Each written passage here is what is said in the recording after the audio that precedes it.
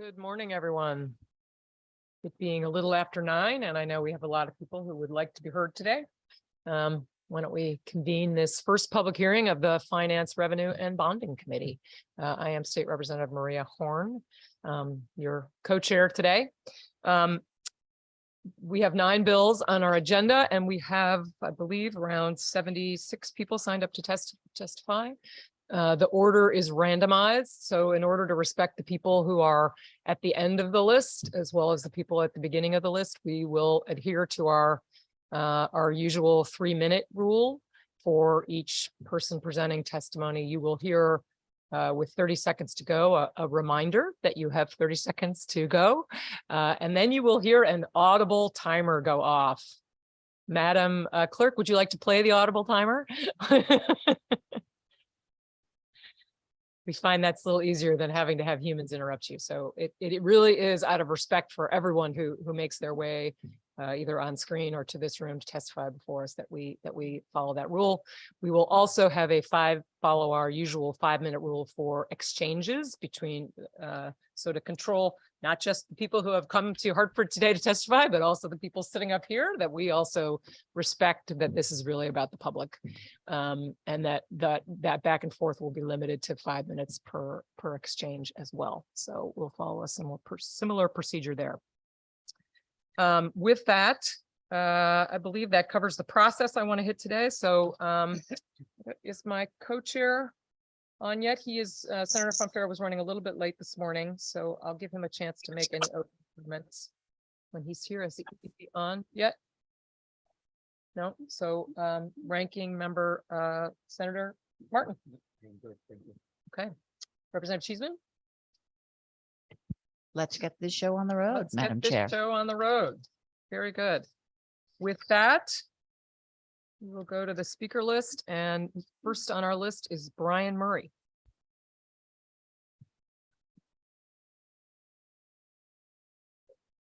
Welcome, Mr. Murray.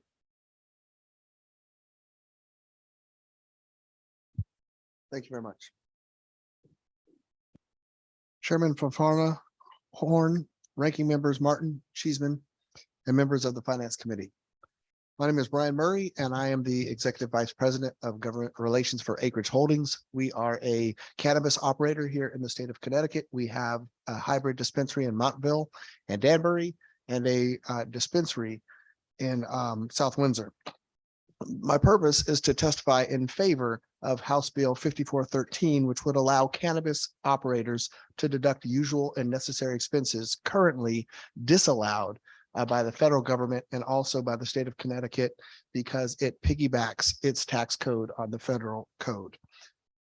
280E, as I mentioned, disallows deductions for anyone who traffics in Schedule 1 or Schedule 2 substances. However, the federal code is outdated. 19 states have legalized cannabis, including Connecticut, for adult use, and 39 states have legalized cannabis for medical use, including Connecticut. Internal Revenue Code 280E has become, as a result, one of the most serious federal obstacles to the development of the cannabis industry, not only in the nation, but also in this will be in the state. It cost the cannabis industry $2.8 billion in extra taxes per year and 30,000 jobs. It means for each retail or dispensary, hybrid dispensary, the effective tax rate is 70 to 80%. For cultivators, it's 40 to 45%.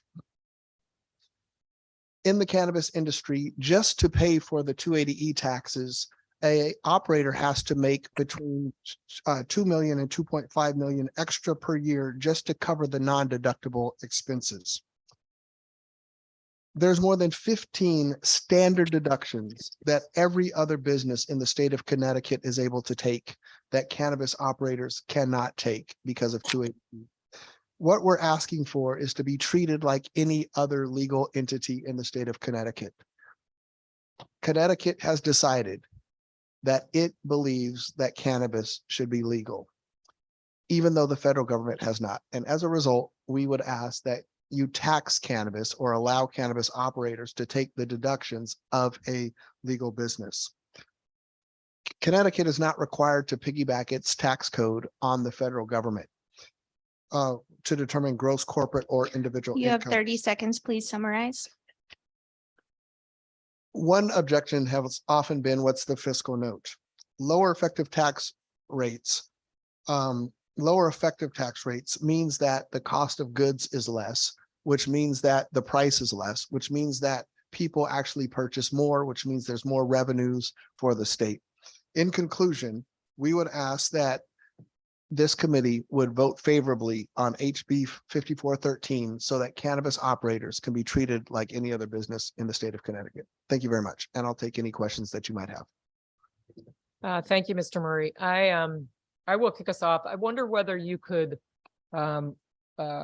explain what, if any, action other states have taken with respect to this issue. Certainly. We've seen several states decouple their tax code at the state level. It's Colorado, California, New York has done it. Massachusetts has done it. New Jersey is looking to do it. And I will say, because it's you have contiguous states, Massachusetts and New Jersey, it makes their cannabis industries more competitive. And the cannabis consumer is very price sensitive. And so to have one state, Connecticut, that still is taxing its cannabis operators means that the price of cannabis in Connecticut is going to be higher than in other states. And so to bring parity, you will help the state be as competitive as other states. But those are some of the states, Chairwoman Horn, that have done this. Thank you, Mr. Murray. With that, I'll pass the baton to my colleagues. Any questions on the screen? Thank you, Madam Sure. Chair. Yeah. Mr. Murray, when your business that you represent entered the cannabis business here in the state of Connecticut, were you not aware that taxes, that you were not able to deduct your taxes? Yes, we're all aware that we can't deduct 280E tax. And yet you're here to want us to allow deductions to take place. I know that you made a comment, or you stated that we should lower the taxes because we would want the public to purchase more at a lower price, or by lowering the prices, they would purchase more. This was a very contentious bill here at the Capitol. It got approved after the session was completed. We had to come back here. In communities, state, it's contentious. This is a hazardous drug. It continues to be. The data that has come back from states that have legalized this proves that. And yet this building here, we did not follow the science. We did not follow the science, but yet for COVID, we were told to follow the science. Very contradictory, in my opinion, that we should be on two different spectrums here of not following the science.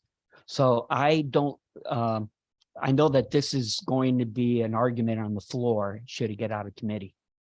Well, we certainly welcome that argument, especially on the science. I think New York recently just published an analysis, the Office of Cannabis Management. 51% of individuals who were taking cannabis decreased their opioid use. I don't know about Connecticut, but the rest of the nation has an opioid problem. And what we have seen is that there is sound science regarding the use of cannabis. I would also note that if the state has legalized cannabis, whether you voted for that or not, I'm not sure it should be treated as an illegal business.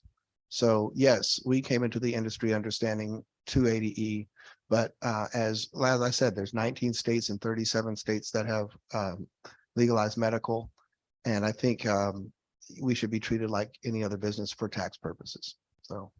When you knew what you were getting into, I don't feel that you should be coming back here and asking for it. Let's change the rules now. So medicinal marijuana has its purpose, and I voted for that. However, for the retail use, no. Thank you, Madam Chair. Thank you. Thank you, Senator Martin. Representative Meskers. Thank you, Madam Chair. Without going further into the discussion of legality or not of the drug or recreational use of marijuana, my question would be, how are we positioned versus other states that have legalized marijuana in terms of taxation? So are we looking at this as an issue of granting you more favored treatment than the other states that have legalized it? I'm frankly, in most cases, looking to balance our budget. So waiving taxes is waiving revenue. So I'd like your comments and thoughts on that. Yeah, that's a great question. For the majority of states that have legalized cannabis, the majority have not decoupled 280E. Several have, but not all of them have. I think when we think about balancing the budget and revenue, you can get revenue based on margin, or you can get revenue based on increasing the sales and volume. And so what we have found when California decoupled was that they did think that they might lose revenue, but what they found was because the price of product went down, it increased demand, which increased tax revenues in the state. They saw a net increase in tax revenue versus a net decrease. So then the polemical conversation is increasing demand and lowering taxes to increase volume, or leaving taxes where they are. So that I'm not arguing with you. I'm saying now you've posed the devil's dilemma to me of increasing demand or keeping my tax levels at where they are. I'll have to chew on that for a while. Thank you. Thank you, Representative Cheeseman. Thank you. Thank you very much for coming here today. And I will not indulge myself too much. Everyone on this committee knows where I stood on this issue, but I just wanted to, it's more of a comment, your mention of California. California is currently, their cannabis industry is currently looking for state subsidies because they are losing so much money. So I don't believe that's a representative example, and I look forward to further discussion of this should we vote out of committee. I understand your point, but it will be difficult to persuade me that this is something we should do. And echoing my good friend sitting over there, if we're doing something in the interest of increasing revenue to the state so we can pay for the many things that we want to do, a move that would decrease revenue to the state is possibly not in our best interest. But I want to thank you so much for coming today and explaining your position. Thank you, Madam Chair. Seeing no further questions, thank you, Mr. Murray, for Thank being you. with us today and for kicking us off this morning.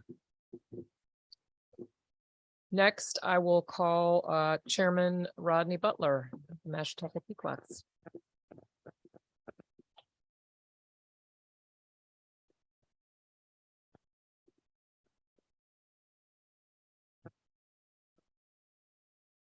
Welcome. Kuikwasin. Good morning, everyone.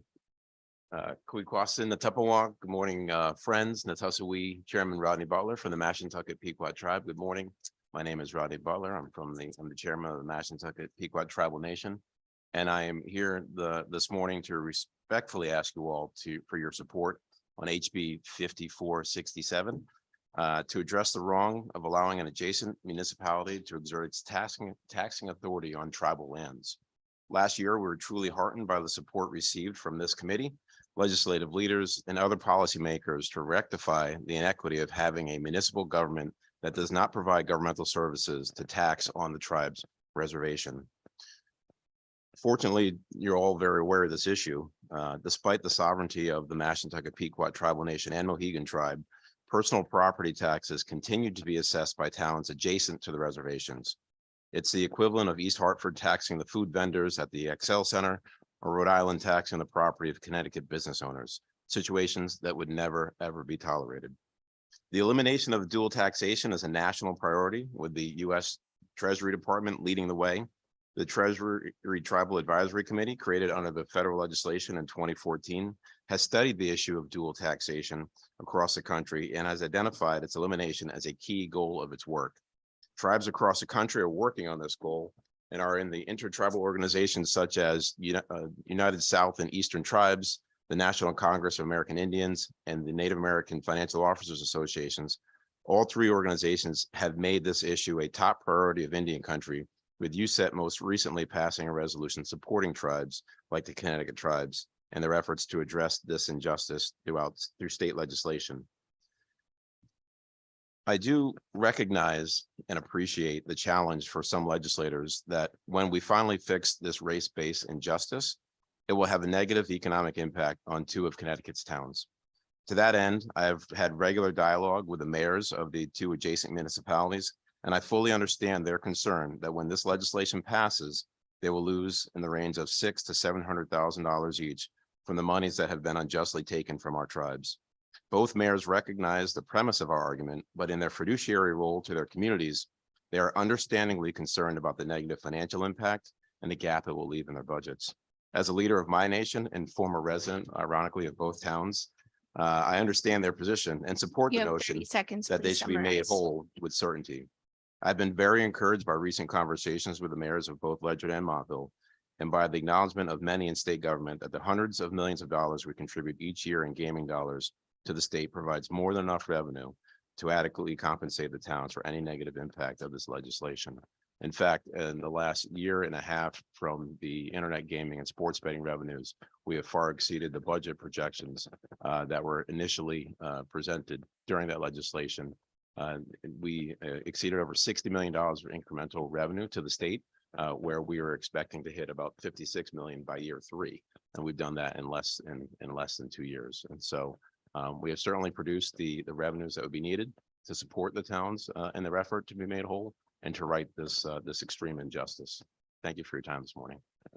Thank you, Mr. Chairman. Thank you for joining us to share this issue with us. I know that we have had, I want to note that this is, we're hearing this issue fairly early on, and I am heartened that there are significant discussions going on with respect to this issue, as you note, in particular with the two towns affected by this, as we're keen to, work on this issue to the satisfaction of as many people as possible. So I wondered whether you could comment a little bit further on anything happening at the federal level that might affect what Connecticut does.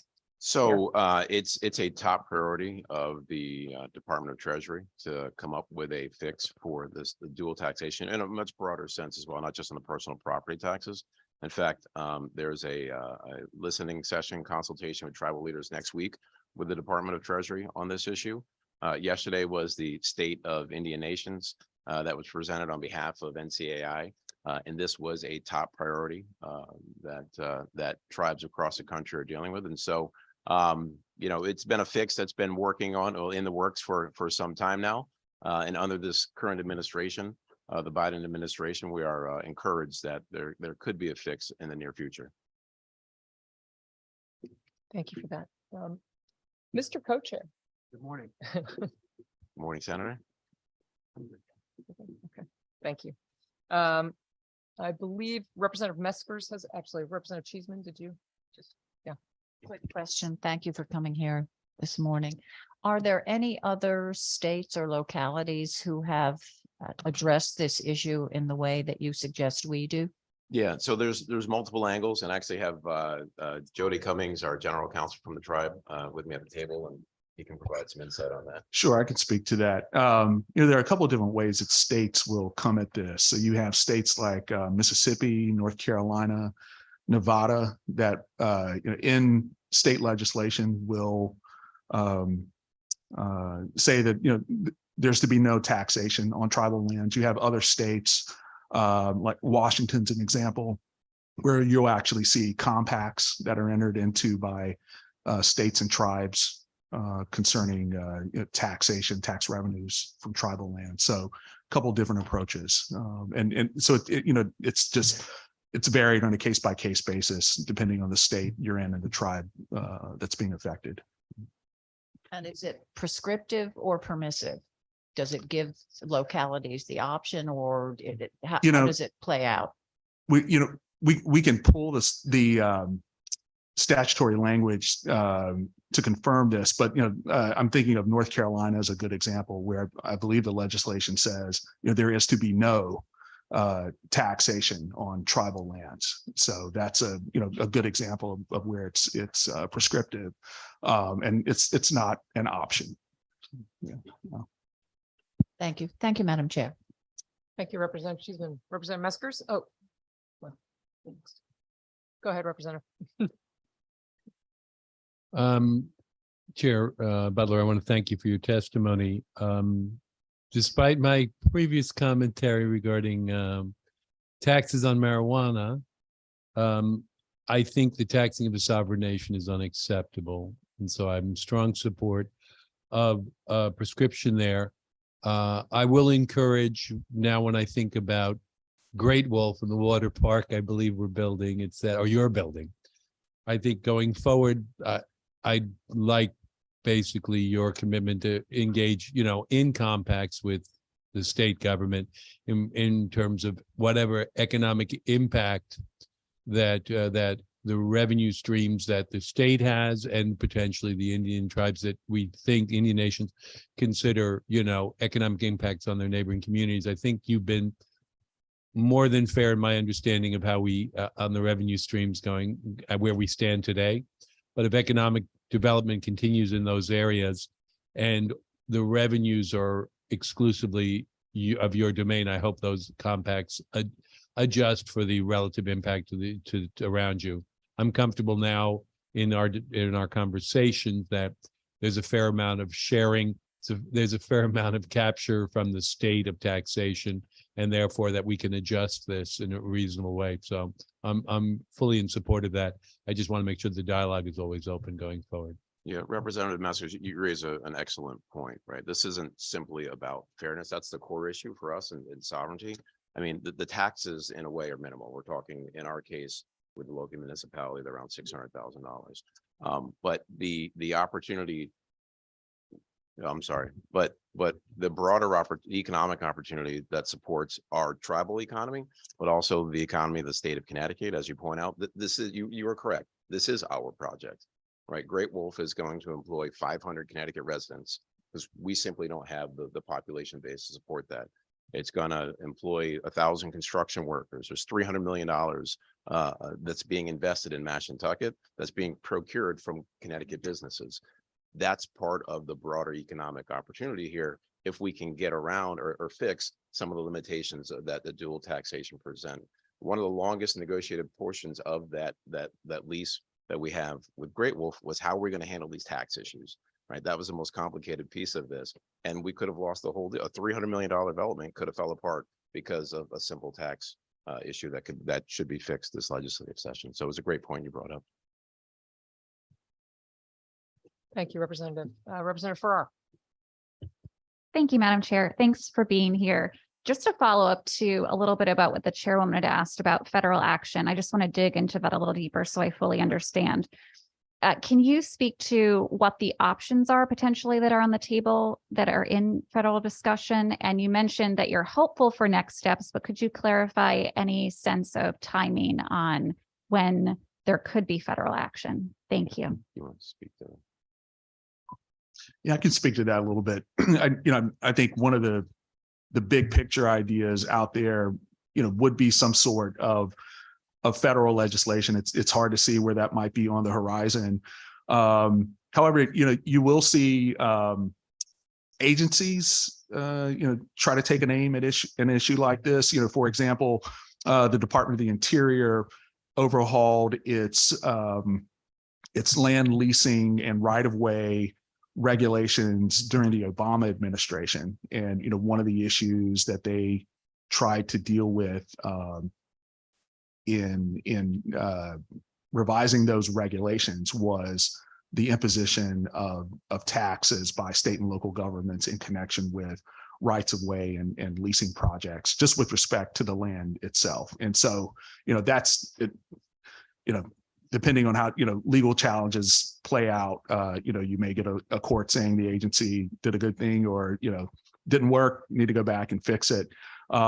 So, that's a way that, they've tried to come at that from a regulatory standpoint. But, certainly, the chairman talked about TTAC, which is this committee within the U.S. Treasury Department that's kind of taking a step back, looking at it from just a policy perspective and making, pronouncements about the importance of really doing away with dual taxation and trying to find, various solutions to implement it. But, essentially just raising the profile of the issue, which is, important as far as, addressing it on a national scope as well. But really, where we've seen it be most effective, these efforts be most effective so far, is it being addressed on a state by state basis, with tribes in particular circumstances. Thank you for that clarity. It's very helpful just to understand that the federal approach right now is just elevating the issue versus, as you said, the quickest route to actually addressing this fairness issue is at the state level. So thank you for Absolutely. that. Yeah. Thank you, Madam Chair. Thank you, Representative. Mr. Chair, Senator Fonfara. Good morning. Mr. Butler, can you tell me what the fate of the bill was last year in the legislature? So last year it made it out of committee, and I thank you all for your support in that. And then it got tied up in the end, as I understand it, some of the leadership negotiations that you guys understand way more than I do, way better than I do, towards the end of the session from a funding mechanism perspective, and whether or not there was agreement from all parties on how to proceed with the particular legislation at hand. And my understanding is that it just got too late into the legislative session to be picked up, to be brought across the finish line, and hence why we're here much earlier in this session talking about it, to try to resolve those issues in advance. So other than an up or down vote, wherever beyond here, assuming we do the same this year as we did last in this committee, other than an up or down vote in some other location, what's the solution to not have the same outcome if you have one? Well, the solution is essentially, the concern is really the economic impact on the two adjoining adjacent municipalities. And so it's identifying the funding mechanism, agreeing on the funding mechanism to address their budget shortfall that would come about from this legislation. And so there was some disagreement on that to the scale of that, to the duration of it. And so that'll be additional work with the legislative leadership and members of this committee and other committees to try to solve the economic gap that the municipalities will face. But that's not your issue, correct? No, it's not. And you're absolutely correct, Senator. Our issue focuses purely on the taxation issue itself, and correcting that, and making sure that we have the same sovereign authority that every other state or municipal jurisdiction has.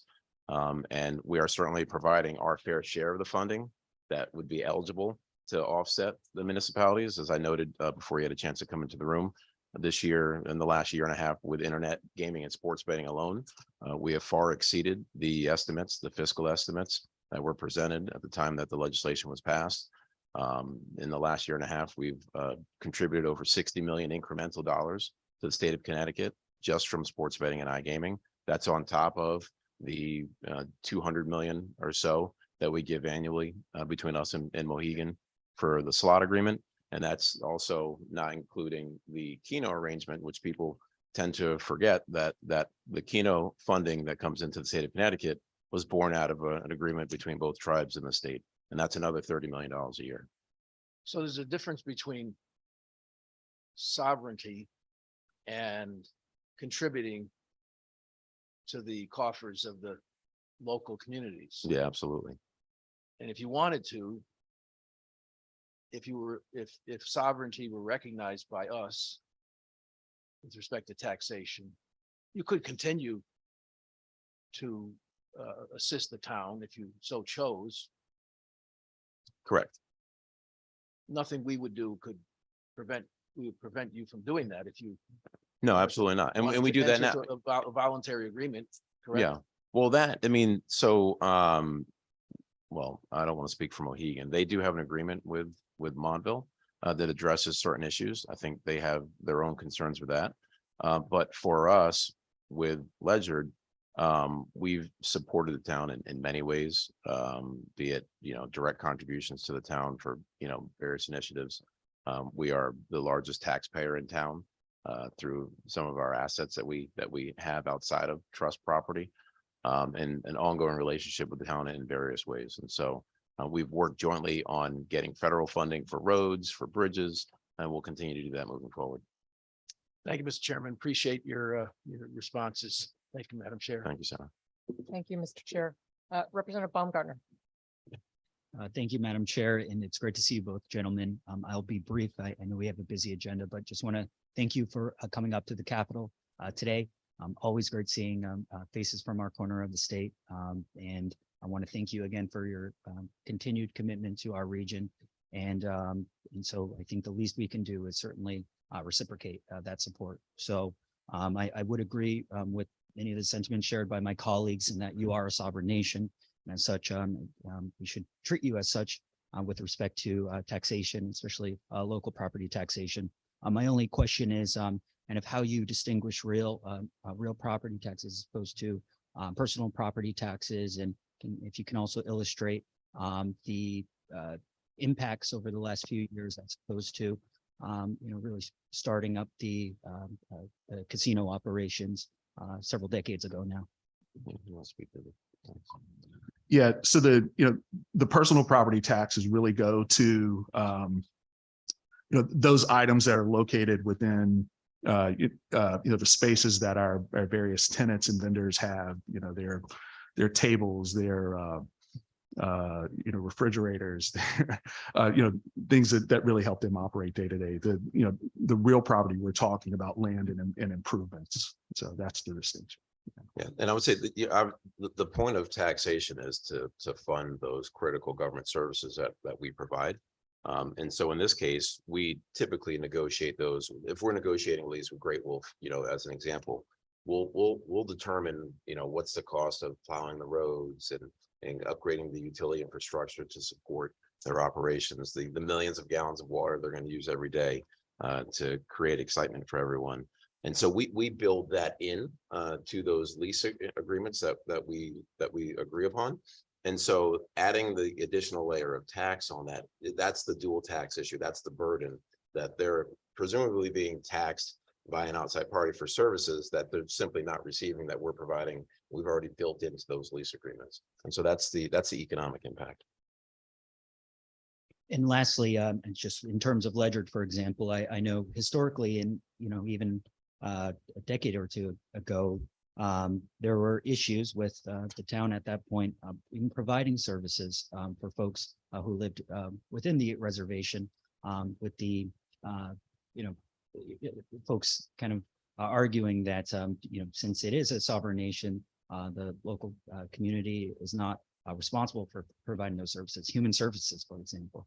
And so can you speak to how that has changed and evolved? And yeah, I would say in the last few years, there has been a concerted effort of the board of, in particular the Board of Ed superintendent. They've done a really good job engaging with us at a community level and talking about how our students, our Pequot students that are in the Ledger school system, what are the challenges, what are the opportunities, and how can we collectively work together to support them so that they thrive like any other student in the school system. So I actually have to give a lot of credit to the town for their efforts over the last few years. And I mean, there was a few moments of tension that I think woken a lot of people to the issues, and they've certainly made it a priority to focus on that and address it. So we appreciate that.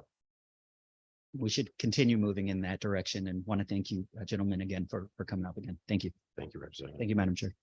Thank you, Representative Cheeseman for the second time. Thank you, Madam Chair, for the second go around. Quick question, and I won't ask you to comment on the Mohegan standpoint on this because I believe they have a different outlook. Is there anything that would prevent you from entering into a similar voluntary payment agreement the way Mohegan has with Montville? to move forward? Yeah, I think, and you're absolutely right, Representative Cheeseman. I think Mohegan should speak on that. I don't know that they are in agreement with their voluntary agreement. And so I think that's part of the challenge that we're trying to work around. They would certainly agree, and I can freely say this, they would certainly agree with dual tax issue, right? As the core issue. And then they have a unique issue with Montville that we don't have with Ledger that they would like to solve for, I presume. And so, yeah, we could certainly come to an agreement if it were necessary, if there were services that we didn't provide, but we currently provide all of the government services for those entities. So to make a hostile payment to Ledger for services that they're not rendering to our tenants, I can't see a time where that would actually make any sense. But we absolutely could come to an agreement for anything else if there were services rendered that we were consuming and we need to pay for. Thank you. Thank you, Chairman Butler. Thank you, Madam Chair. Thank you, Representative Cheeseman. Seeing for questions, I just want to again note, I'm very glad that we're having this discussion today. As has been noted before, there's a lot of support on this committee to try to resolve the principle before us that you have articulated so well. But and we look forward to the further conversations with both of our, federally recognized tribes and the towns involved so that we can resolve the principle while keeping everyone whole as much as possible. So thank you, Chairman Butler, for being with us this morning, and thank you. Good job to you, Mo. Thank you all.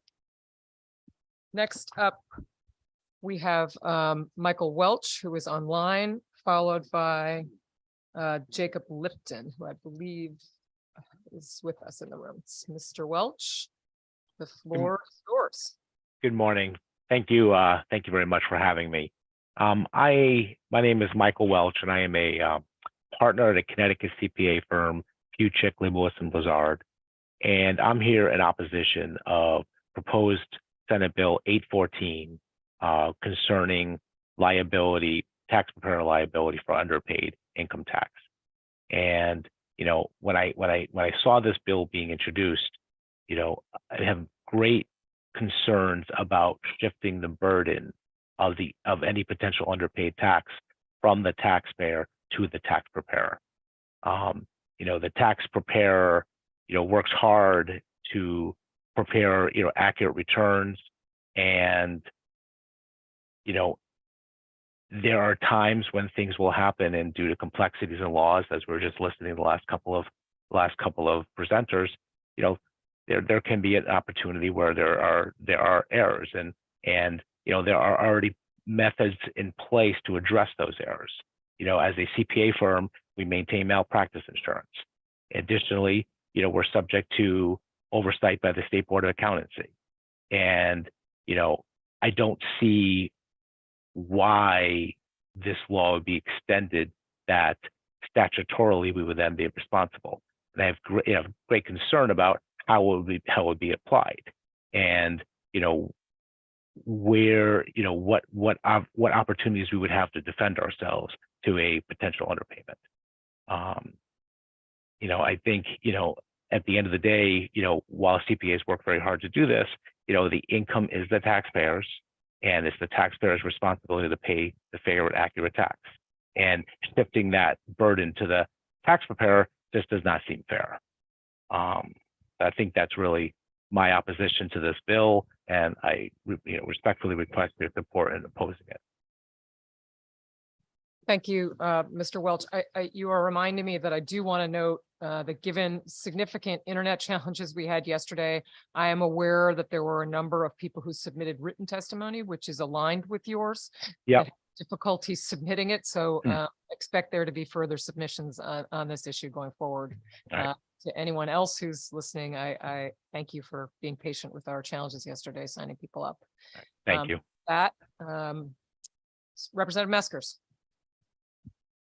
Just one or two questions for you on Sure. the issue of tax preparation. Under current law, if you fill out a tax return and you weren't willfully negligent, you aren't subject to a liability, right? I believe that is absolutely correct.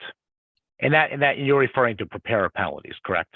Right. And, Yes. and I'm assuming that if people want some surety from you, do you offer that as a product, and is that priced differently? You know, my firm certainly does not offer that. There are maybe some tax preparation shops that I believe do offer that kind of assurance and audit protection. You know, that's not something I think is very common in the CPA community. You know, but you know, the CPA community is also highly educated, and you know, we do have to maintain 40 hours of annual continuing education, and we have to take ethics training, and you know, we have a lot of rules to comply with, and certainly we take our responsibility very seriously, and don't want to prevent any kind of censure or anything from the State Board of Accountancy or the IRS or the DRS. Okay. And lastly, do you know if there is any carve out for nonprofits that help in the preparation of tax returns? Because I'm concerned that this might exit a whole group of people that actually help in the preparation of tax returns. Yeah, I'm not sure if there is a carve out. You're absolutely correct. There are nonprofit organizations that do assist taxpayers with preparation. I'm not sure if there is a carve out in this bill.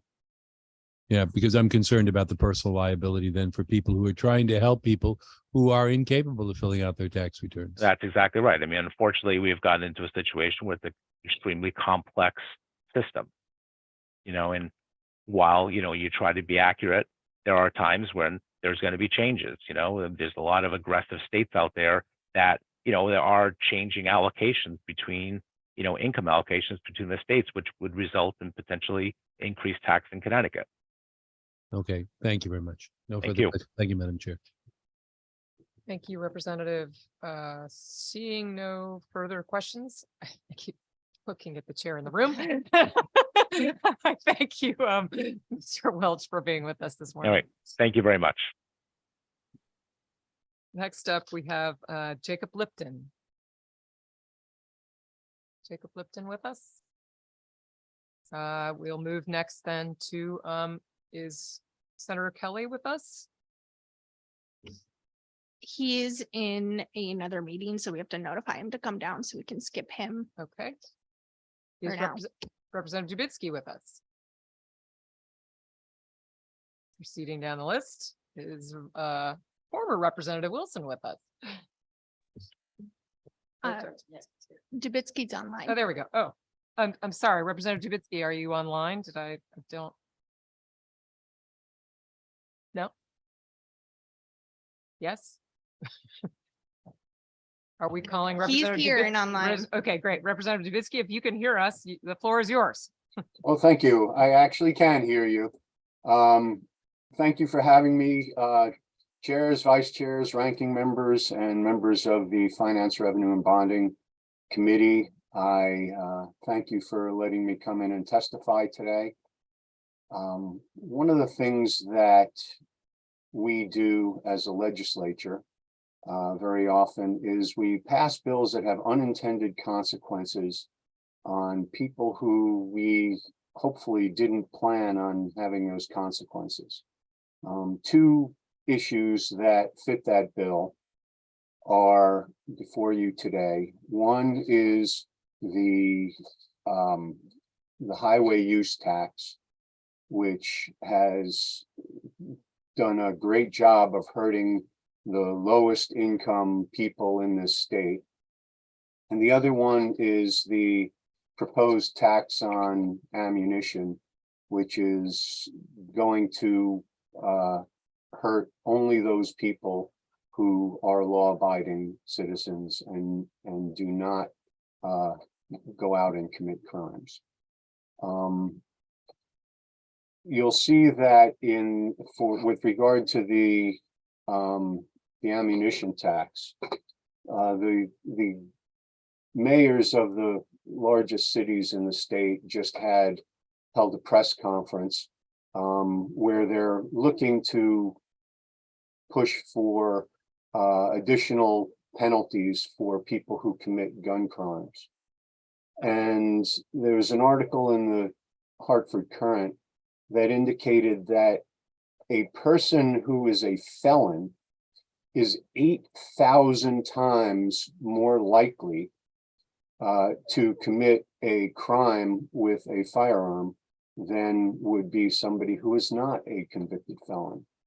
Well, folks, convicted felons are not legally able to purchase ammunition today.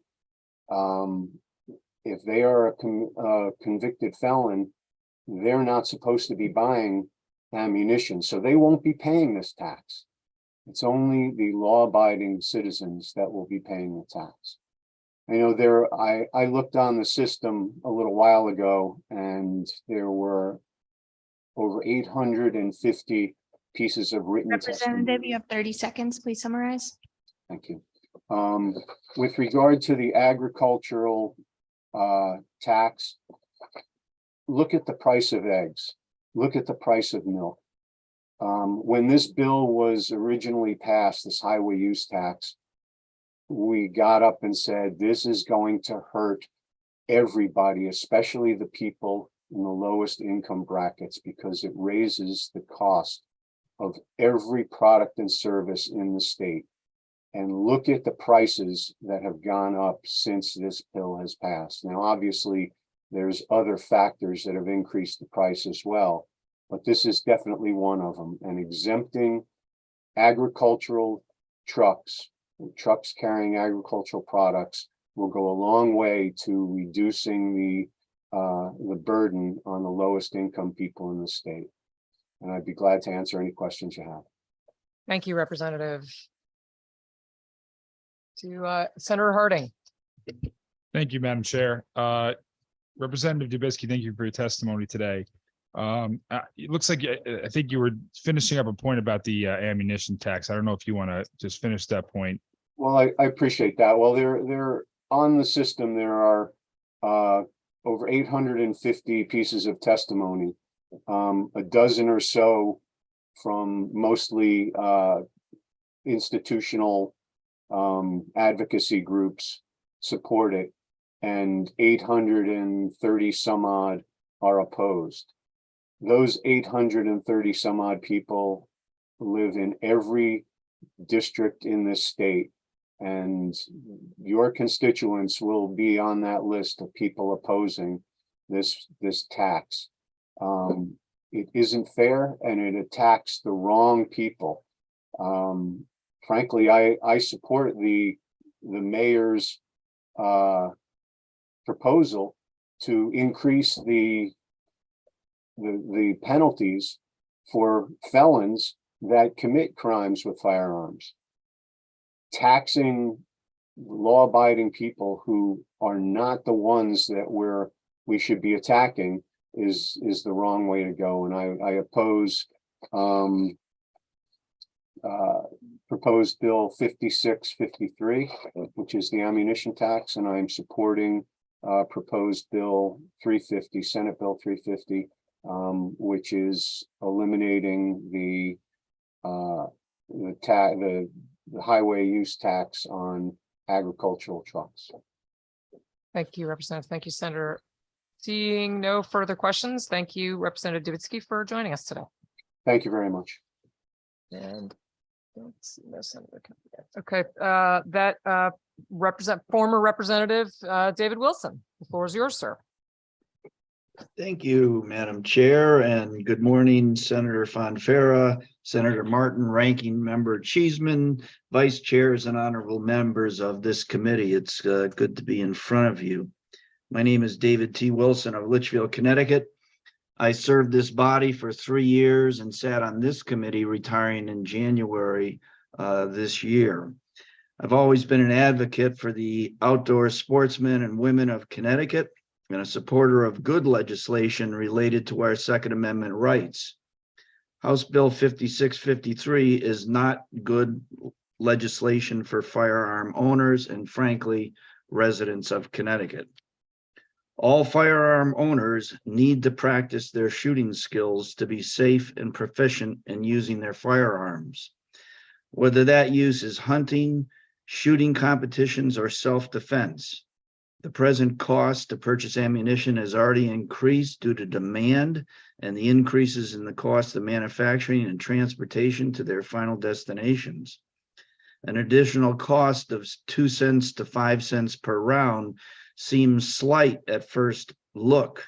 However, in consideration of the present cost, this all adds up to yet another tax blocking the way for our residents to enjoy their sport, hunt for their food, and protect themselves and their families.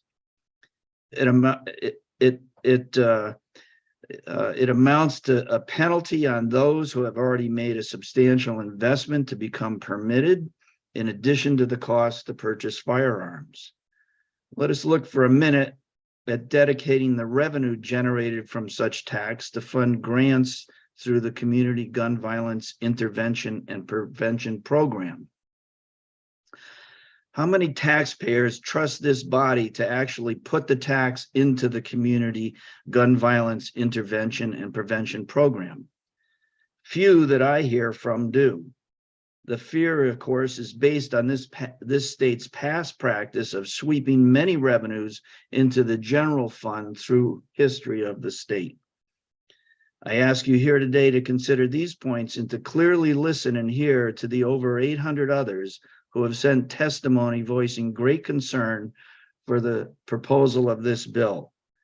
Place your focus on the real cause of concerns for the residents of Connecticut, those of illegal firearm possession and mental illness. A tax on ammunition does not change either of these. Thank you, and I'm happy to answer any questions I can. Thank you, Representative. Seeing no questions, thanks for joining us this morning. Thank you very much. I'm sorry, Representative, I'm sorry, Senator Harding. My apologies. Everyone's getting used to it, including myself. Thank you, Madam Chair. Representative, first off, thank you for your service to the state and your local community, and thank you for your testimony today. I don't know if you do you happen to have any information on how much sales tax revenue is currently already generated from the ammo that's being purchased in the state through you? Thank you very much for that question, Senator. It's good to see you there today.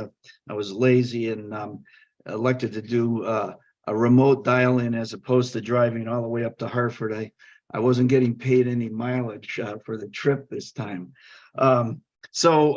Yes, thank you. So the Office of Fiscal Analysis says that right now we're generating about 1.6 million in sales tax alone. That's at the 6.35% rate. And just so that we all understand, there's someplace between 10 and 11%, 11 cents of federal tax that gets added into that purchase price. And as my former colleague, Representative Dubisky already pointed out, this is really a regressive tax because when you think about it, when you look at firearm registrations and permits here in the state of Connecticut increasing, many of those are the lower income individuals who live in areas where there is higher risk and they feel the need to protect their families. And if you are raising the tax on ammunition so that individuals cannot practice and cannot get their skills proficient, there will be other accidents that occurred. Never mind gun violence, but you take away the possibility for folks to practice their skills using the firearm, I think is a very regressive way to go after this, and I don't trust that the money's going to be used for the purpose intended. Thank you, Senator, for the question. Thank you, Senator. Now, actually seeing no further questions, nice to see you, Representative Wilson, and see you back in the neighborhood. Absolutely. Next up, we have Representative Jillian Gilchrist, followed by Walt Cupson. Welcome, Representative Gilchrist. Good morning. Thank you for having me here today. Good morning, Representative Horn and members of the committee. Here to support House Bill 5653, an act establishing an excise tax on ammunition to provide funding for community gun violence and intervention program grants. So we've all heard the news, seen in the news, the amount of community gun violence that's taking place in cities across Connecticut. And that only was exacerbated during the pandemic. The good news is that we do have many programs throughout the state seeking to address the community gun violence, seeking to stop the death and trauma that many individuals are experiencing in our cities. But unfortunately, these programs are underfunded. I am pleased that last legislative session, we all voted to create a Connecticut Commission on Community Gun Violence Intervention and Prevention, which is charged with distributing grants to community-based violence intervention organizations. But again, the funding is incredibly low compared to other states and the investments they make in these evidence-based programs to prevent and address community-based gun violence. And so the intent of the proposal before you is to create sustainable funding for those programs. And so this would establish an excise tax on ammunition where the tax would go directly to fund these grants to community-based violence intervention organizations. You're hearing a lot about the potential impact that this tax will have on gun owners. Well, currently in the state of Connecticut, we're all paying the price of gun violence. Aside from its incalculable emotional toll, gun violence carries a substantial financial cost. According to Giffords Law Center, gun violence costs the American economy $229 billion every year. And we do have specific numbers with regards to Connecticut. According to a recent congressional report, gun violence costs Connecticut $1.2 billion annually, or $333 per Connecticut resident. Law enforcement and healthcare costs alone associated with a single gun-related homicide are $488,000 and more than $71,000 for each non-fatal shooting. And so you might also hear today, and in the testimony that's submitted, that this proposal is not constitutional. That's not true. Representative, you have 30 seconds. Please summarize. Thank you so much. In both Seattle, Washington and Cook County, Illinois, similar measures were challenged in court and both were upheld on the grounds that they are efforts to raise revenue, not efforts to curtail the sale or purchase of guns. And so I thank you so much for considering this proposal, and I hope you will work with me to create a sustainable funding source for community-based gun violence programs here in the state of Connecticut. Thank you. Thank you, Representative Gilchrist. One quick question. You mentioned that other states have more robust funding for community violence, community gun violence initiatives. How are those, how do other states fund those initiatives? I believe in those other states, it comes out of the general fund. And so this proposal in years past and this year is trying to create a way to establish that sustainable funding source where it doesn't just have to come out of the general fund. Thank you, Representative. Any other questions? Representative Cheeseman?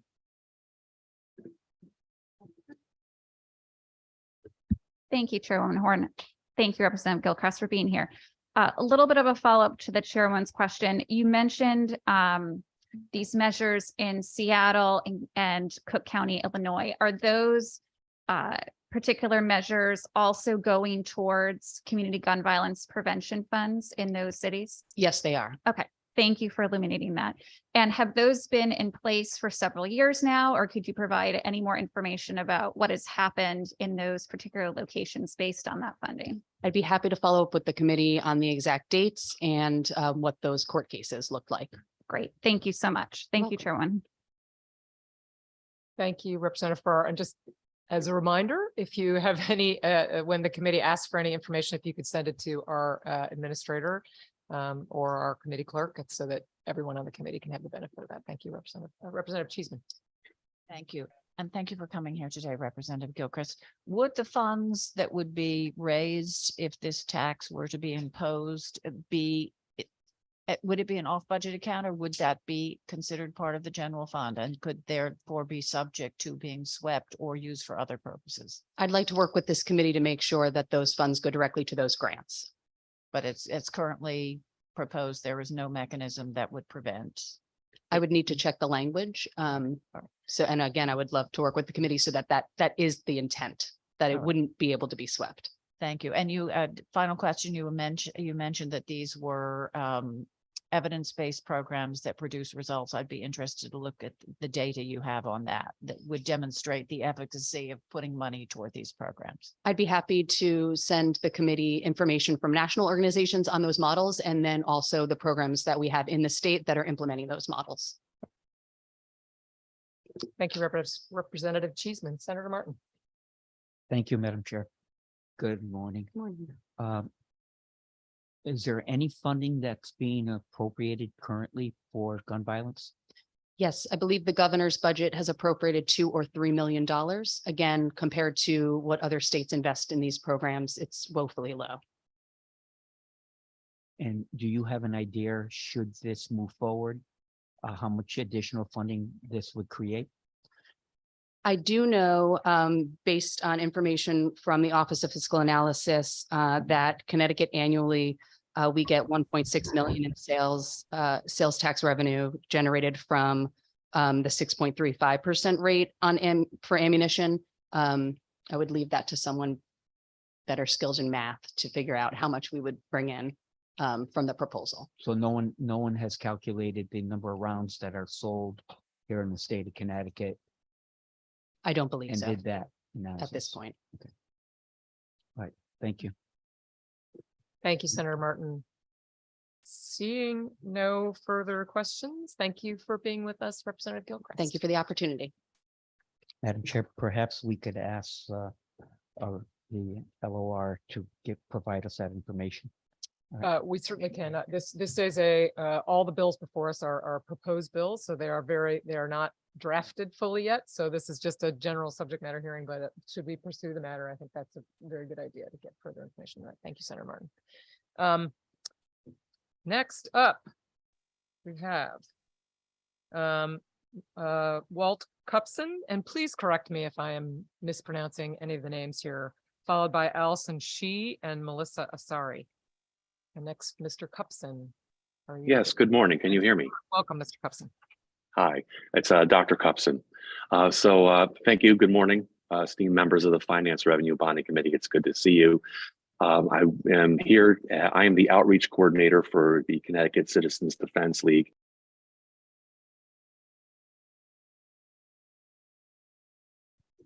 We lost Dr. Cupson for a moment there. I think maybe we have him back. There we are.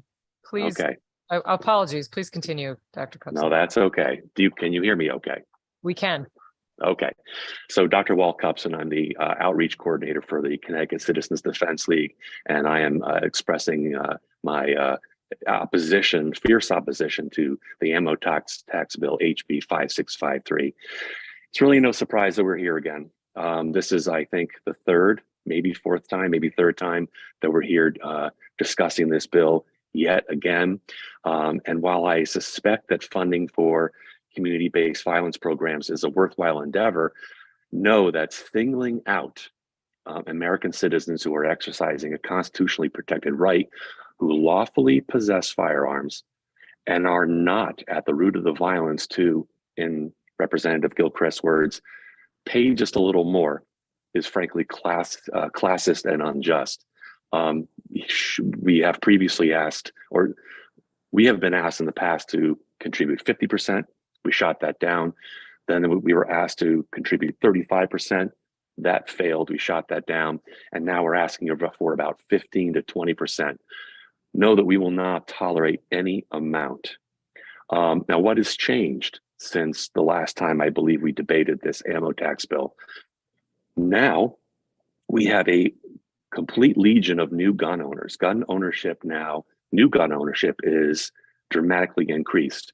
And what we're seeing is an ever increasing diversity of socioeconomic backgrounds, people of all ages, people of all genders, ethnic and racial backgrounds. Many of these people are new gun owners, and they have come of age and started their constitutional journey during the pandemic and in a post-Bruin world. This ammo tax bill was already felt to be classist and unjust to people of lower socioeconomic strata. And now it's being asked again in a world where the largest increase in new firearm owners are African-American women. I also don't trust that any of these funds will be used properly. So far, it sounds like there's been no mechanism put in place to look into that. Please summarize. And so I very much oppose, once again, year after year, HB 5653, the ammo tax bill. Thank you for your time. I welcome any questions. Thank you, Dr. Cupson. Seeing no questions, I thank you for being with us today and sharing your testimony with us. Thank you. Next up is Allison Shee, and please correct me if I'm mispronouncing your name online. Yeah. Hi, everyone. My name is Allison Shee, and I serve as counsel for Everytown for Gun Safety, where I'm responsible for supporting state legislative efforts in Connecticut. Everytown is the largest gun violence prevention organization in the country. We have more than 10 million supporters, which includes moms, mayors, veterans, survivors, gun owners, and just everyday Americans who are fighting for public safety measures that can help save lives. I want to thank you all for allowing me to testify today in support of House Bill 5653. This bill is common sense, good policy for Connecticut. This bill would establish a modest tax on ammunition sales, the proceeds of which would go to support community violence intervention programming within the state. We know that gun violence has severe economic consequences for impacted communities. Residents of communities impacted by gun violence experience lower property values, fewer business startups, and a loss of jobs. One study found that each gun-related non-fatal assault cost society $1.2 million. Another study found that in Minneapolis, each homicide in a given year led to 80 fewer jobs the following year. And in Washington, D.C., a study found that each gun homicide in a given year was associated with 2 fewer retail and service establishments the next year. Taxing ammunition sales helps offset the cost of gun violence, and it can help support violence intervention programs that address the full cycle of violence, from root causes to intervening at acute moments of crisis to providing support for victims and survivors. Ultimately, community violence intervention programs support communities and help save lives, and it is wise to seek sustainable funding for these programs. Taxing ammunition sales is a logical way to do so, and as you've heard, is not novel. In addition to the 11% federal retail tax on ammunition, which has been in effect at that level since 1941, but taxed for a century, several jurisdictions have imposed excise taxes on ammunition sales, including, as Representative Gilchrist noted, Cook County, Illinois, which was passed in 2016, and Seattle, Washington, which was passed in 2015. And Seattle's 2015 ordinance largely mirrors the provisions of this bill, taxing ammunition sales at 2 cents for each round that's 22 caliber or less, and 5 cents each per round of any other kind of ammunition, with the proceeds in part supporting community violence intervention programming, just as House Bill 5653 will do. This is common sense, good policy, and we fully support your efforts to pass this legislation. Thank you very much for the opportunity to testify in support of this bill, and I'm very grateful for your thoughtful approach to establishing a dedicated source of funding for community violence intervention programs in Connecticut. Thank you, Ms. Shee. Any questions? Senator Martin. Thank you. Thank you, Madam Chair. Hi, Allison. Thank you for testifying. Allison, the previous individual who testified mentioned that currently the commission, the gun violence program receives $2 to $3 million a year. How much money do you think is needed for this program? We can look at some of what your peer states are doing. So states like New York and Massachusetts are supporting CVI funds, that's community violence intervention programs, at $100 million per year. Now that's a lot, and Connecticut would have a long way to go to meet that. But if you look at states like Vermont, there's a bill now, it looks like it's on the way to passage in the next couple of weeks, that would allocate $10 million in grant funding for these programs. So Connecticut's far behind the other states in the region. And so I don't think it's an either or situation, but this is some sustainable source of funding. And it should be coupled with an investment through the governor's budget as well.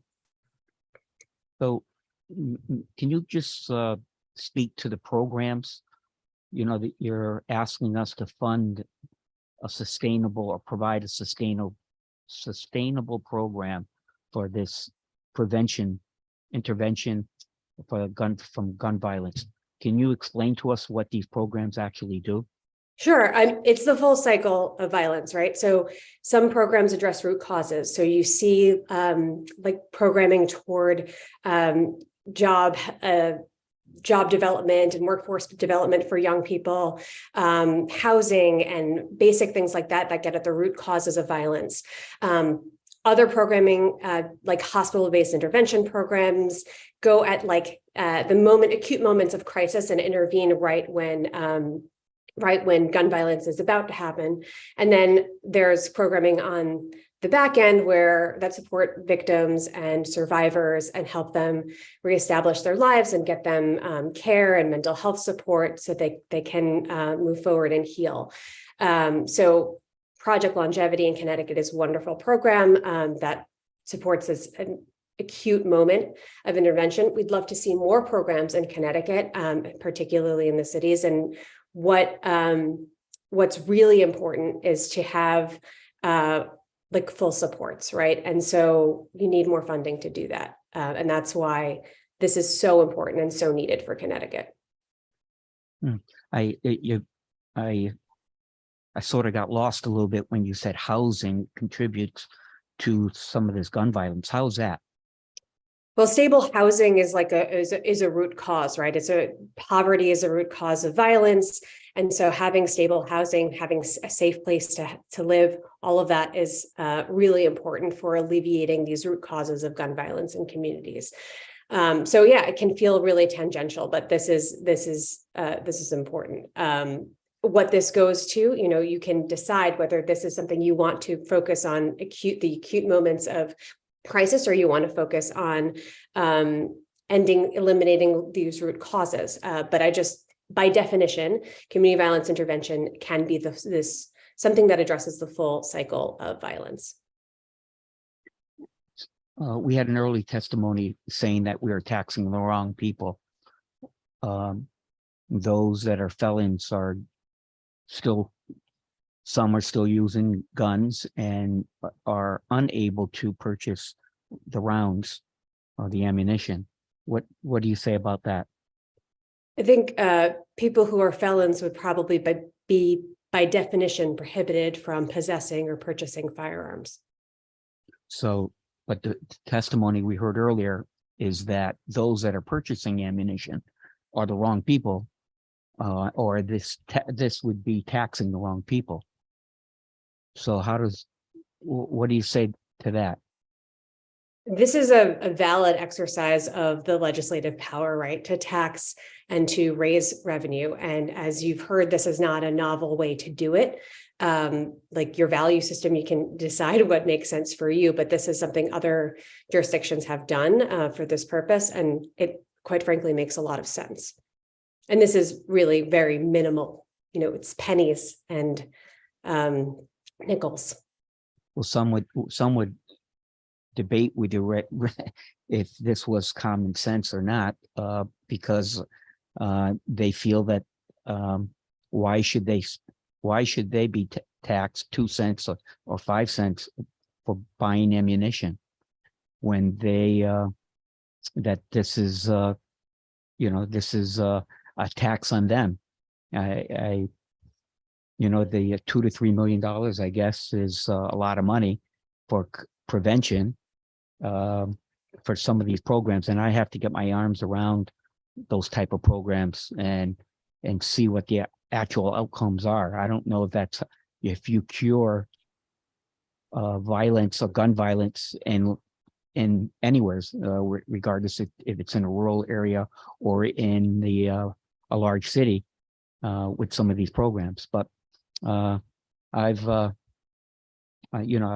need to sort of educate myself a little bit more regarding some of these programs. So thank you, Madam Chair. Thank you, Senator Martin. Representative Carney. Thank you very much, Madam Chairwoman. Thank you, Allison, for your testimony. You had mentioned that, I believe you said Cook County, and I don't know if you said King County or just the city of Seattle has a similar tax. Yes, exactly. Okay, do you know how these programs have impacted gun violence since those taxes were put in place? Yeah, we can send you some, there's some research on like the effectiveness of community violence intervention programs. Generally, we have a report that covers it and gives a lot of the data points, so we can submit that to you. Okay, because in terms of Cook County, and I just pulled this up, this is on their website. In the year 2021, there was a record number of gun-related homicides. In King County, there was in 2022 an increase over 21 of shooting incidents by about 20%. So based on those numbers, I don't think these programs are preventing gun violence. Do you? There's an increase in gun violence across the country in 2020 and 2021. And the driver of that is largely the pandemic and a lot of the instability that caused.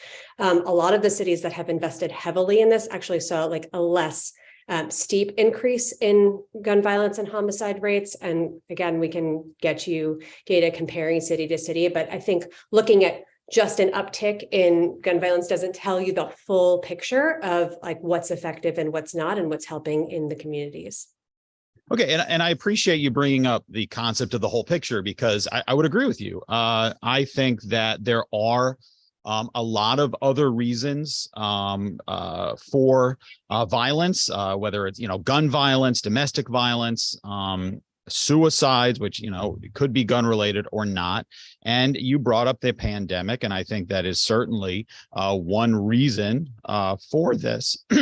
I mean, just to echo some of my colleagues, I do think that this is the wrong way to go about addressing gun violence. I don't think anyone would say, in certain areas of the country, we shouldn't be addressing these issues, but to tax someone for purchasing something legally that is a law-abiding citizen, I don't think is the appropriate way to go. I think there's other things the government could probably do to prevent some of these, particularly, as you said, the pandemic, getting kids back in school, getting people back to work, helping those who suffer from substance abuse issues and mental health issues as a result, or were exacerbated as a result of the pandemic. So I do think there's other things that can be done that would be more productive than necessarily creating a new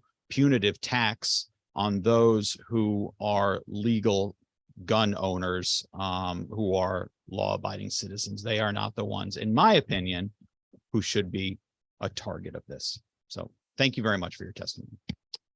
Thank you, Representative. Seeing no further questions, thank you, Ms. Shi, for being with us today, and sharing your perspectives. Next up, we have Melissa Asari, who I believe is online.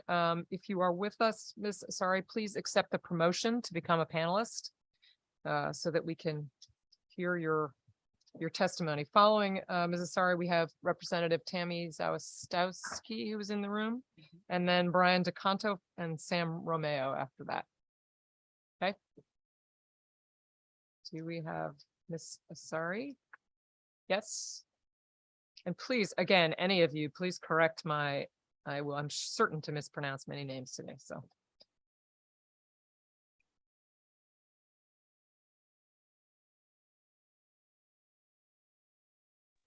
Hello? There we are. We can hear you. Please proceed. Okay, yes. You said my name perfectly correct for once. Check. Hello, committee members. My name is Melissa Asari, like you said, and I support Bill 5424 because it can support the most disadvantaged students like my kids. I work I try to work to take care of my kids, and it's hard getting the services and giving taxpayers that can help families like mine a tax break on helping the children with educational needs. I think will benefit our state as a whole. The kids need this help. They're depressed.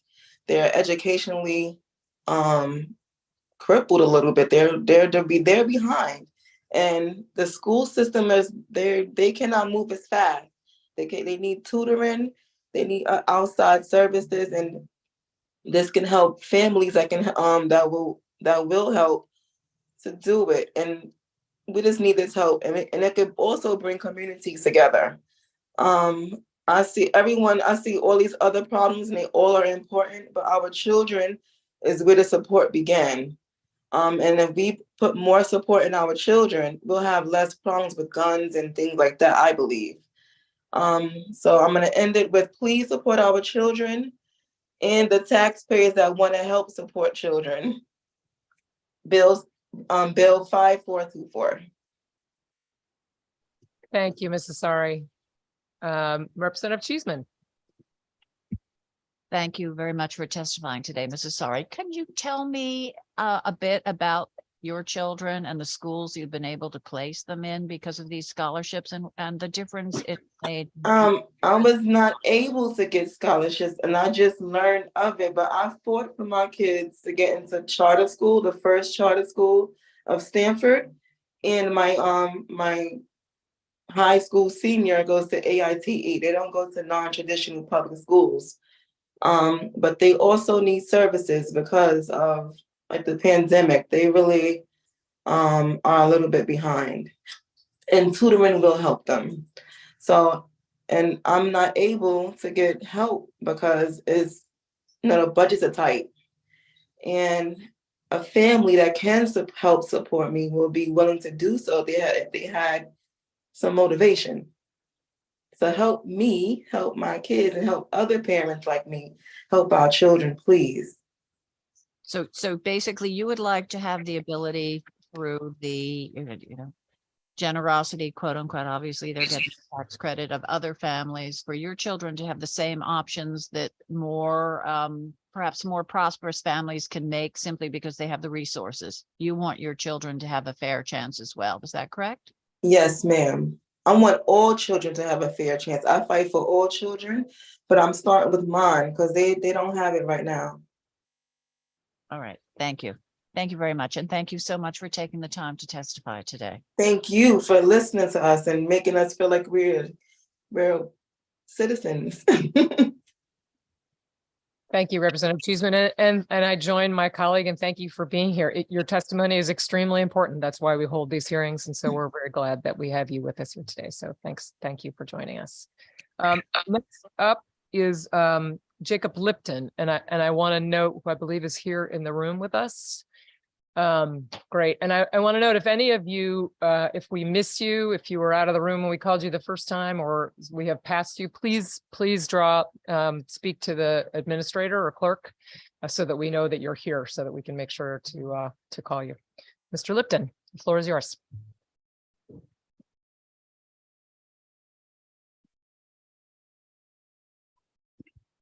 Good morning. My name is Jacob Lipton from Pleasant View Farms up in Somers, Connecticut. I'm here today to urge your support for Senate Bill 350. We're a fifth generation family farm. We produce over 1,500 acres of hay and grain products. We operate a feed business supplying hundreds of farms in the state of Connecticut with essential feed and hay for their animals. It's no secret that the margins in agriculture can be extremely tight. The rising input costs as high as 20 and 30%, such as fuel, fertilizer, and other equipment costs have already put a large strain on many Connecticut farms to stay viable. It's come to the point that we can no longer absorb these costs and are forced to pass this on to our end customers.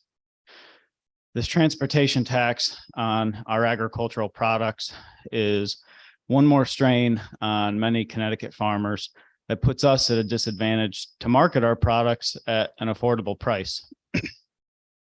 Whether this may be locally grown produce such as sweet corn and vegetables, or hay, grain, and meat products, nearly every single agricultural input that goes into producing these products is now subject to this transportation tax.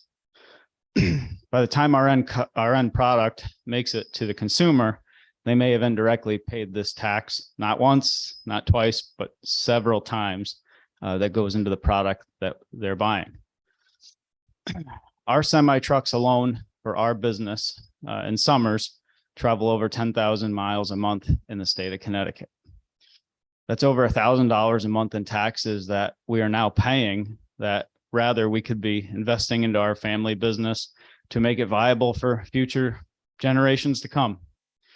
A short quote I just wanted to leave you folks with here today is by John F. Kennedy. I felt like it was very relevant to this tax. The farmer is the only man in our economy who buys everything at retail, sells everything at wholesale, and pays the freight both ways. Thank you guys for your time today. Glad to answer any questions. Thank you, Mr. Lipton. I may use that quote myself.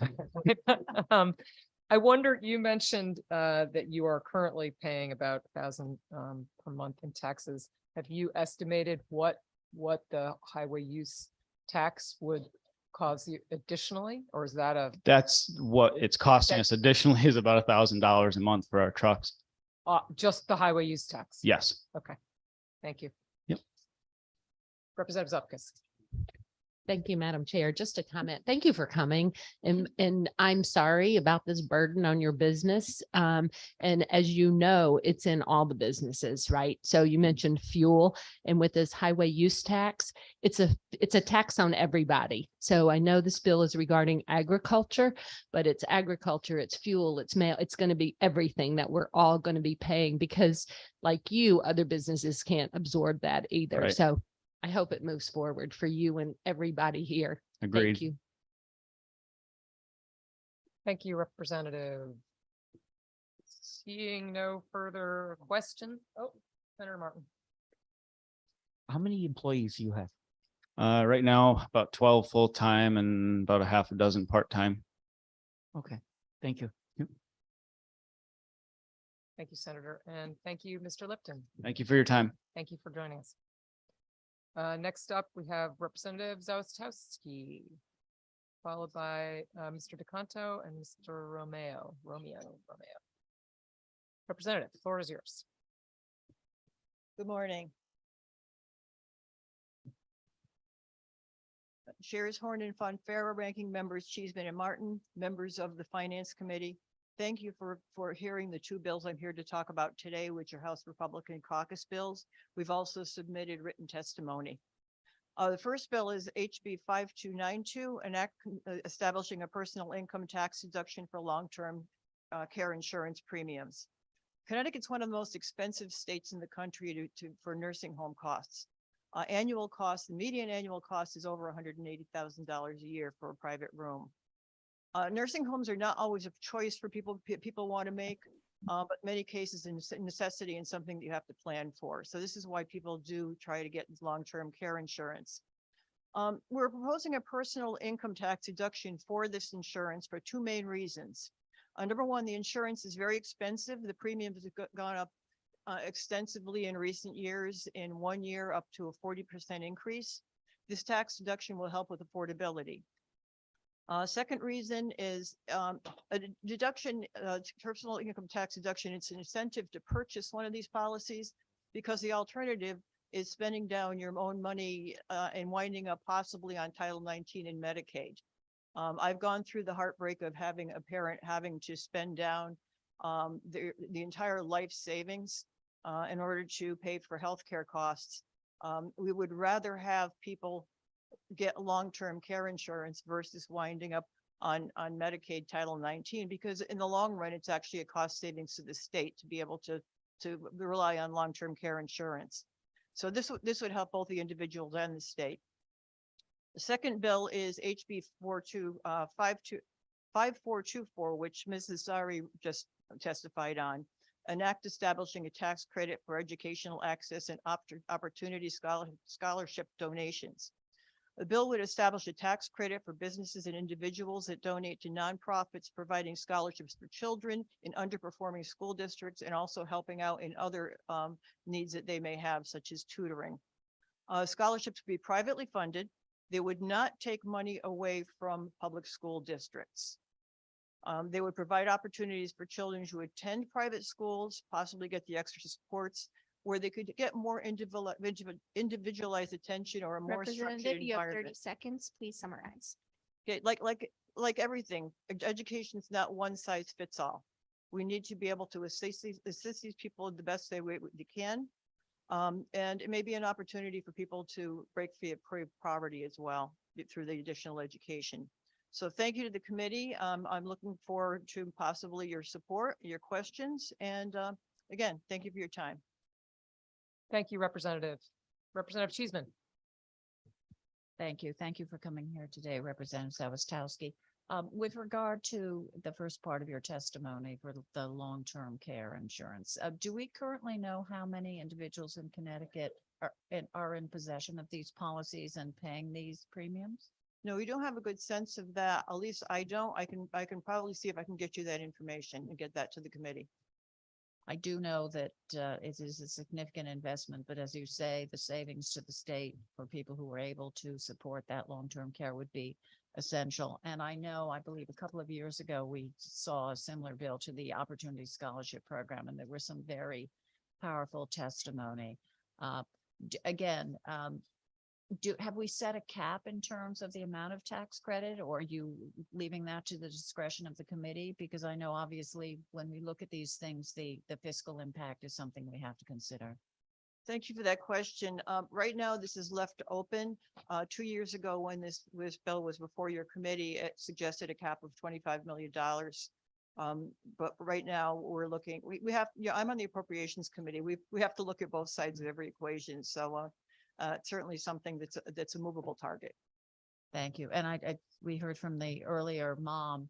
I think having that opportunity, as you said, one size doesn't fit all. And as we talk about fairness, giving all the children in Connecticut the opportunity that they're better off, counterparts have because of their parents' wealth, is something we should look at very closely because we want all children to succeed. So thank you so much for coming here today. Thank you, Representative. And I think it's also important to note that this would not take any funding away from our public schools, despite what some people have been saying. It is totally separate. Thank you, Representative. Representative Meskers. Yeah, just a question on the scholarship fund. So as you testified that it won't take away from the public schools, the targeted recipients of the benefits, are they an economically distressed community, or is it economic, or how is it going to be implemented? That's something for your committee to decide. This is coming forward as a conceptual bill. We would expect that it would be people below a certain income level. And I mean, this committee could come up with some parameters that would work in conjunction possibly with some people from the education committee. I think we need to target the people that need it the most. We don't want this to wind up being something, if people need it, that's who should get it.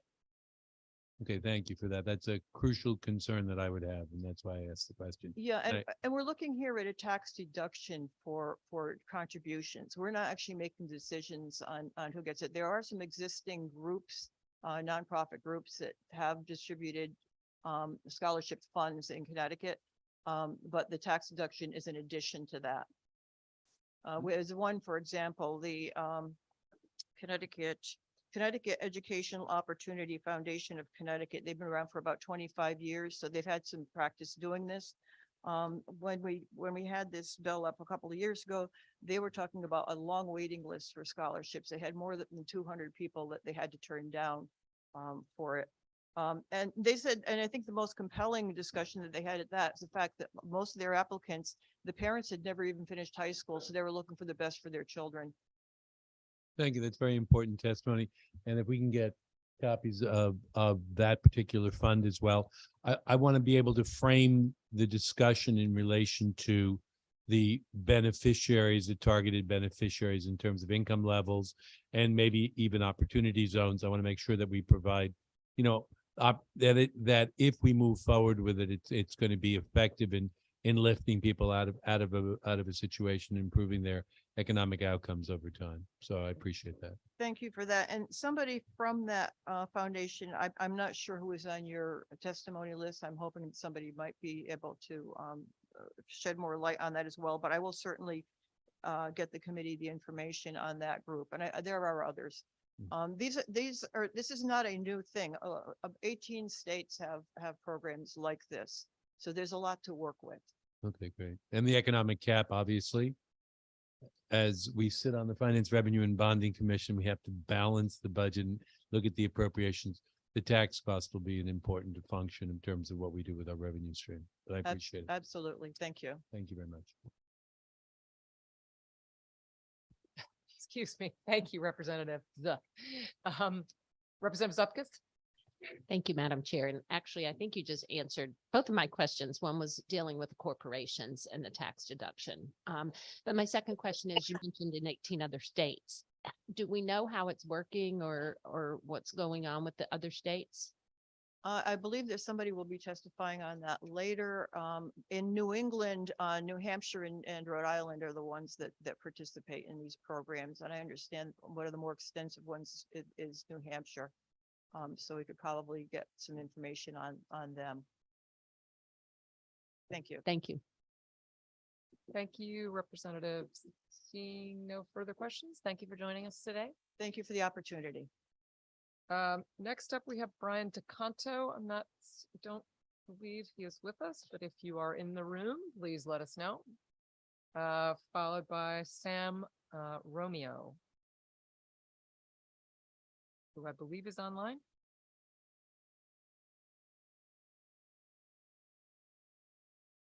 Mr. Romeo or Romeo, wherefore art thou, Romeo? Romeo is here. Sorry, I'm sure that joke's been made many times to you. My apologies. The floor is yours. Thank you very much. I'll get right to the point, seeing I only have 3 minutes. It's amazing that with the state over $1 billion of surplus in its budget, we're seeking more ways to tax the individuals in the state. This bill, I believe, is discriminatory. It taxes a certain group of people, law-abiding citizens who want to enjoy the sport of shooting and target shooting, hunting and whatever, and defending their families. Earlier, there was a question asked about, how many rounds of ammo were being sold in Connecticut, and I was glad to see that was a question that we probably will get an answer later. But 5 cents a round or 2 cents a round, that's going to add up to a lot of money. I believe that this bill really doesn't address the gun violence portion of it. What does address gun violence is the enforcement of the hundreds of laws that we already have on the books, where felons aren't allowed to have guns. And it's not the law-abiding citizen who is out there creating this gun violence. It's the criminal. So if the liberal judges and ACLU stops defending the criminals the way they are and having a revolving door and put them in prison where they belong, we'll have less gun violence on the streets. And quite frankly, all of these gun laws that we have, and then the prohibiting of no gun zones and soft targets such as schools and malls and churches and bars or whatever, or place people congregate where they bar weapons. I think they're just making ourselves an open target. And the reason why there's a big gun increase, especially in Seattle, where it was talked about before, you had a big movement out there in Seattle to defund the police. You have less police on the street. You have police leaving the force, and you have this police accountability law that are driving a lot of our police enforcement officers into retirement for afraid of being put in jail or becoming the criminal or losing everything they worked for all their lives. Summarize. So I'll end with saying, just remember the oath of office that you all took when you got elected to uphold the laws of the state of Connecticut. And we elect you to go up there to make our lives better, not to tax us and spend the money. So I just hope that you would keep that in mind and do the job that you were sent up there to do. And I oppose this bill adamantly, and I think it is discriminatory. Thank you. Thank you, Mr. Romeo. Questions? Very good. Senator Meskers. Sam, I just want to thank you for your testimony. The testimony of all of our residents is important to me. And hearing your views on this, become one of the factors I have to weigh in on the issue of gun violence. I think the question about the gun tax and the policies on reducing gun violence may not necessarily be well linked in the form of a tax. So I appreciate your commentary. Thank you, Representative Meskers. Anyone else? Thank you, sir. Next up is Stuart Savico.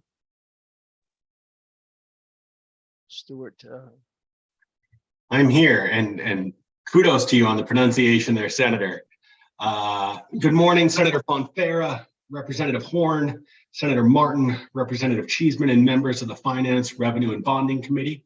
My name is Stuart Savico, and I am the Chief of Staff for AFT Connecticut, a diverse state federation of roughly 30,000 public and private sector employees, which includes state workers, healthcare workers, public school teachers, para-educators, and higher education faculty and staff. I am testifying in opposition to HB 5424, an act establishing a tax credit for educational access and opportunity scholarship donations. By most metrics, we live in one of the wealthiest, if not the wealthiest, state in the country, in the wealthiest country in the world. Despite this, we do not fund education in our state in a manner that could possibly be considered equitable. Unfortunately, as long as we continue to rely on local property taxes to be the primary source of funding our public schools, the resources available to our students will still depend heavily upon the zip code in which they live.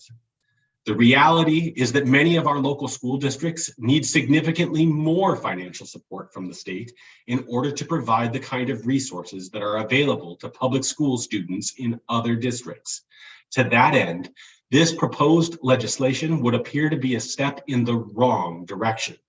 This bill represents little more than a voucher scheme, plain and simple.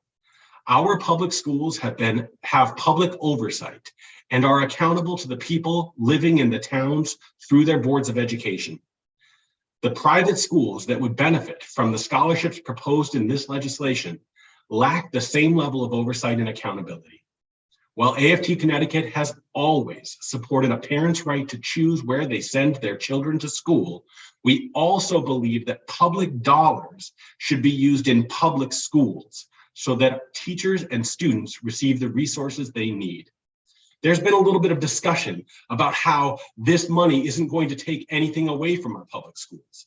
The reality is that as long as there are dollars out there that could be used to fund our public school system, giving them back to people who, in the form of a tax rebate, is taking money away from one purpose to be used for another.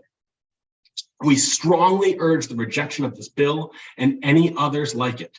Our schools need more funding, and plans like this, which divert public dollars to private. I'm sorry? You have 30 seconds. Oh, please. no problem. Our schools need more funding, and plans like this, which divert public dollars to privately run institutions, will only exacerbate an already serious problem. Thank you. Thank you. Representative Carney. Thank you very much for your testimony. So I'm just curious because, if somebody were to use their own money to provide a donation to a nonprofit, it's not necessarily true that the entire donation would be eligible, would be a credit. So I'm not so sure I agree with you that all of this money that person would have otherwise paid in taxes to schools would necessarily be going away, unless you're reading it in a different way than me. And I'm just curious, and I'm a huge supporter of the teachers in my district. They are with CEA, not AFT. But if we heard from a parent before, and she spoke about how she supported this bill because she wants the best education for her children. Now, right now, yes, there are some. You are 100% correct. There are some public schools that could, for a variety of reasons, may not offer the best education to a particular child, and a parent would want to send their child somewhere else. So I'm just wondering why then, if a parent, and we've heard from many parents on this issue, want to send their kid to let's say a private school or a magnet school, whatever, why, if that's in the best interest of the child and the best interest of the parent, would you oppose that? Sure. A couple of issues to respond to there. I heard the same testimony from the parent that you spoke of earlier. One of the comments that she said that really stuck with me was that she wanted educational opportunity for all students, but that as a parent, she was just going to start with hers. And I think that really, as a parent myself, I think that speaks for all of us.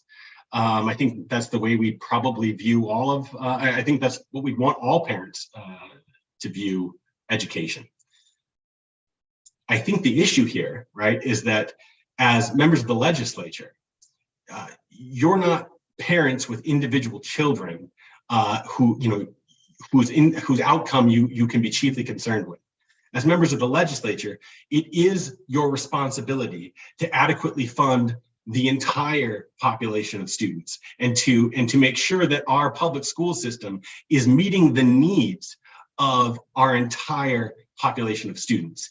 If our public school system isn't meeting the needs of our entire population of students, I don't think that the solution is, how can we divert public funds to private entities with minimal oversight and minimal accountability? I think the answer is, the question is, how do we fix the public school systems so that parents aren't looking for private alternatives? You mentioned magnet schools. We have no objection to magnet schools. By all means, continue to lift up and fund magnet schools. In fact, I think one of the things that make magnet schools successful is the way that they are state funded, and that they aren't necessarily as reliant upon local property taxes to handle their pupils' funding. So by all means, like if the state can figure out a way to get more dollars into education so that we are meeting the needs of all students and not just this individual or that individual, I think we'll be more likely to produce an outcome that will benefit the entire state, and certainly the entire state's children. Okay, I appreciate that. But I guess, if I'm a parent, and as this parent was discussing, she doesn't have time to wait.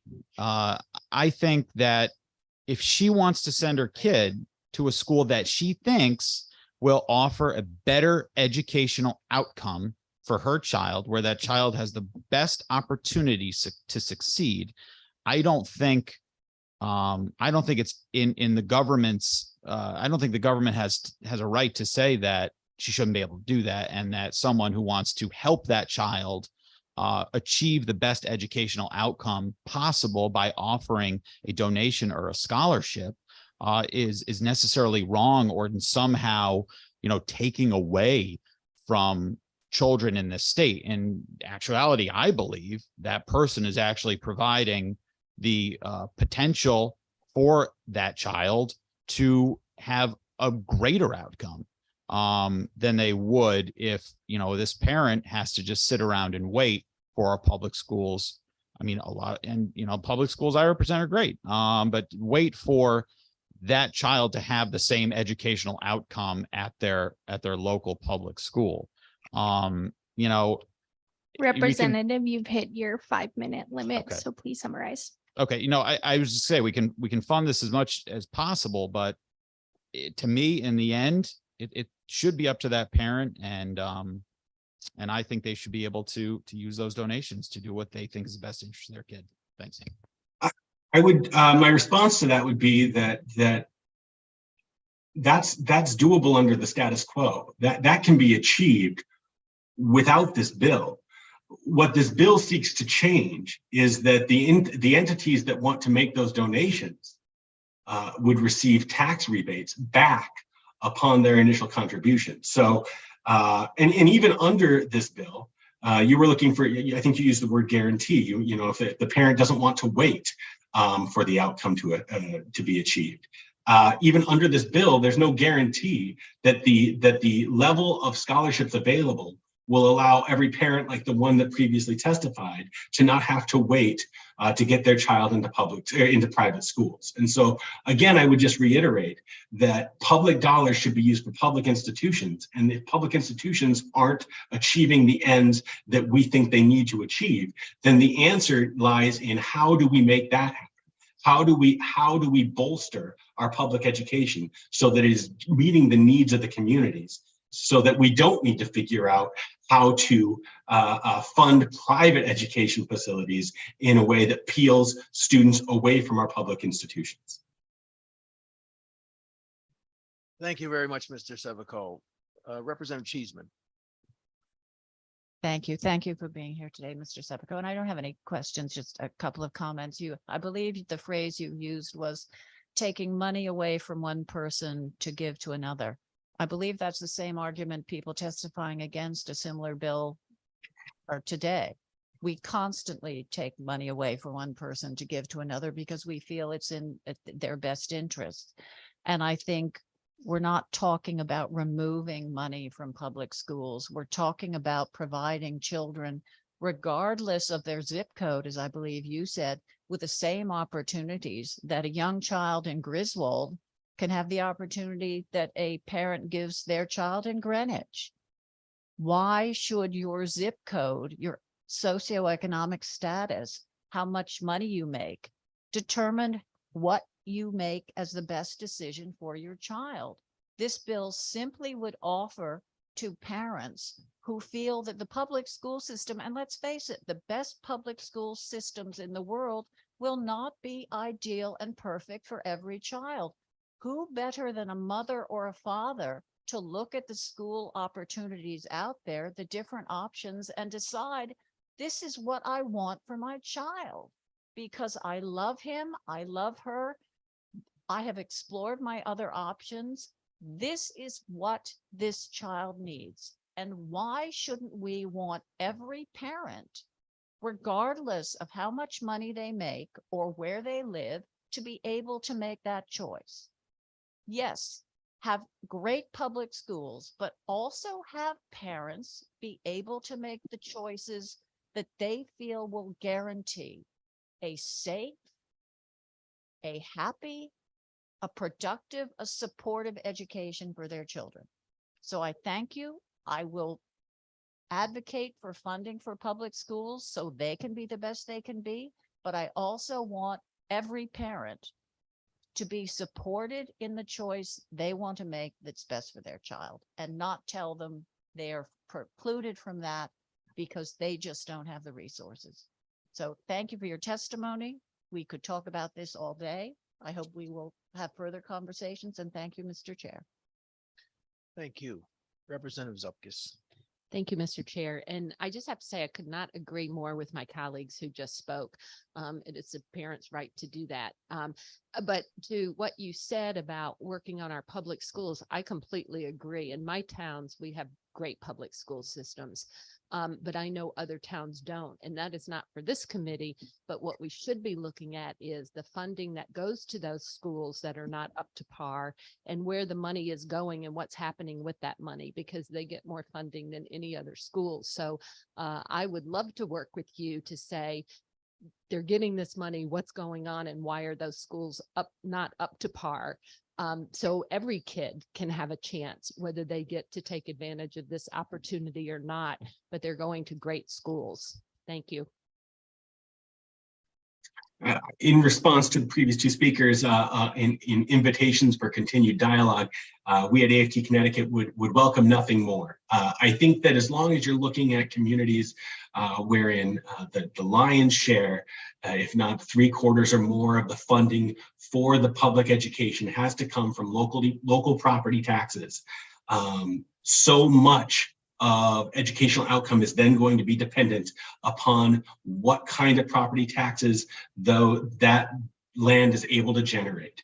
And so if you're looking at an urban area with perhaps a low tax base, or at least low taxable land, low amount of taxable land, but a high number of students to educate, you're already going to be in a world where you're at a disadvantage against places with quite a lot of land, taxable land, and maybe a smaller student base.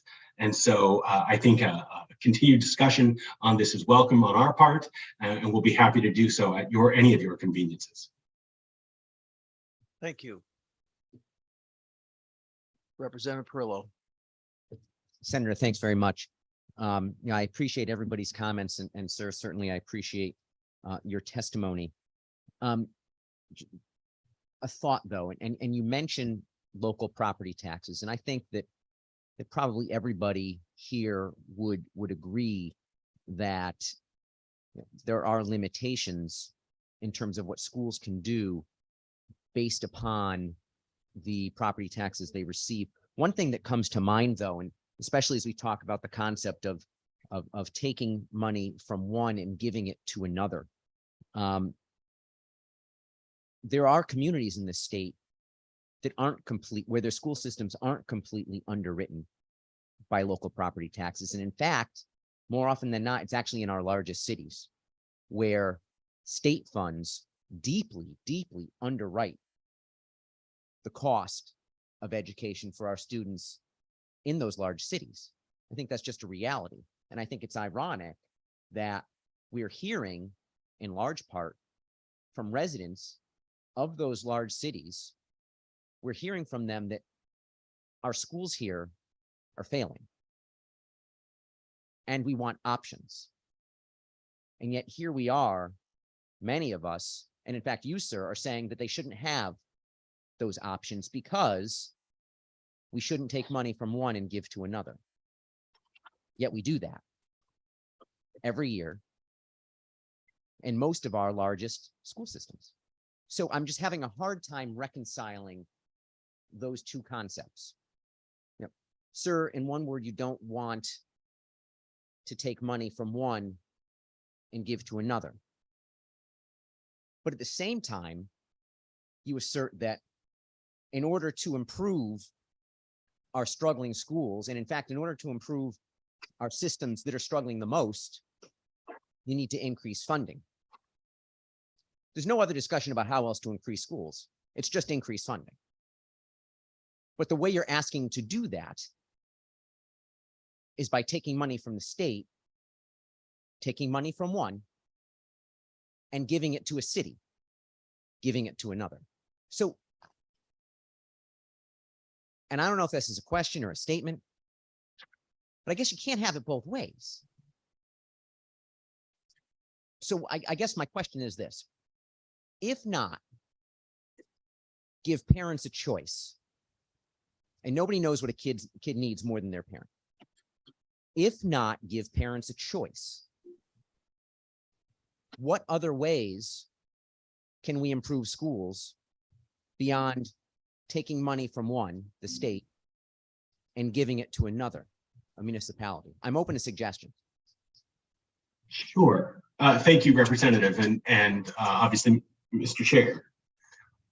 My comment regarding taking from one place to give to the other was in a response to what I consider to be a fairly disingenuous claim that this voucher program wouldn't be taking money away from education. Because my argument is that if there are monies available in the state coffers that could go to fund education, they should go to fund education, because in our estimation, we are not adequately funding education right now in the state. So if we were adequately funding education in the state and there were extra monies out there, then I could see how a voucher scheme like this maybe wouldn't be taking from one at the expense of the other. But until we've adequately funded education in the state, I think it is disingenuous to say that concepts like 5424 aren't taking money away from education. So first, I think the premise of your question was built upon a flawed interpretation of my testimony. Secondly, in regard to parental choice, I believe I mentioned earlier in response to a previous question that we have no objection to the magnet school system in our state. And so, or to the VOTEC system in our state. So I think that Connecticut does a pretty decent job already of providing choice for education to our parents under the existing public system. This plan's flaw is not that it provides some level of choice. Some level of choice already exists. This plan's flaw is not that it creates private schools. Private schools already exist. This plan's flaw is that it takes public dollars and gives them to individuals for the express purpose of funding private education. That's the problem we have with this particular concept. And I appreciate that. And thank you, by the way, for clarifying my interpretation. Representative, you've reached your 5 minutes, so please summarize. I'll just summarize with this. You used the word disingenuous, and I would just caution you about throwing that word around because it can get you in trouble in this building. Okay. Representative Paletta. Thank you, Mr. Chair. And I've been listening here this morning, and I'm a little perplexed by the person who's testifying here and some of the statements that were made. Through you, Mr. Chairman, if I could just ask a brief question. Are we not doing this right now where individuals are receiving tax breaks to donate to charitable efforts? And your specific testimony said that this would be going to private education. It would be the public's money. Could you elaborate on that? Because I'm not understanding your line of thinking in terms of how what an individual does and the decision they make, whether it be for their child or with their own pocketbook, has anything to do with state government. Through you. Representative and Mr. Chair, to the best of my ability, to the best of my understanding, a tax rebate takes money that otherwise would have existed within the general fund or state tax coffers in some respect, and gives it back to the individual in sort of a direct payment in form of refund. And so I guess what I'm saying is, by doing by issues like 5424, in taking in permitting individuals to make those donations to scholarship programs or private entities or whatever they are, tax deductible, you are allowing dollars that otherwise would have been meant for public purposes to basically fund private enterprise. And in this specific case, private education. Thank you. And I would just push back on that comment because as a small business owner from the town of Watertown and someone who deals with local charitable organizations regularly, this happens frequently. This happens daily. Yes. Almost every single business donates to an organization that one way or another either affects education or affects their community, and they get a tax break for it. So you don't have to be a CPA to know that. That is, it's very common practice that happens around the state of Connecticut. Why not let an individual do the same in this regard? I think it's counterintuitive to say, again, that we're giving one person a break and not another, or taking from one and giving to another. I think at the end of the day, an individual should be able to contribute to the organization or the entity that they want. And especially if it benefits the needs of their child or their community. And if we're going to create an environment up here that's conducive for all folks to succeed, for everyone to lift themselves up, then we should be encouraging local businesses to donate to nonprofits and educational institutes. We shouldn't be hindering them. That is the beauty of democracy. That's the beauty of capitalism. That's the beauty of our country, is that folks are generous. They're good-hearted people. Why should we get in the way? Why should we be an impediment to that? To me, sounds outrageous. Thank you. Representative and Mr. Chair, I think that I think we're in agreement. I don't have any objection to charity on the part of these businesses or individuals. I think where we might diverge in opinion is that I think when you expect to get a refund on your taxes for that charity, it ceases to be charity and starts to be something different.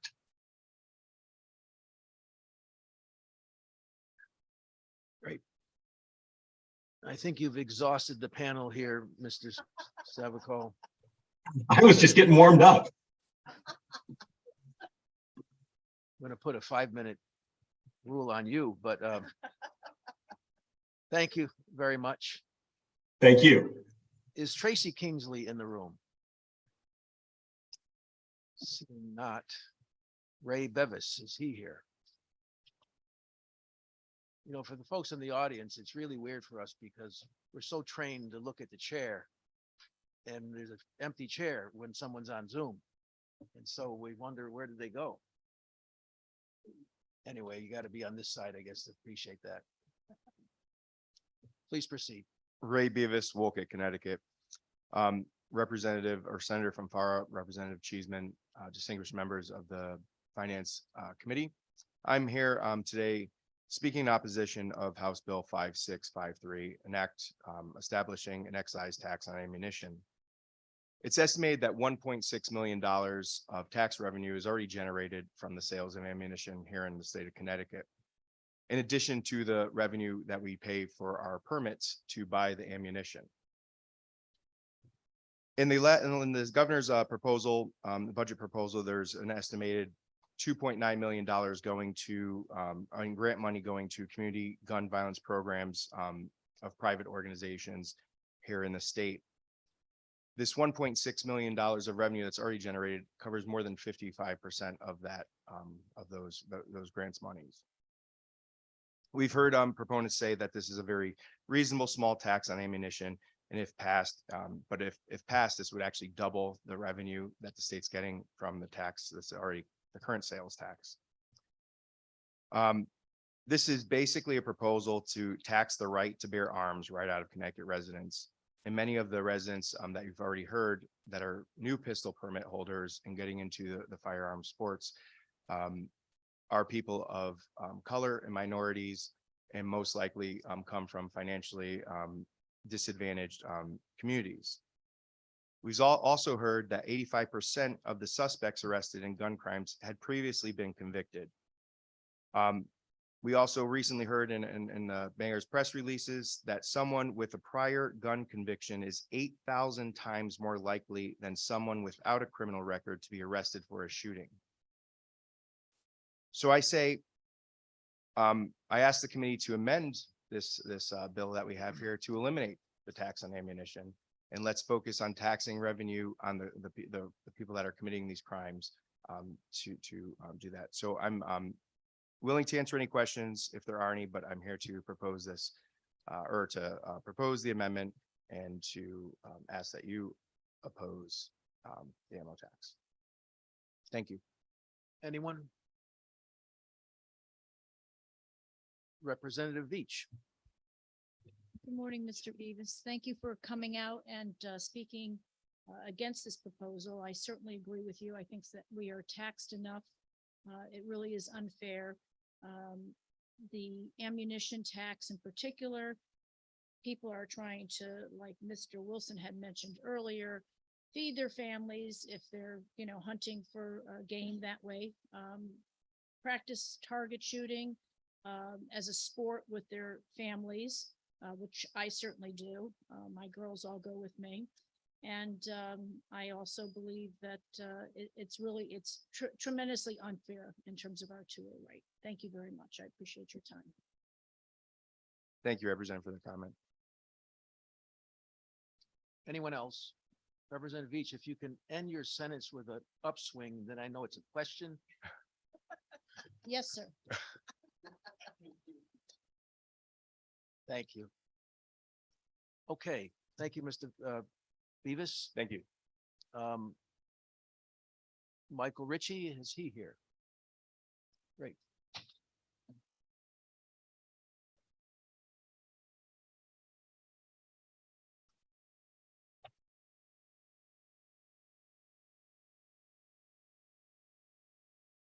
I don't know if your mic is on, sir. There you How go. about that? Perfect. Good morning. Thank you for having me here today. I'm here in opposition to the highway use tax being added to the use from agricultural industries, the farms and ag. I represent not only a farm that I own, but I'm also into a heavy agricultural manufacturer based here. It would be literally 5 times added to our products by the time it got to the shelf at the consumer level. To me, that's just outrageous that way, but based on the manufacturers and us giving it to other distributors and so on down through, we've already determined it's a minimum of 5 times that tax would be added to all of our products. And I can sit here before you today and tell you that in the 16 years I've been in business, we've never once raised our prices, even through this COVID. So to add that tax now to it and have it go up that much just seems a little bit overburdened for any farm or any agricultural industry here in the state. I'm happy to answer any questions that you have. Thank you, sir. Thank you. Representative Cheeseman has a question. Thank you. I have to be quicker to notify our good chairman. Thank you so much for coming here today. So can you estimate how much this imposed new tax will add to your costs? To our yearly costs, we're estimating it'll be $592,000 it will add to our company. And as a small business owner, that's quite a bit. That's a lot of extra money to have to find, particularly without passing it on to your customers. Exactly. All right. Thank you. Thank you very much for your testimony today. Thank you, Mr. Chairman. Thank you. At the risk of, in 1 second, sir. Yep. Risking several more questions following mine. Can you tell me where if it's a uniform position, but yourself on tolls, where has the industry been on tolls? Because this was the governor's alternative in the legislature since we adopted it, but one way of finding transportation revenue for our underfunded transportation system in Connecticut. Has the industry had a position on that? I'm not suggesting we come back with it or not. I'm just wondering where historically they've been. If I may, my background, I actually come from the transportation industry. I spent 35 years out there with over 5 million miles of driving behind the wheel myself. The tolls would just, again, it would be continually passed on to the customer through the products, no matter what we did. And I just can't see that that's an alternative either, to go back to the old toll system. Right, but you were paying that when all those other miles you drove outside of Connecticut, right? You were paying. Well, absolutely. Absolutely. We were paying that all the time. Yes. But we were absorbing it. We weren't passing it on to our customers. I still own trucks that travel every day on the highways out here throughout New England and stuff. I'm not passing the cost of my toll on to our customers. And Where this tax, we would. This is a tax that's added on top of the highway use tax, obviously. So that would be something that I would have no options but to pass it on to the customers. I see. Thank you, sir. Thank you. Joan Nichols, is Joan in the room?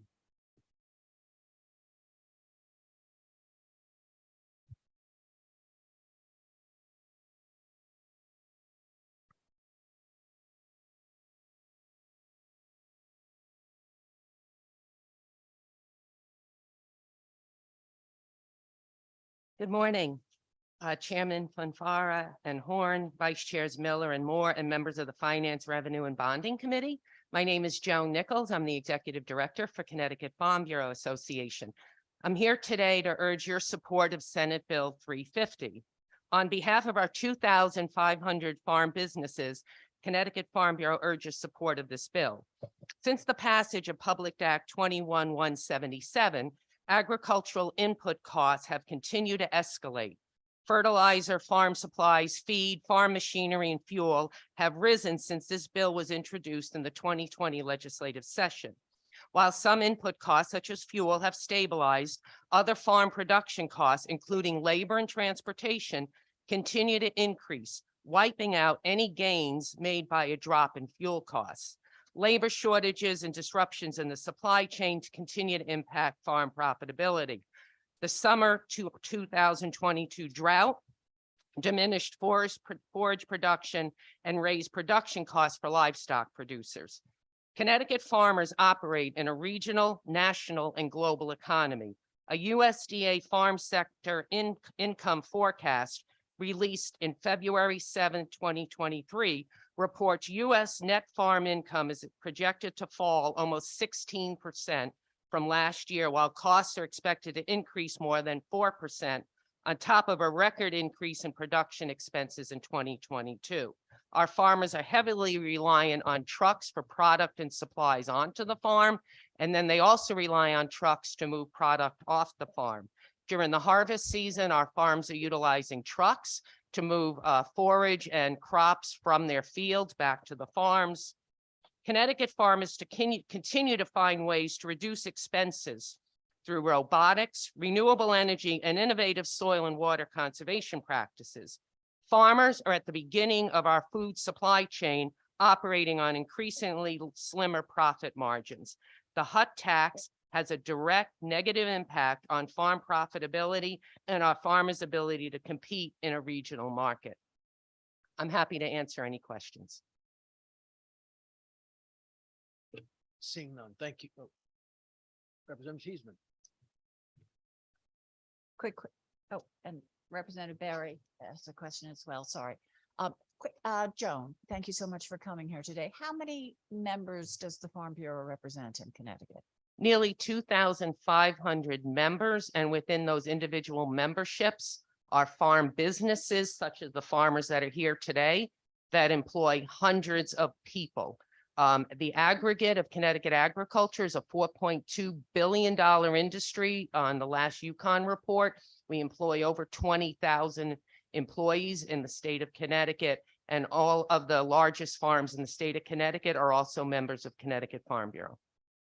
And do you have any estimate of the annual economic impact the highway use tax would have on the agricultural sector? And if you mentioned this in your testimony, I apologize.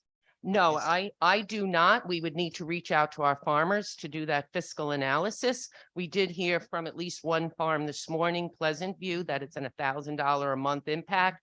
We have other large farms here, Pride's Corner Farm, Hillendale Farms, which is our large egg producer, as well as other ag service providers here. Those farms could provide those economic costs to you. But when they're running hundreds and hundreds of trucks on Connecticut highways, it's a huge impact. And I think we heard from the prior testimony that close to $600,000 a year of extra costs would be incurred. All right, thank you. I would welcome any further information you have on the economic impact of this particular tax. And again, thank you for coming here to testify in person. It's always great to see people. Thank you for the time. Representative Barry. Thank you, Mr. Chair. Hi, thank you for being here. Can you address if this has any impact on like administrative costs or additional administrative work that the farmers have to do to comply with the requirements? Yeah, thank you for asking that question. And I will also mention that many of our farmers who could not be here today submitted written testimony. If you read that testimony, it's not only the direct hard dollars, the checks that they have to, and the money that they have to pass on to the state of Connecticut. These are farm businesses. Many of them are owner operators, or they have to come off the farm to do the paperwork. Just running a truck in the state of Connecticut, and I personally ran trucks in the state of Connecticut, just the work in the paperwork and the filing to run a truck, either intrastate or interstate, is a tremendous amount of paperwork. This is a huge administrative burden. And the way that this law was passed, it's any road in the state of Connecticut. And so when you start to think about it's not just our interstates, it's all roads. So when a farm leaves with a truck, goes 5 miles up the road, comes 5 miles back, 10 miles up the road. During harvest season, they're running hundreds of trips, all on back roads, interstates, secondary roads. All that has to be tracked. And the farmer has to do that sometime in the work week in between farming. Thank you. You're welcome. Anyone else? Thank you very much, Ms. Nichols. Thank you. Karen DeBala? Is Karen in the room? John Chunis on Zoom. Is John available?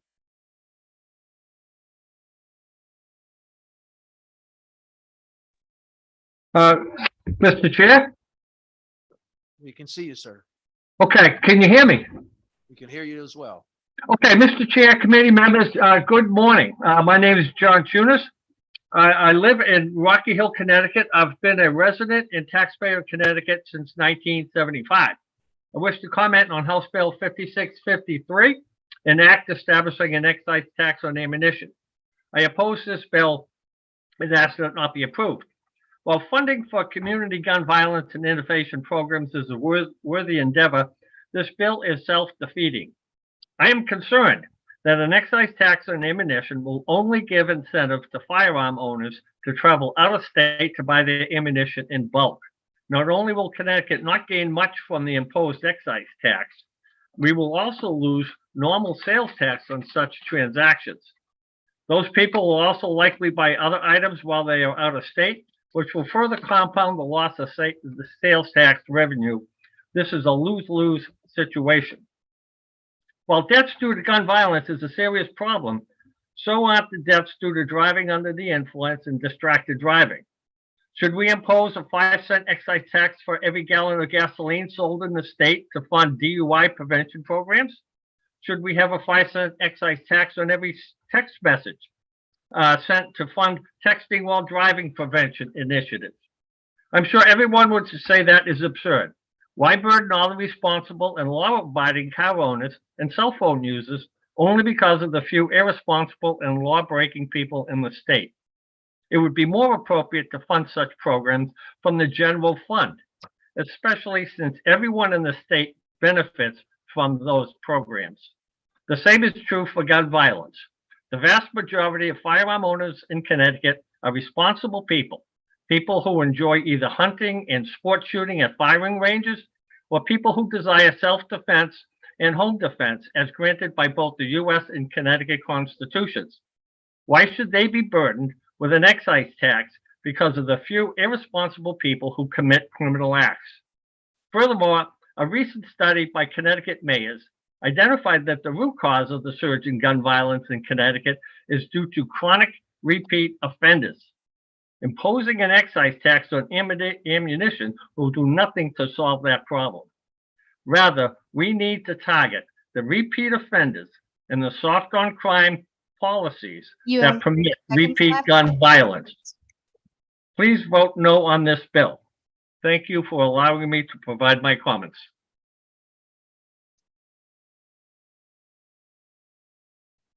Questions? Thank you, sir. Thank you.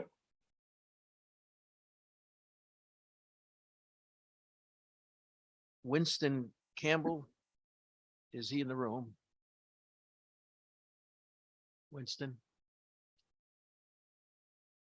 James Williams. Welcome, Mr. Williams. Thank you.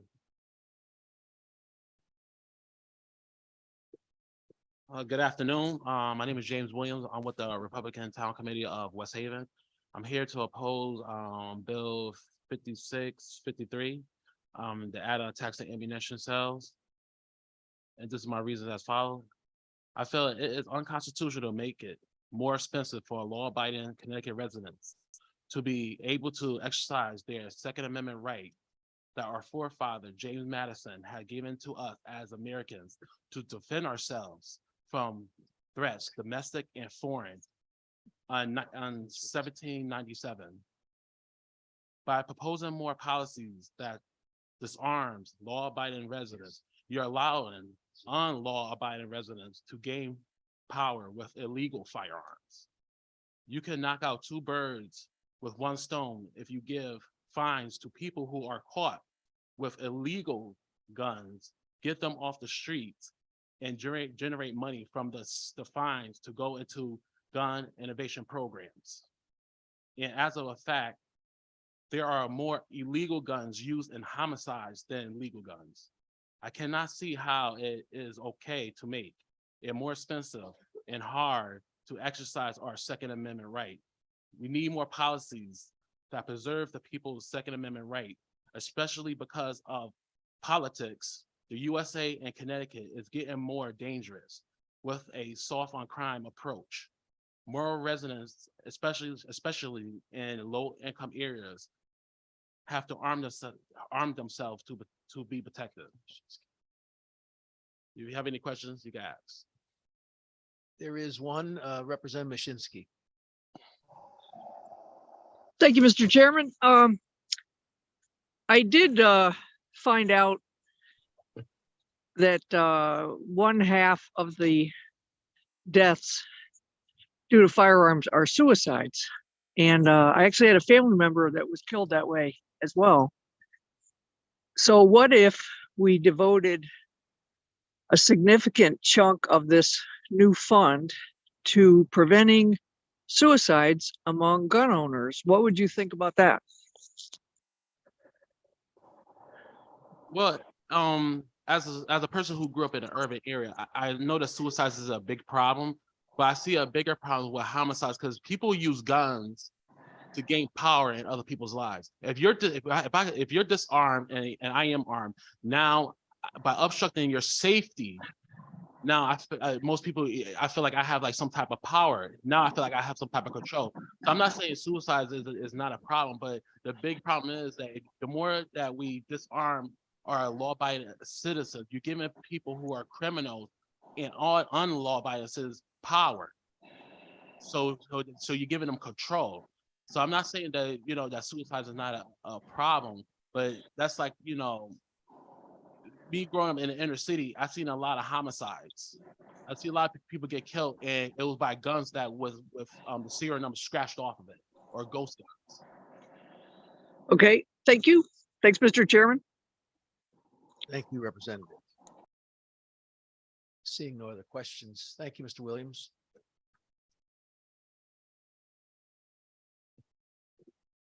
Thank you, Mr. Chair. I believe next up is Ari Wiesenfeld. I will go back. Is Winston Campbell with us?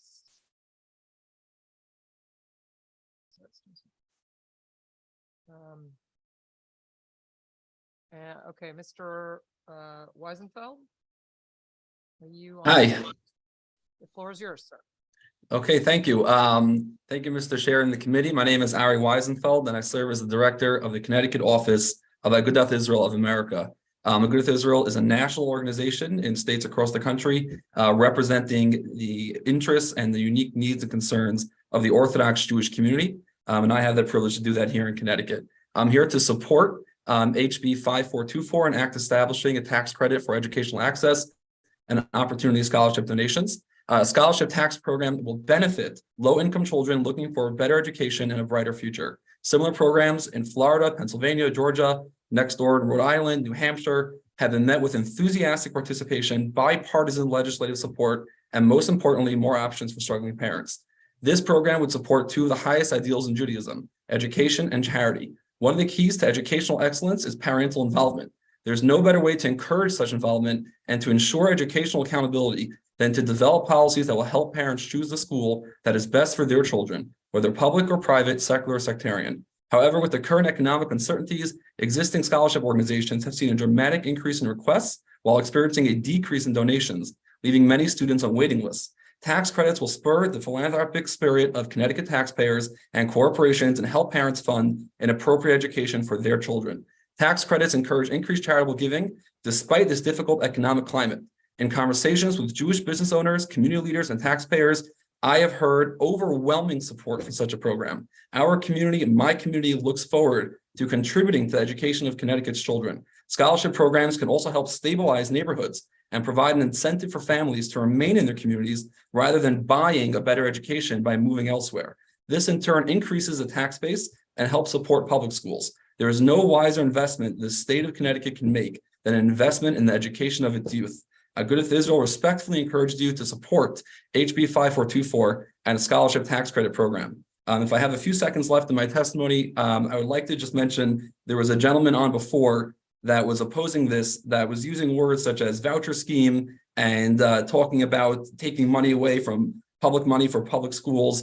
And I just wanted to clarify that this is taking private money and then offering it to Connecticut's children. This is not public money, and it's also not taking money away from public schools, in that it is a tax credit. So there would be the equivalent dollar for dollar, maybe 90 cents on the dollar being given back to the participating business. But it is Connecticut recognizing that this is an investment in its youth and that the dividends in the long term will far outpace that. Thank you for your listening, and I'm here to answer any questions if you have. Thank you, Mr. Weisenfeld. Representative Cheeseman. Thank you. Thank you for testifying today. A question, you mentioned the Rhode Island and New Hampshire programs. Do you have any familiarity with those? Because I'd be curious as to both the number of scholarships offered and what they saw in terms of a fiscal note. Obviously the concern. Yes, I do have, like I said, my main job is here in Connecticut, but our organization is national. So I do have some information for Rhode Island and New Hampshire. I believe that the New Hampshire program is a little larger. I know that enrollment has, I believe, tripled in the last couple of years. If you go back from 2019 to currently 2023, I believe the enrollment in the program has literally tripled in the amount of students participating. So this is something that parents desperately want. The Rhode Island program is also growing. It's a little bit smaller. I think the Rhode Island program, a business has to donate for 2 years in a row, and then they get, I think it's a 90% on the dollar tax credit. And I think the second year you donate, you have to donate 80% or more of what you donated the first year. So different states have done this in different ways. Some states literally give a dollar for dollar tax credit. Some states have given 90 or 95 cents on the dollar. Some states, like I said, require multi-year investment. Other states, of course, have different income caps. I know that was discussed earlier, different income caps for parents, as well as state tax caps, for the amount of credits available to the whole state. So different programs do definitely tailor to the needs of the state, but universally in every state that's been in, it's been bipartisan and it's been welcomed by parents, and it's been a tremendous investment in the youth of the state and the students of the state. Thank you. And I would encourage you to send any information you have, particularly on how this has worked in other states, into our administrative clerk. Because Absolutely. it's very useful as we weigh this decision. Thank you for your testimony today. Thank you, Madam Chair. Thank you, Representative. Seeing no further questions, thank you again for being with us. Thank you, Madam Chair. Thank you. Next up, we have Seth Baylor, followed by Stavros Natsoupoullos and Gwen Samuel. Mr. Baylor, I believe you are online. Is that correct? Can you hear us? I see you. You can see us. We'll continue to work for that. Why don't we go on to Mr. Natsoupoullos? No, that's it. Okay. Gwen Samuel, I believe I see your face and your name. So please proceed, Ms. Samuel. Good afternoon to the distinguished panel. And I'm just so proud of y'all today. I will say, great conversations, open-mindedness. We're in a new, I love it. So first and foremost, my name is Gwen Samuel. I am a mom and a grandma, but I'm also the president and the founder of the Connecticut Parents Union. We work to protect the educational rights of children. Over the last several years, I've lost children in fatal car accidents, older children. So as a result, I'm also a fund manager. I'm not a homeowner yet, so I'm looking to invest one day. So I invested in Restore, Build, Grow Opportunity Zone Fund. And the reason why I'm here is I'm in support of House Bill 5424. And I'm asking us to look at that bill in the context of post-pandemic recovery efforts. And that allows us to take away the rhetoric and the political conversations that can come up when we talk about schooling options. But this scholarships can really help our most vulnerable children. And I'm asking you to look at opportunity zones, because in 2019, with bipartisan support, Governor Lamont did an event. He brought in over 400 investors. I'm going to take my video off because I think something's happening to my video. He brought over 400 investors. And these are individuals that can invest in designated areas, marginalized communities. So here we are, people taking their capital gains, investing in the community, and they get tax breaks for it. We do that every day with nonprofits. You invest in a nonprofit, you invest in a cause, and the benefit or the support to the investor is some form of tax break. And so this law of opportunity zones came right before the pandemic. Most people don't know about opportunity zones because then the pandemic occurred. But we know that the pandemic has exposed our economic and educational vulnerabilities. So if you look at the vulnerabilities of Connecticut, look at where we are right now. We need to look at options to expand our workforce. We had many businesses closed during the pandemic. Family businesses shut down. Families who were able to afford private schooling because of their choice are now entering 30 seconds, into. please summarize. Okay, so all I'm saying is this has a return on an investment that lifts all boats. These are individuals who want to invest in our young people.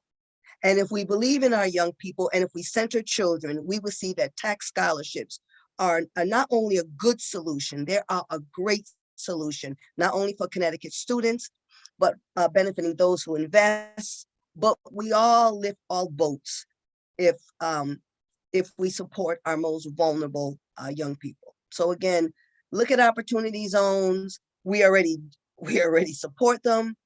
You don't have to create the metrics for this because we have over 300 priority school districts that have identified schools with the most vulnerable children. This is through our State Department of Education. So you have a framework to work from. And this concept just allows us all to come together to figure out how to do it successfully so that taxpayers are benefited, children are benefited, and the state of Connecticut is benefited as a whole. So please support House Bill 24. And again, support the farmers, right? Please support the farmers because I get potato chips in our communities and we need potatoes, okay? So low income communities need our farmers. Do whatever they do so we can keep them in business so that we can all live healthier lives, right? Because we only can afford potato chips right now. This is I the benefit digress. of having a variety of issues at a public hearing. We actually listen and learn from one another as we. Yes, ma'am. So Representative Cheeseman. Thank you. And again, just a quick comment. I want to thank you for your impassioned testimony. And you mentioned opportunity zones. What better investment in terms of tax credit and return on investment than our children, and particularly children who need every advantage in life to succeed? With that MasterCard ad said, what is this? Priceless. So thank you so much for coming here today. I'm really, really hopeful we can move this forward. So the children for whom you are advocating and the parents for whom you are advocating can benefit. So thank you again. And thank you, Madam Chair. Thank you. Protect farmers, all I'm going to say. Thank you, Representative. Seeing no further questions, again, I join my colleagues in thanking you, Ms. Samuel, for being with us today. Next, I think we will go back to Mr. Baylor, who I believe is with us. Yeah, I'm here. So Please. thank you for the opportunity to talk. I'm here to support Senate Bill 350. Thanks for the introduction of supporting farmers. I'm a fifth generation farmer. dairy farmer in Ellington, Connecticut. We produce about 25,000 gallons of milk per day. And that is just a small portion of what we truck every day. So we truck about 3 to 4 tanker loads of milk, which I know we've talked a little bit about that is exempt from the taxation already, but we also truck about 30 million gallons of manure every year, about 70,000 tons of corn silage and haylage every year. And we truck in 10 to 15 loads of feed from out of state every year.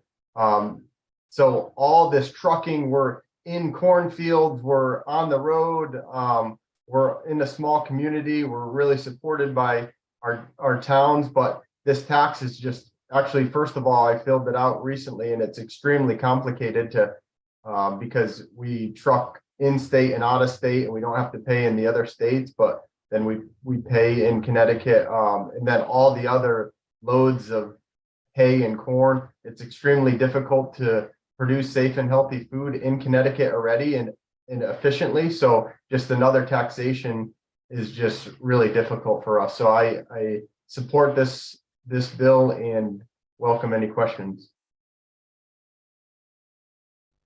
Thank you, Mr. Baylor. I do recall those conversations of the dairy exemption very well, knowing full well that is just a part of the many things that you must ship as part of your business. So thank you for that. I do not see any questions. So again, I thank you for being with us and for the work you do, keeping us healthy. Thank you, sir. Next up, we have is Stavros Natsopoulos with us? No, then I believe Jonathan Roy.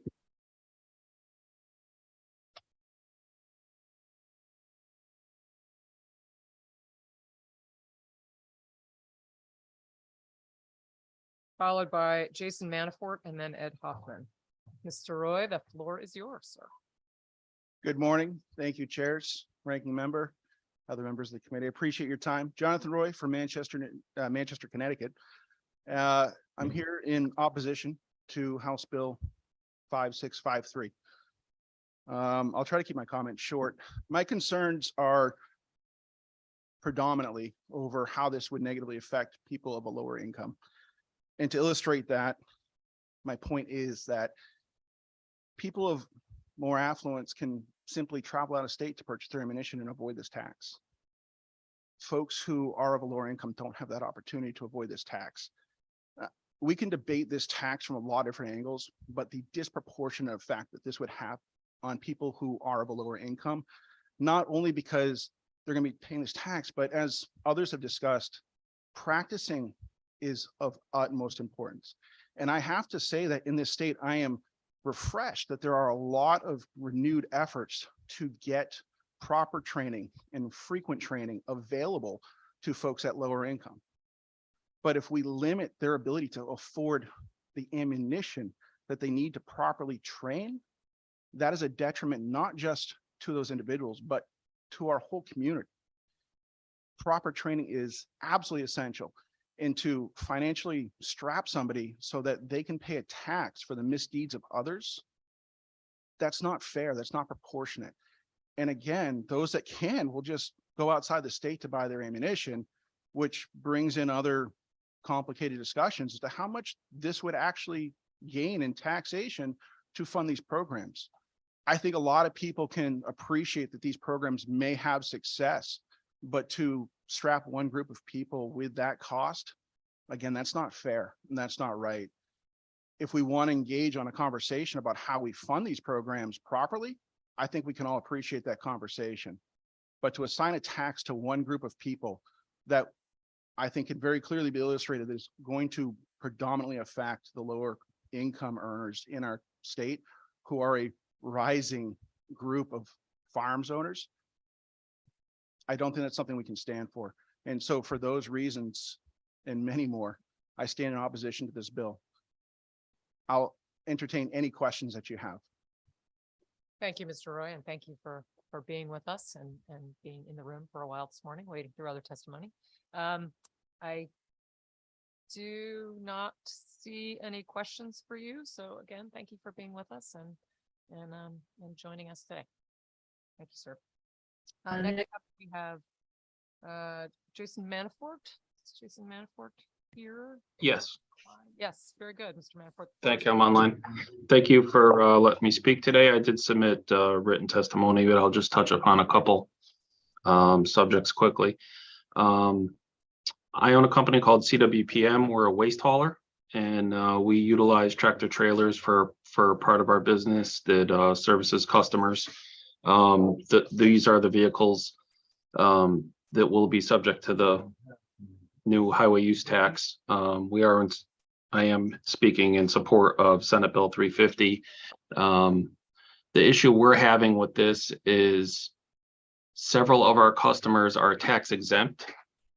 Mira, for example, City of Hartford, City of New Haven, several of our customers where we utilize these trucks that will be subject to the tax. For a tax exempt customer, there's no mechanism in the bill now in the law for these tax exempt customers not to pay the tax.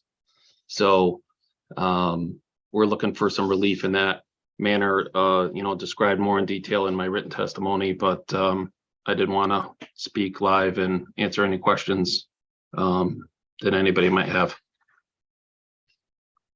Thank you, sir, and thank you for being with us. Madam Chair? Yes.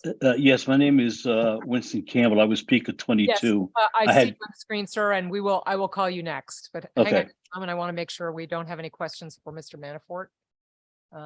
Seeing none, thank you, sir, for being with us today. Thank you. And yes, Mr. Campbell, welcome. I see that you have joined us, so please proceed, sir. Okay. Madam Chair, Mr. Chairman, and members of the Finance Committee, thank you for this opportunity to voice my opinions about this proposed House bill. I'm Winston Campbell, and I live in the town of Bloomfield, Connecticut. I'll be presenting my testimony on House Bill 5653, an act establishing an excise tax on ammunition to provide funding for community gun violence and intervention programs. I'm in opposition to this House bill. This bill seems to be in response to the public being impacted by those who have lost their life or were injured by the misuse of firearms. The revenue generated by this bill is to be used to foster programs to address firearm violence. This seems to be a worthy cause on the surface, but it may also act as a subtle form of firearm control. There's been prior testimony by current and former legislative representatives and private citizens about the need for gun owners to practice, and I will not repeat that information in my testimony. I will add, though, that the Connecticut Department of Public Health publishes an annual registration report of vital events, and this annual report provides information about deaths in Connecticut from all causes.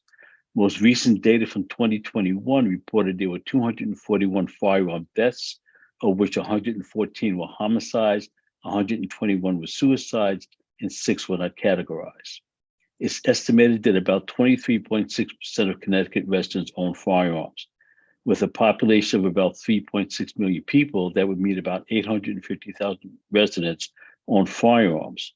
Recent reports in the Hartford Current point out that a small percentage of state residents, repeat offenders, are responsible for up to 85% of gun crimes. This House bill would be penalizing hundreds of thousands of more people who legally own firearms and use them responsibly and not committing firearm-related crimes. The 2021 registration report of vital events reported 306 deaths involving motor vehicles. There was no information about how many of these deaths might have been related to DUI offenses. If there was such information, would you impose an excise tax on all residents who purchase an automobile or residents who purchase alcohol to raise revenue to address DUI intervention? Likely not. This would penalize many more people for an offense they are not committing. Neither should you be levying an excise tax on ammunition. You have 30 proposed seconds. Please summarize. as proposed by House Bill 5653, as you are penalizing many more people who are not at fault for the firearm-related violence you're looking to address. Therefore, as I said before, I oppose this legislation. Thank you, sir. Seeing no questions, again, thank you, sir, for being with us, and glad we could recapture you in the lineup today. Next up, we have Ed Hoffman, followed by Kebra Smith Bolden, Charles Bow, and Anna Manuski. Mr. Hoffman is in the room. Welcome, sir.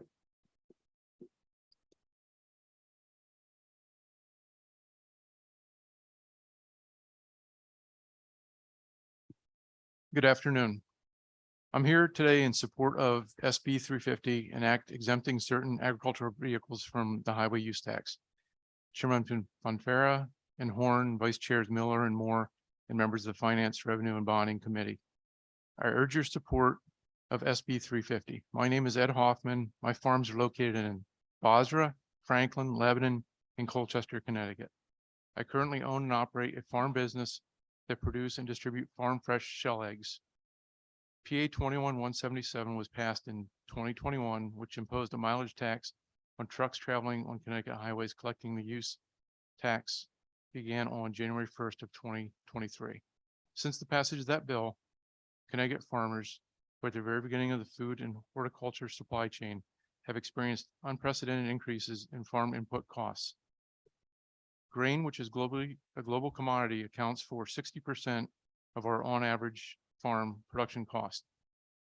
The cost of grain has increased significantly since 2021. Farms continue to experience supply chain disruptions and labor shortages. Over the course of the last 3 years, we in this industry have experienced an increase in all costs. This tax will roughly have a $100,000 impact annually to deliver eggs we produce while traveling on Connecticut roads. This becomes another disadvantage having facilities in Connecticut versus the other states that we operate in. These types of monetary impacts are factored in our business decisions on where we reside and expand in the future. Connecticut farm businesses operate in a domestic, international, and global economy. Increased farm production costs in Connecticut and nationally are expected to continue to increase as farms face challenges from climate change, labor shortages, and growing demand for domestically grown product. I urge your support for this bill. Thank you. Thank you, sir. Answer any questions? I do note that the testimony on this bill has gathered other people looking to testify on other bills today. So apparently the testimony in favor of House Bill or Senate Bill 350 has been effective on other people as well. So thank you. Representative Cheeseman. Thank you, Madam Chair. Thank you for coming to testify today. I know Ms. Nichols mentioned the administrative burden that this tax is presented, and I know we've had people discuss with us the having to file every month, just how that is playing out. Has it been in place long enough for you to be able to comment on that? Not long enough for me to comment on that, no. All right, thank you. I know that has been a concern that's been voiced going forward. All right, thank you so much for coming here today. Thank you, Madam Chair. Thank you, Representative. Seeing no further questions. Oh, I'm sorry, Representative Barry, excuse me. Please proceed. Thank you, Madam Chair. Hi, Ed. Hi. Good to see you. I'm sorry to hear about the tragedy that your farm experienced. I'm sure that just adds to. Yes, thank you. And so I'm sorry to hear about that.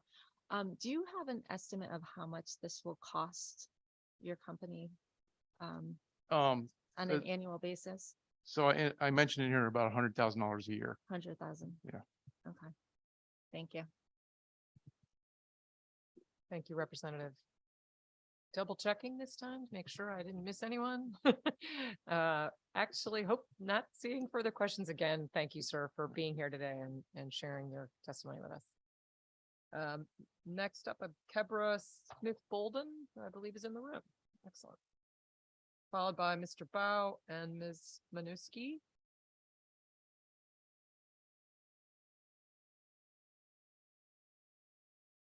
Welcome. Good afternoon.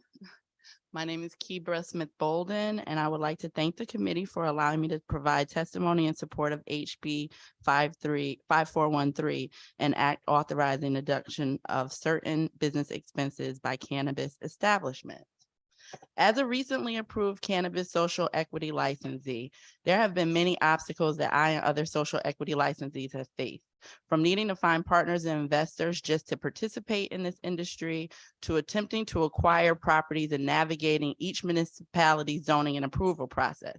Then to finally get our cannabis businesses open and have to deal with issues like purchasing allotment caps, which limits the amount a person can spend per transaction and negatively affects the bottom line of social equity cannabis retailers, and limited supply issue that caused us to have to increase our prices and drive people across the border to Massachusetts and New York for lower costs and expanded product offerings.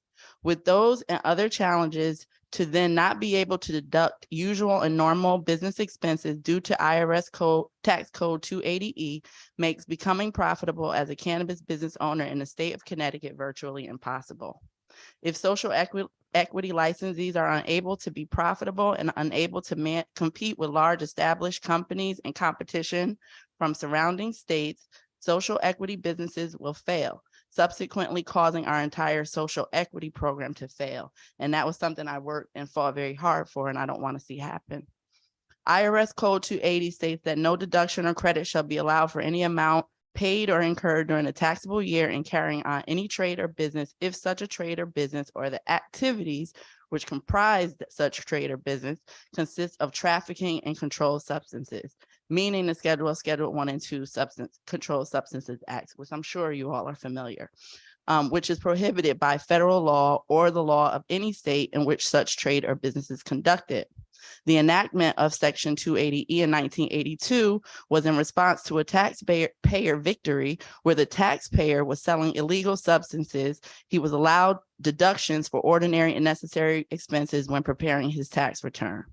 Congress sought to overturn this result with Section 280E, but allowed the cost of goods sold to remain. As an approved cultivator, I will be able to deduct certain costs to produce cannabis. However, the operating 30 seconds, please summarize. costs not related to production like interest expenses and payroll are not deductible. And there's something similar with dispensaries. Our neighbors in New York and Massachusetts has decoupled from 280E. Massachusetts and New York cannabis business owners are benefiting from the financial relief and are subsequently able to pass those savings on to customers by lowering prices, which make purchasing cannabis across the border more attractive to cannabis consumers. I just got two more sentences. In the state of Connecticut and other states that have legalized cannabis for both medical and adult use, failure to decouple from this federal tax code is essentially like treating legitimate legal businesses like criminals when we are legal entities utilizing our businesses to create jobs and opportunities as well as reinvesting in the communities we serve. Thank you for considering HB 5413 and allowing cannabis business owners to engage in business with the state of Connecticut like any other legal business. Thank you, ma'am, for being here and sharing that. I have one question for you, which is, are you aware of any other legal business in Connecticut that isn't able to deduct the ordinary and necessary expenses of their business? Any other legal businesses? I am not aware. Thank you. Thank you. Any other questions? Seeing none, again, thank you for being with us today. Thank you.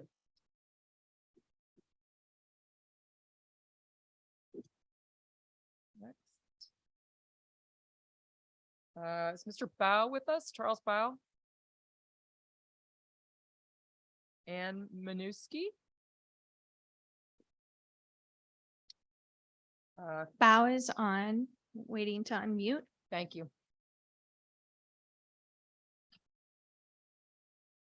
Mr. Bao, can you hear us? We will keep an eye on you. He just turned his video on. Looks like. Oh, he's okay, trying. great. Go ahead, Mr. Bao. The floor is yours. Hi, thanks for taking my testimony here. I'm just briefly going to touch on why I'm here. I'm requesting that you vote in opposition to House Bill 5653, an act establishing a excise tax on ammunition. I'm against it for a bunch of different reasons, but a couple of the main reasons are that, for one, representatives like Jillian Gilchrist and even our governor say that another tax is just a little bit more. But the problem is, as a resident of Connecticut, I am just a little bit more out. I don't have just a little bit more to give, and I refuse to do so. Everything in my life, day to day, is taxed outrageously, and I'm not going to have it. It's just simply unacceptable. The second point is, well, as a gun owner, I'm sickened every single time I hear in the news that there's been another, gun violence activity. It sickens me. But at the same time, as a gun owner, I shouldn't be published for it or punished for it, because I'm not the problem. I'm a peaceful person. I carry for protection. I shoot for practice and target shooting, as something to do for fun. A lot of people that I know hunt for, to feed themselves. Us gun owners are not the problem. We are not a bloodthirsty, bunch of people just looking for a reason to shoot and kill. That's not who we are. And to punish us with a tax on ammunition is absolutely absurd. And another point of that is the tax that you would be collecting from the ammunition, I don't see as having any meaningful effect. It sounds to me like a veiled form of gun control. And also, these programs, I don't see how they would be effective, even if this bill were to pass. It just, what are you going to educate people on? That guns are bad? Well, guns are not bad. The only time guns are bad is when they're in the hands of bad people. And so to that end, I ask that you vote in opposition to this bill. Thank you, sir. Seeing no questions, again, I thank you for being with us and sharing your perspective. Next up is Ann Minuski, who may, if anyone who is testifying online has received an invitation to be promoted to a panelist, please accept that promotion so that we can hear you. Ms. Minuski, I see you, so please proceed. Thank you. Good morning, Chairman and members of the Finance, Revenue, and Bonding Committee. I'm Ann Minuski, a 24-year resident of Connecticut, wife, mother, and former licensed professional counselor, and current president of the Connecticut Republican Assembly. The Connecticut Republican Assembly has members and friends totaling over 500 Republicans and conservatives across the 8 counties of Connecticut, who stand firm in our principles and unalienable rights under the U.S. Constitution, as well as the rights and responsibilities within the Connecticut Constitution. Our U.S. Constitution Second Amendment provides a well-regulated militia being necessary to the security of a free state. The right of the people to keep and bear arms shall not be infringed. This bill would violate our Second Amendment freedoms. The state of Connecticut already has laws that violate our Second Amendment, such as other taxes on firearms and ammunition. Further, the Connecticut General Assembly lawyers should be reviewing concepts and bills for their constitutional merit. Why has this even been raised? This is a violation of the Constitution and the ability of the citizens of Connecticut to feel safe under our current governance. Our legislators are to represent the people. This is another bill that violates that trust with an attempt to force laws instead of allowing the freedom of the people. Please vote no on this bill and any other bills that infringe on the rights of the Connecticut citizens. Thank you. Thank you, Ms. Minuski. Seeing no questions, again, thank you for being with us and sharing your testimony with us. Thank you. Have a good day. You too. Next up, we have Clara Elliott.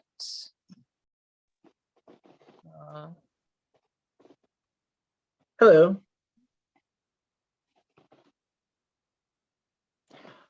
Madam Chair and members of the Finance, Revenue, and Bonding Committee, thank you for allowing me to speak with you today. My name is Clara Elliott from Torrington. I am with ATW Firearms Instruction, and I am speaking on House Bill 5653.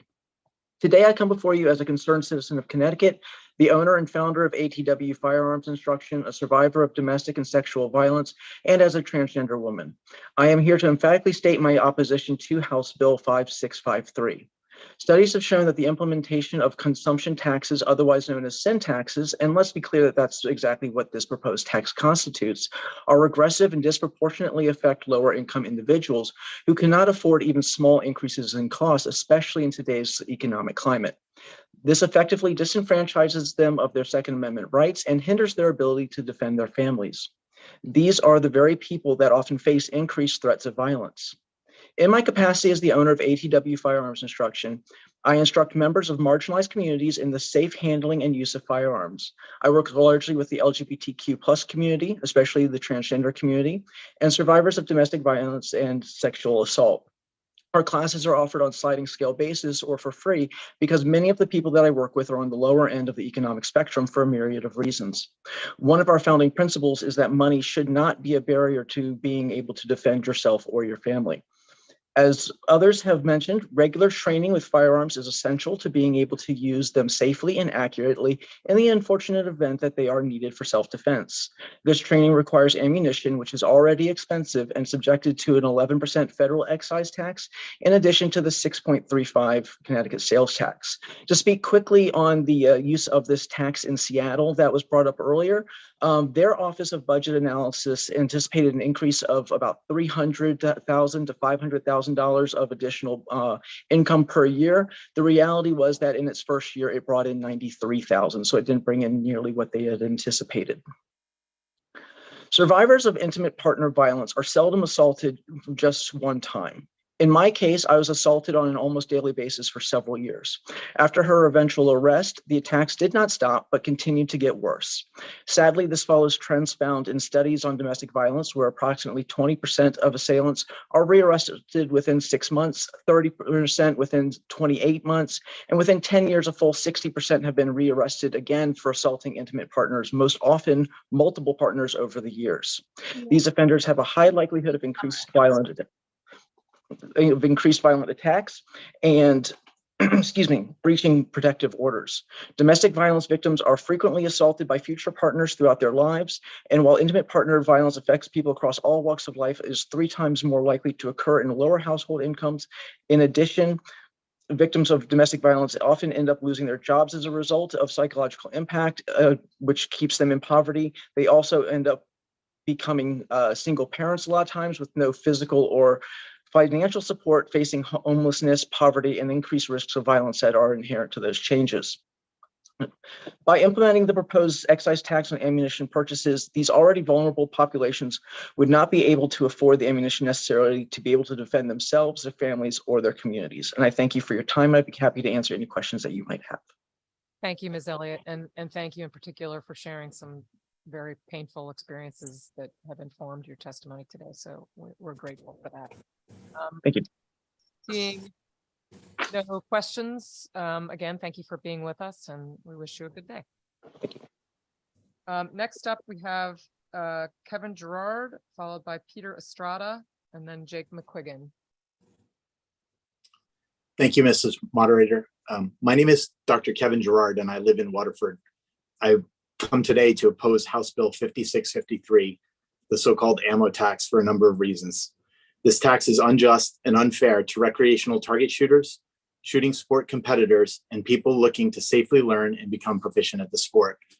There is currently a 6% sales tax and 11% excise tax on ammunition federally. Summing to 17% tax, this is already a high tax burden, and the proposed tax would add another 30 to 50% depending on the cost of ammunition. This is excessive and amounts to a triple tax on a constitutionally protected right. If approved, it will personally cost me $250 to $300 more to shoot next year because of it. Seniors, who make up a large number of shooters, may not be able to afford it at all. Fewer parents will take their sons and daughters, Boy Scouts and Girl Scouts, to the range, out hunting, or to competition.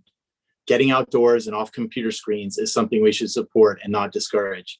Instructors and businesses that run firearm safety classes will also pay more, as we just heard, costing people who seek training to be priced out of participation at a time when many gun control advocates are calling for more training and not less. Evidence also shows that states with high taxes on goods will fuel a black market for such goods from states which do not charge the tax. This burdensome tax attacks the vast majority of gun owners who do not use their firearms violently and does not address the root causes of gun violence.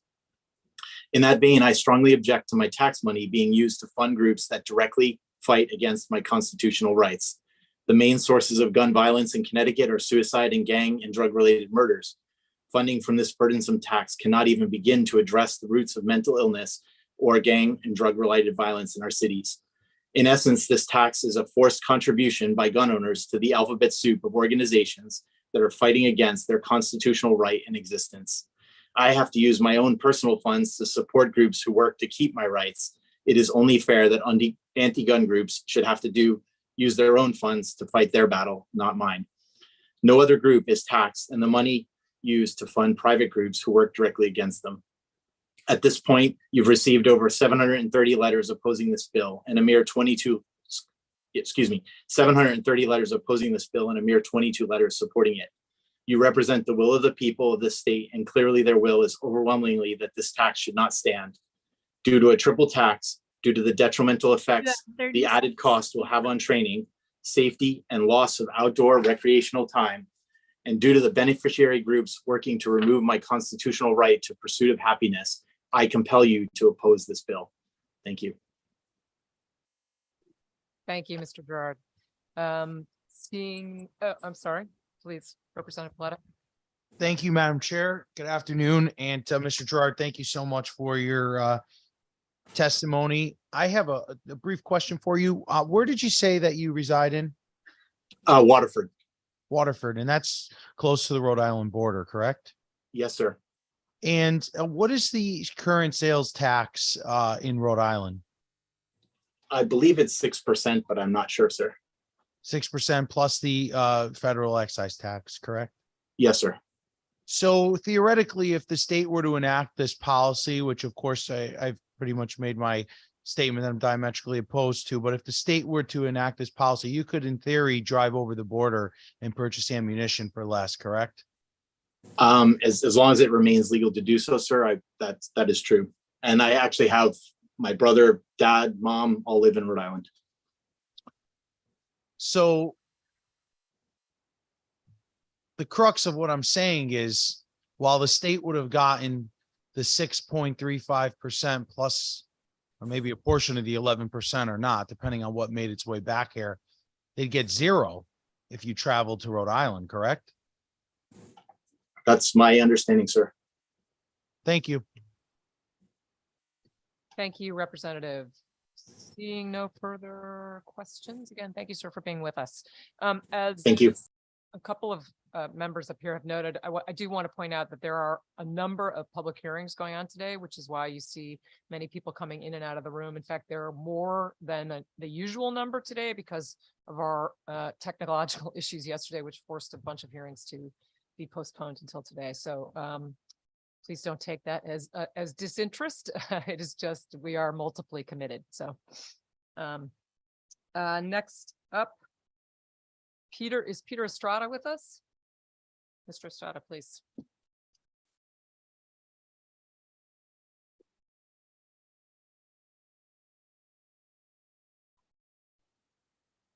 Good afternoon. Greetings to all the members of the Finance Committee. My name is Peter Estrada. I'm a member of the Connecticut Citizens Defense League and work as the Urban Engagement Coordinator. Today, I'm here to ask every member to oppose SB 5653 and act to establish excise tax on ammunition. While I do agree that we need to figure out ways to reduce violence in our state, but at the same time, I do not agree that we should be taxing residents at the state of the state even more. This new tax will add an additional cost of 15 to 20% depending on the type of ammunition that is purchased. With inflation driving up the cost of everyday purchases, now we have to worry about an extra expense. This new tax will make it even more unaffordable for people in my community to train. The fees between the state of Connecticut and local towns charged just to apply for a permit has now reached up to $250. Low-income people should not be disadvantaged in being able to exercise their Second Amendment rights. By passing this bill, the state will now be increasing the cost of training just to apply for a permit. Training facilities will need to increase the cost of classes just to offset this increased cost of ammunition. And again, the people most affected by this law would be the people from my community that cannot afford it. These are the very same people that live in the communities with high crime that would be disadvantaged. I have heard and watched the news reports from my representatives and our governor talking about how well our state is doing. If this is true and revenues are up, then why not just take a portion of those extra funds to help pay for these new programs? Another solution could be just to take the sales tax revenue already collected from sales of ammunition and divert those taxes to fund these programs. But adding additional taxes is not the way forward. Again, I would like to ask all members to oppose this bill, and I thank you for your time. Thank you, sir. Seeing no questions, again, thank you for being with us and sharing your perspective. Next up, we have Jake McQuiggan, who I believe is on Zoom, followed by Dustin Nelson and Joe Ciccarelli, and then Bruce Gressick. Again, if you are on Zoom and have received an invitation to be promoted, please accept that so that we can hear your testimony as soon as possible. Mr. McQuiggan, the floor is yours. Thank you, Chair Horn and Chair Fonfera and members of the Finance, Revenue and Bonding Committee. My name is Jake McWiggin. I'm Managing Director of State Affairs for the National Shooting Sports Foundation. We are the trade association for the firearms industry. We represent ranges, retailers, manufacturers, and distributors across the country, and those in Connecticut as well. I wanted to point out, obviously, we are opposed to 5653, but at the same time, Representative Gilchrist and our industry are on the same page. What do I mean by that? We all want to see gun violence decrease. The last thing we want as an industry is for prohibited people to gain access to firearms and to use them to commit violent acts. Obviously, taxing legal gun owners is not the answer. We as an industry and as a trade association has come before many committees here in Hartford over the years, asking for help, asking for support to try to stop violence in and around Connecticut. The Illegal Gun Trafficking Task Force, which we have come to support year in and year out, and it has had bipartisan support, has been continually not moved forward. It has not come out of committee as recently as last year. And that, again, was not in this committee, but in other committees here in the legislature. Again, we ask to enforce the current laws. There's a recent article that was in the Hartford Current that basically said a straw purchaser in Connecticut who illegally straw purchased firearms and brought them into Connecticut, which were used to commit crimes, received a 3-year supervised probation. 3 years for multiple firearms being brought into these communities in Connecticut. What I do want to point out to the advocates that do support this tax and to answer Representative Farrar's question specifically with Seattle. They had estimates of about $500,000 a year of revenue from their ammo tax in Seattle. 2016, the first year they had it in place, $104,000 in revenue. 2017, $93,000. 2018, $77,000. I think you're actually seeing a little bit of a model here as to what happened. Retailers moved out of the state. Consumers shifted their purchases and their behavior. Yeah, 30 seconds, please summarize. Yes. And to the representative's point before, they shifted their behavior and the state actually and city received lower sales tax revenue. So again, there are other answers. There are other ways to combat violence in our communities, and we will be fully supportive of those. But H5653 is not the answer to tax legal gun owners and basically shift that money into maybe in some instances unproven community violence programs. Thank you for your time today. Thank you, sir. Representative Cheeseman. Thank you. Thank you for your testimony, Ms. McWiggin. You mentioned funding for the Illegal Gun Trafficking Task Force, and then that didn't move forward. Was it not fully funded, not funded at all? Can you refresh my memory as to the status of that particular task force? So the gun task force in the past has been put into place. I believe it was a offshoot of legislation after the horrific Sandy Hook tragedy. But unfortunately, it has been an unfunded mandate in Connecticut. It is in place. It is supposed to receive state revenue and state support to fund it. Obviously, it would be a tremendous help to law enforcement in the community to know where these firearms are coming from, how they're getting into the state. But more importantly, if you have an illegal gun trafficking task force and we have a situation where an individual in Connecticut was convicted of straw purchasing and receives a 3-year supervised probation. The federal law says straw purchasing is a 10-year, felony. What happens? I mean, I've been here in front of this committee and others on this ammo tax for many, many years. And, we're starting to see, close to 90% range for gun charges being dismissed at the judicial level in Connecticut. Again, that is not going to do anything to help solve the violent crime in Connecticut. Thank you. And again, I accept you at face value that everyone engaged in this wants to eliminate, if possible, and drastically reduce gun violence, particularly in our cities. You mentioned the federal charges. I know in the 90s, they had great success in Richmond, Virginia, which had among the highest murder rates in the country with something called Operation Exile, which required mandatory federal 5-year sentences for anyone caught in the commission of a felony using a firearm. And they drastically reduced their murder rate. So I would hope, again, I'm always a fan of copying what's worked in other states. We want to make sure no one is a victim of gun violence, whether it's through homicide or suicide.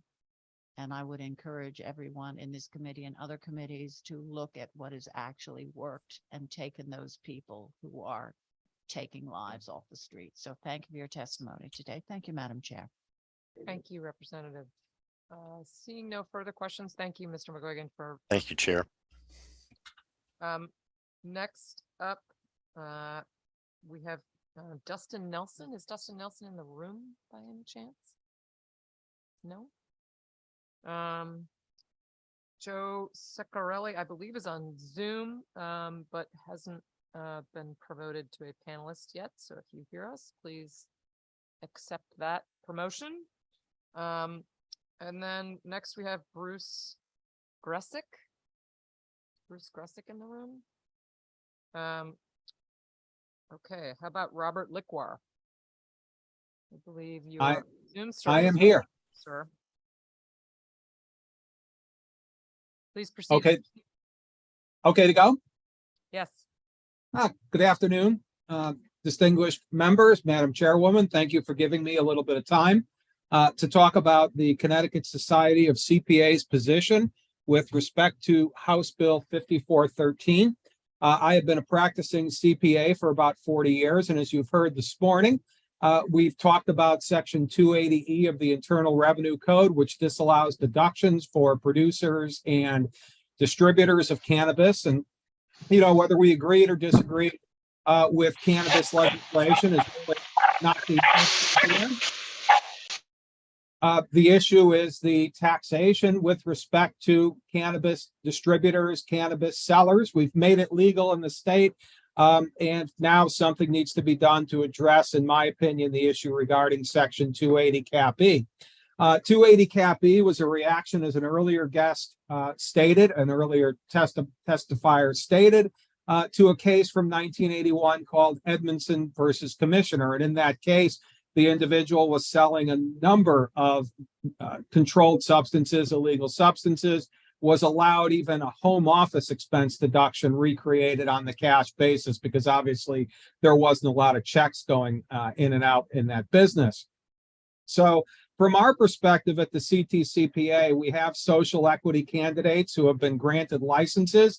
Connecticut is now collecting sales taxes and marijuana taxes. And Section 280E could have a crippling effect for individuals who may very well have known about 280E, but may not have had the proper planning done. I've attached to my testimony an Excel worksheet comparing the various effects of Section 280 on various choices of entity forms. And when you get a chance to take a look at that, you can see that if we're talking about a dispensary, which is only allowed a deduction for cost of goods sold, there is a potential effective tax rate of 146.67%. In my opinion, the revenue estimates of the state of Connecticut, and I think they were over 600 million over 5 years. Obviously, we're very young into the process right now, so it's not really feasible to get a good number of where we may be. But the point is, it seems that that taxes will drive individuals to go to the surrounding states which have decoupled from 280E. Now, I know it's only a small piece in the entire tax picture for those who are in the cannabis space. But the reality is that consumers ultimately bear the taxation and the charges if priced correctly, and both New York and Massachusetts have decoupled. New Jersey is going to decouple from 280E as well. So I invite any questions or comments and ask that you take a look at the information I put together that again shows average tax rates of potentially as high as 146% if the numbers work out. I thank you all for the ability to testify before you today. Thank you, Mr. LaCroix. I'd like to ask you a question that I asked of someone else earlier today. Up in your Sure. professional experience, whether you are aware of any other legal business in Connecticut that is not given the ability to deduct these ordinary necessary expenses. Certainly there are restrictions in various cases where they're talking about things like entertainment and club dues and things, but the answer is no.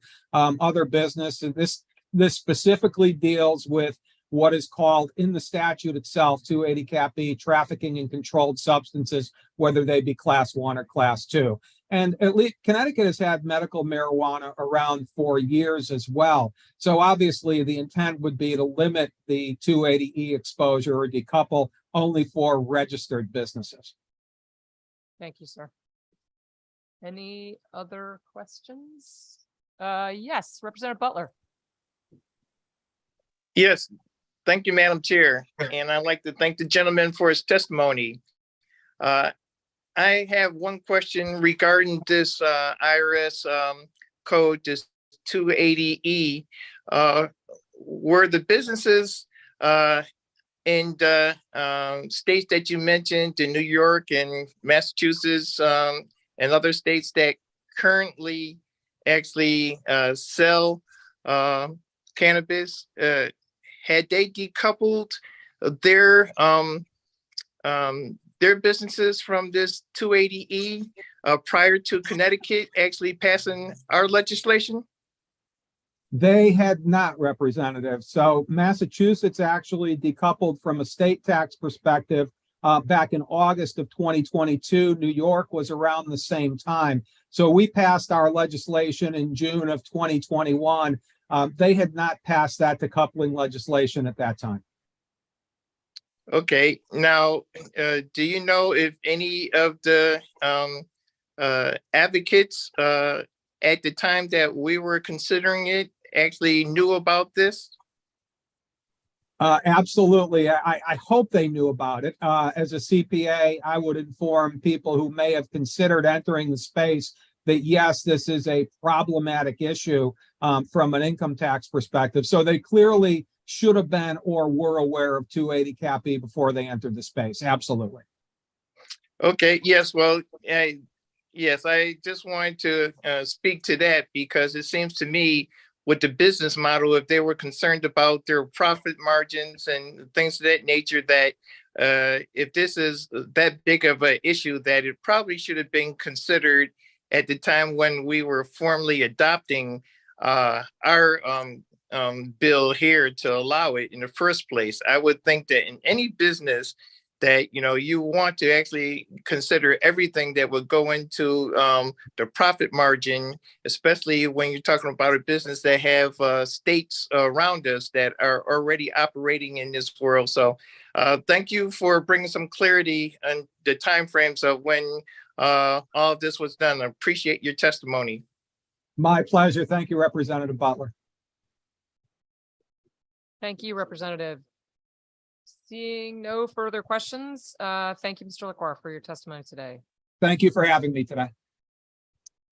Next up, we have Hyde Harmon, who I believe is in the room, followed by Dom Basili, Joanna Schubert, and Joseph Sperry. Mr. Harmon, I have been admiring your beautiful companion during the hearing today. So we welcome both of you.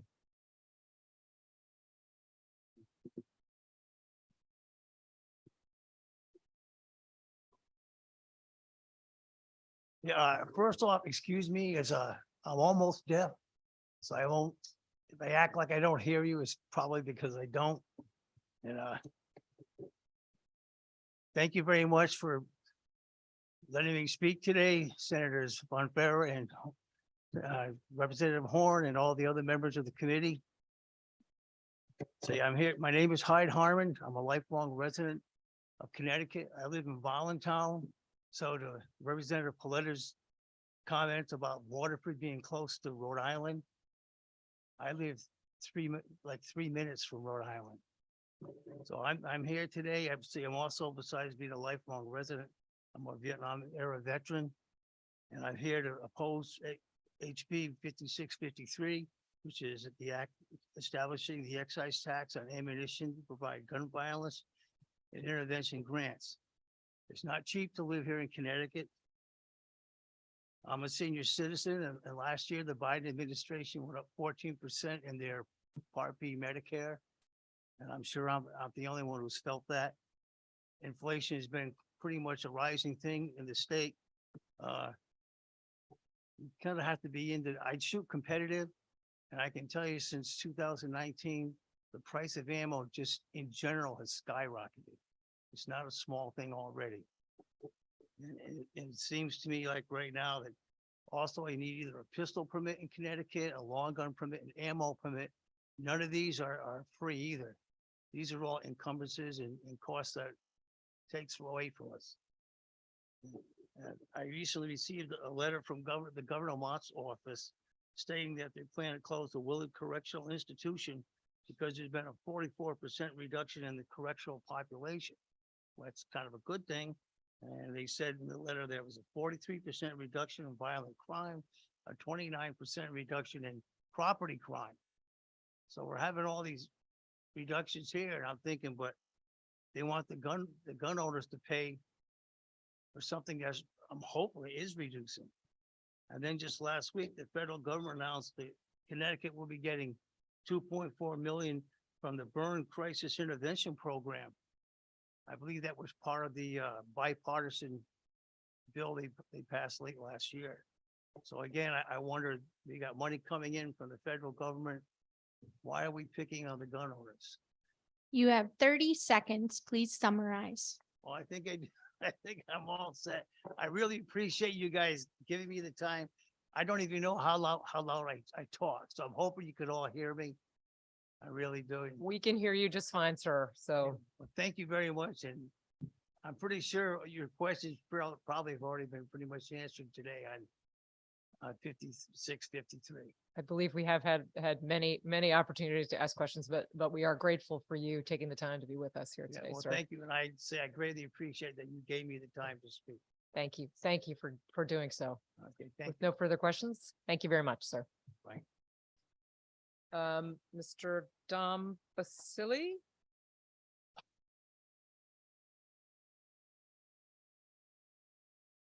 Yes.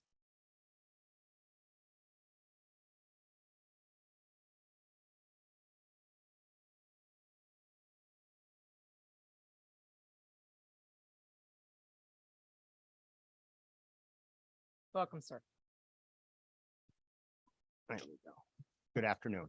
I'm here to speak to you today in strong opposition to 5653, the ammo tax bill.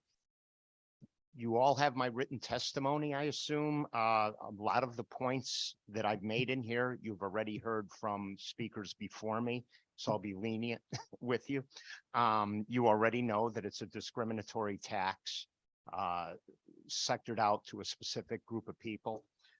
You already know that in order to legally purchase ammunition in Connecticut, at an absolute minimum, you need to be in possession of an ammunition certificate.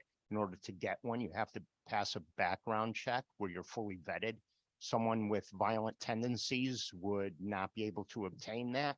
So criminals, by the law of the land, cannot obtain ammunition in the first place. One thing I'd like to address is the rate of the tax. The very few people that I've heard thus far speak in support of this bill all refer to it as a moderate tax. It is not.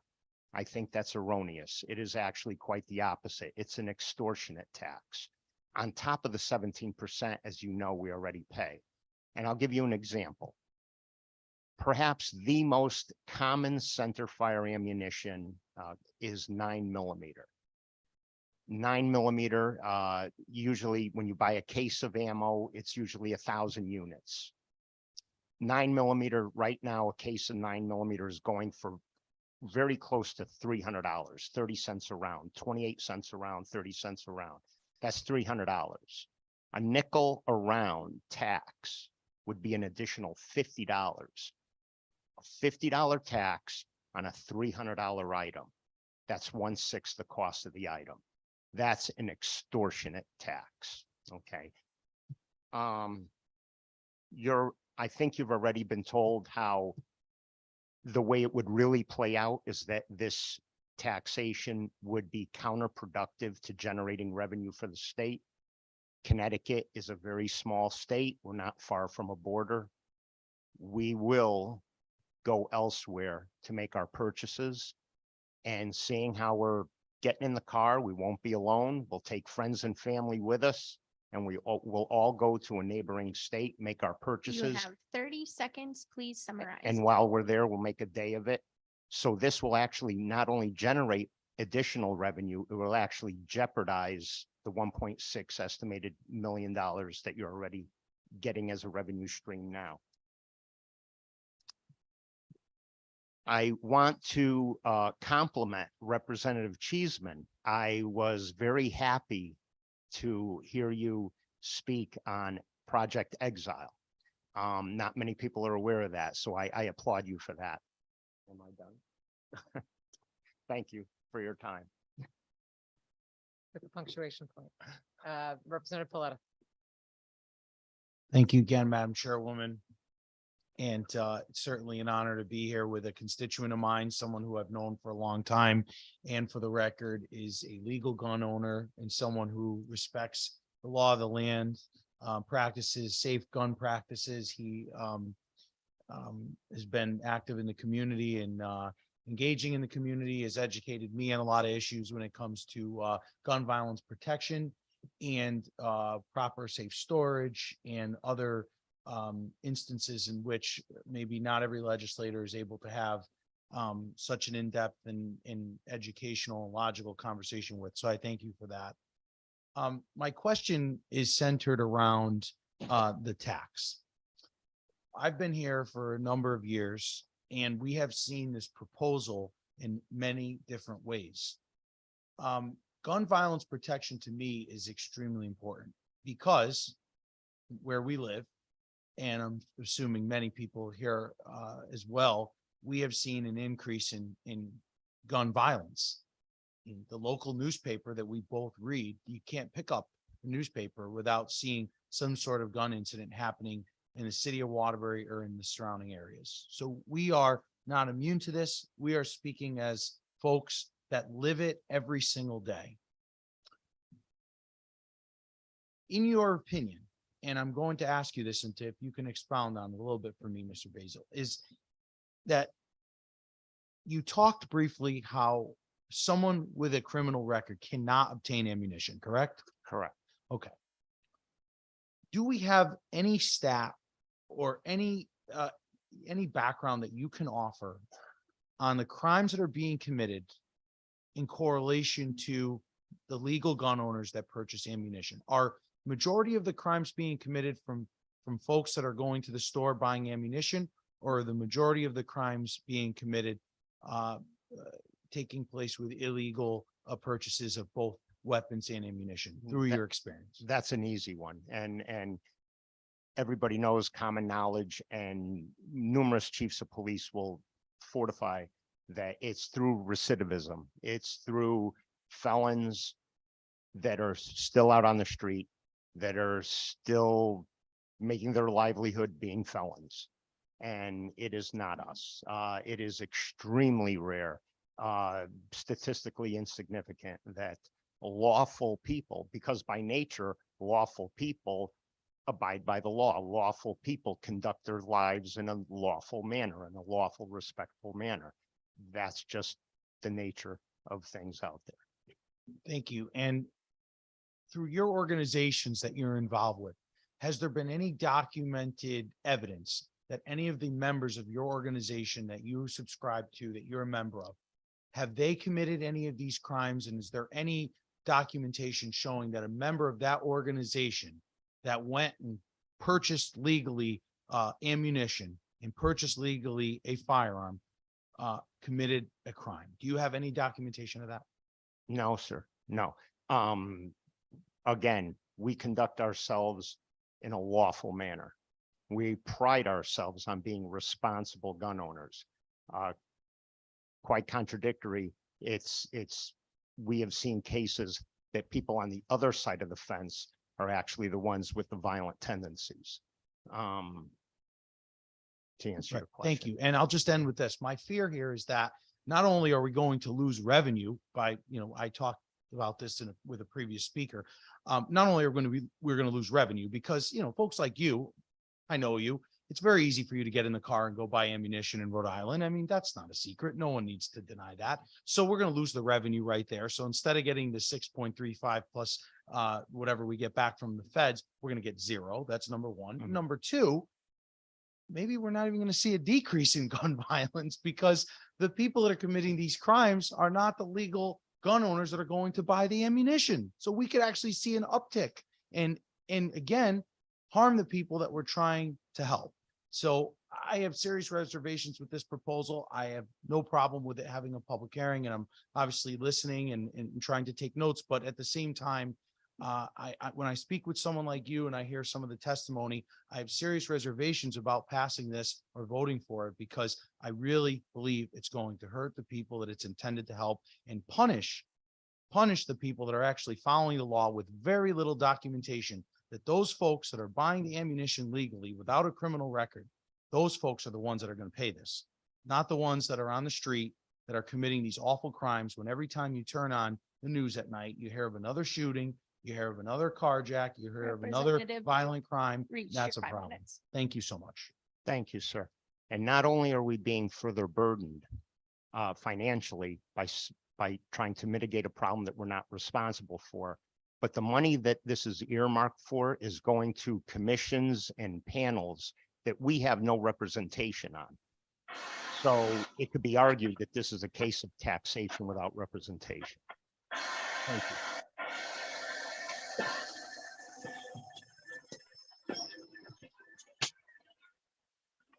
Representative Barry. Thank you, Madam Chair. Are you aware of any other taxes that are specific to ammo or guns that you are currently paying? Well, the Robertson-Pittman Act is the 11% tax that has been referred to. And that tax goes to outdoor activities and preservation of natural land and for the sportsman activities. Okay, and that's a federal tax that you're That is a currently federal tax. paying? Yeah, it's been on the books for a very long time. Okay, thank you for that. You're welcome. Thank you, Representative. Senator Fonfero. Thank you very much, Madam Chair. I listened to some of your testimony, the latter half of it, or some percentage. And I believe I heard you say that we, meaning you, and I guess those that in your group or whatever, are not the people who are causing the problem, the repeat offenders, the violent folks who are involved in gun violence. I guess it's just a coincidence that where a lot of the gun violence is happening in our state, in our cities, in our country, happen to be some of the poorest, most disinvested communities where schools are challenged, where unemployment is high, where skills of those residents is very low, where we compact affordable housing into those very same census tracts and neighborhoods where that violent crime is happening. And yet we don't have any responsibility for that. We absolve ourselves from any responsibility of creating these environments where people are left with zero options in their life other than finding ways to survive, sometimes survive literally in terms of the conditions that exist there.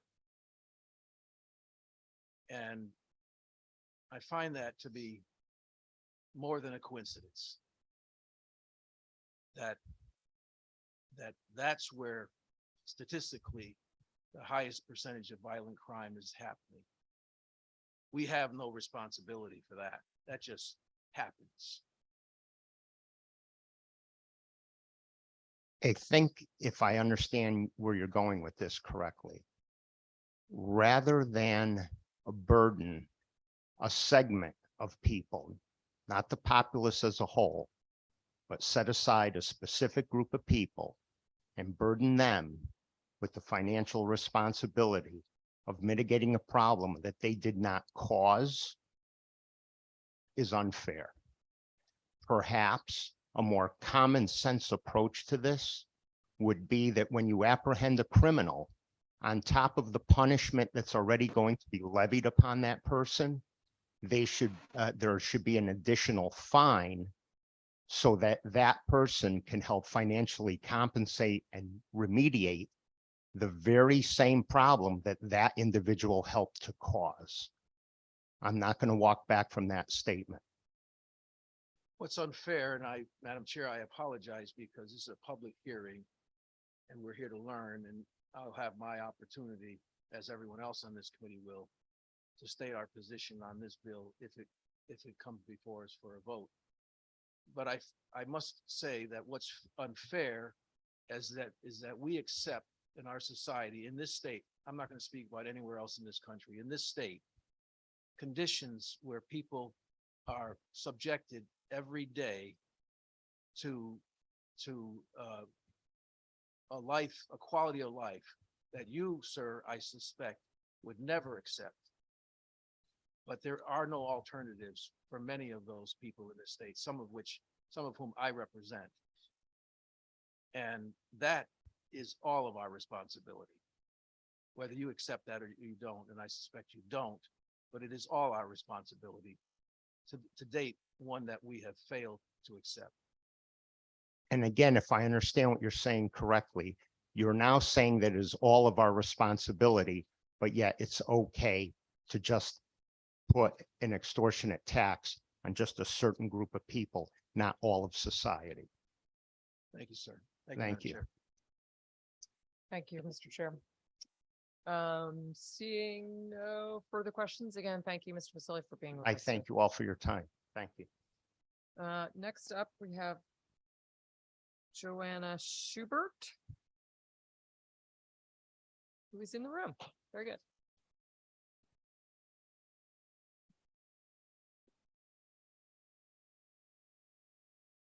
Good afternoon. Good Good afternoon. afternoon, Chair from Farah and Horn, and to the distinguished members of this committee. I appreciate you having me here this afternoon.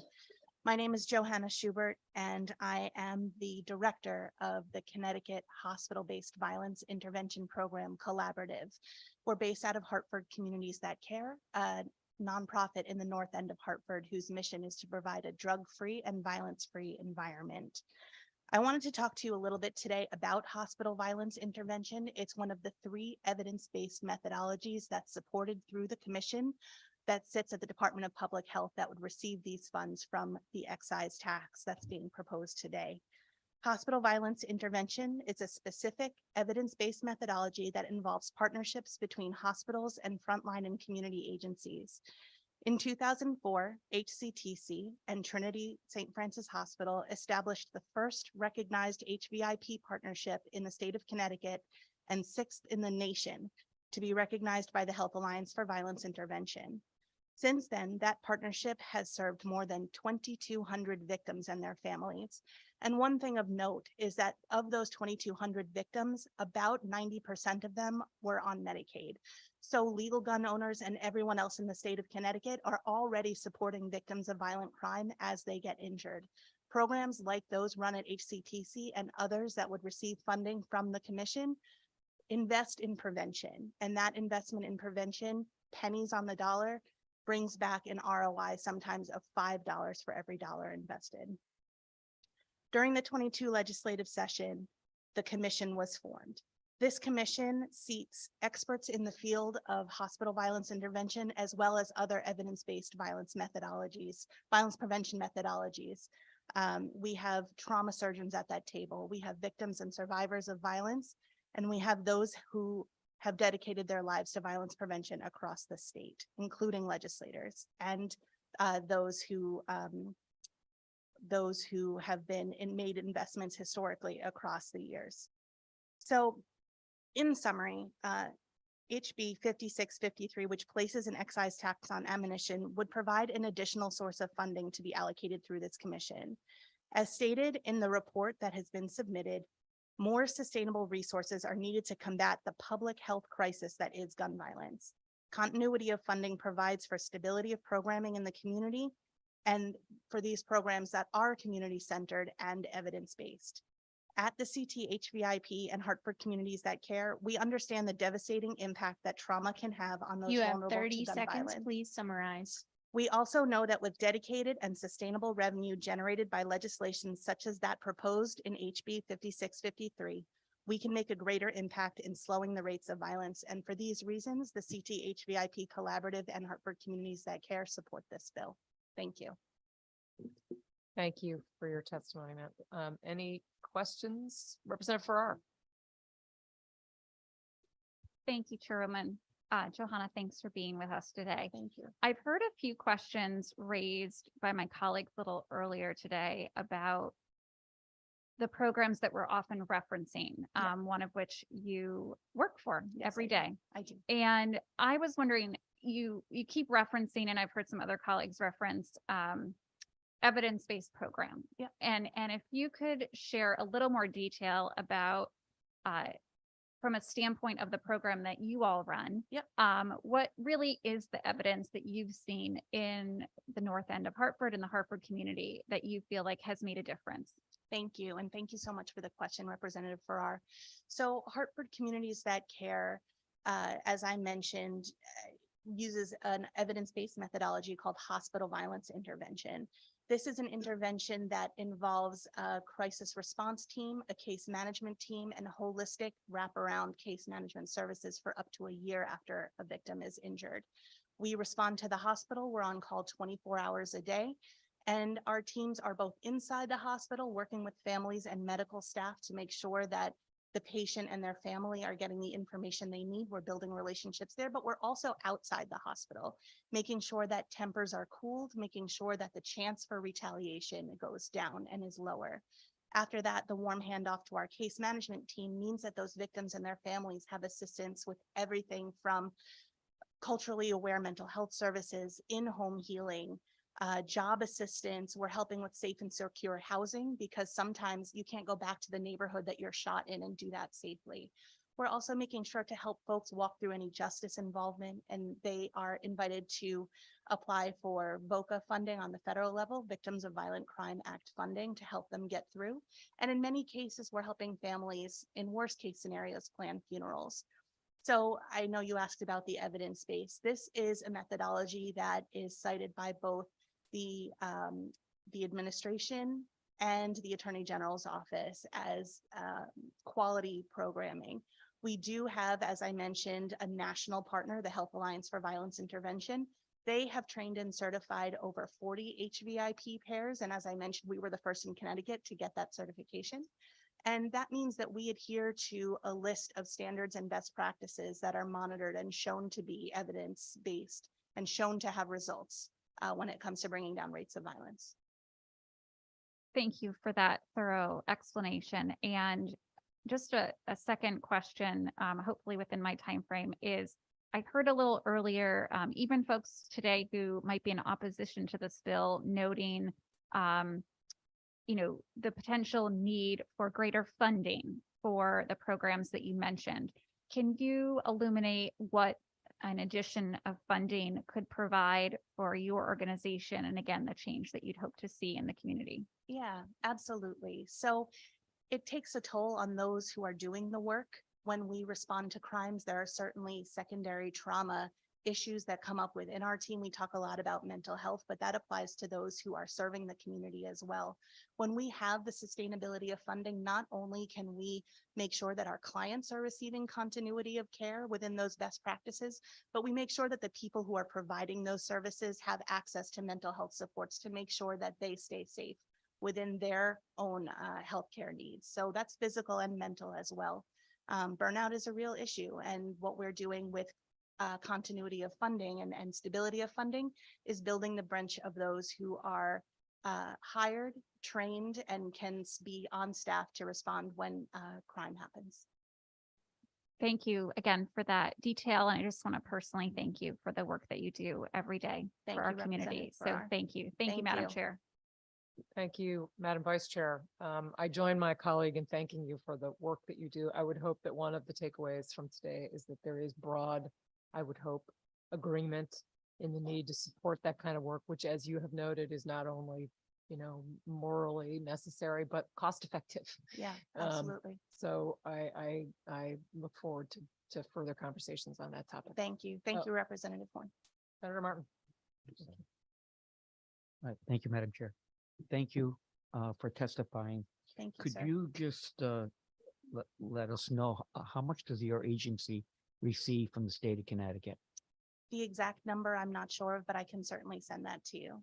And do those funds, do you have to go through the appropriations committee to Some receive of them, them? yes. Yeah. And regarding the amount of the 2 cents, 5 cents, how much do you think your agency needs in additional funding? You know, it's hard to put our finger on an exact amount. I wouldn't want to guess, but I can say that at the commission that's been established at the Department of Public Health, there are frontline experts there who are subject matter experts in their field. Like I said, all the way from trauma surgeons to those who do this street level intervention. And between them, they've come up with a set of parameters by which the grants that they are allocating need to fall under. And so hopefully through studying those parameters, through working with that within that commission of subject matter experts, we would be able to come up with a reasonable and meaningful amount that would support the work we do. Yeah, that would be helpful. Also, could you send us information on how your agency or the program that you have slows down the gun violence Yes, as well? absolutely. Thank you. Thank you, Senator. Representative Cheeseman. Thank you, Madam Chair. Thank you for coming here today. Sort of a follow on from one of Senator Martin's questions. You mentioned that the state of Connecticut provides some funding. Where is the balance of your funding sourced? So that's an excellent question. And again, I'm hesitant to answer any specific budget questions, but I'm happy to follow up with you. Okay, and I think you mentioned there were either 40 other communities or 40 other similar organizations that are so- providing this support.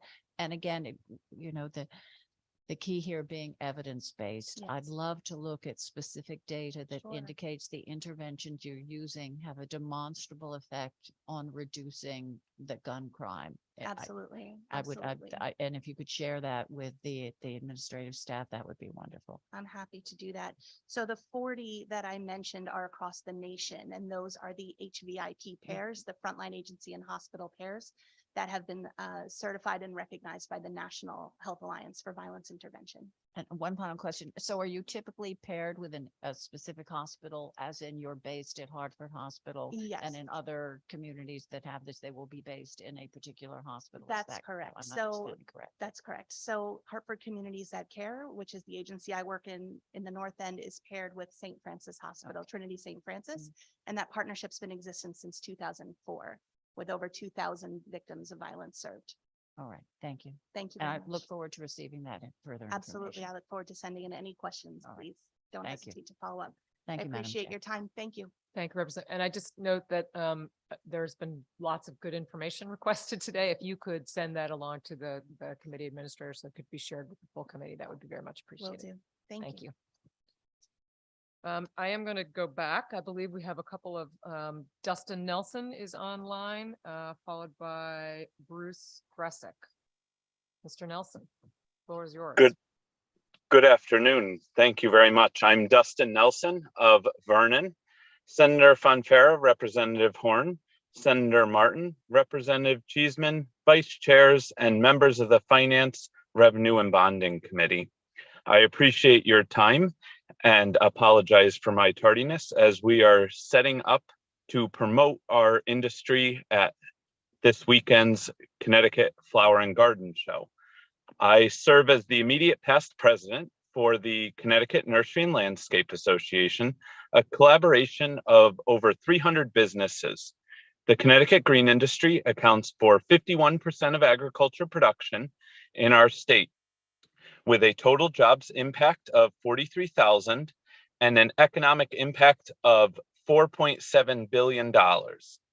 I'm testifying in favor of Senate Bill 350, an act exempting certain agricultural vehicles from the highway use tax.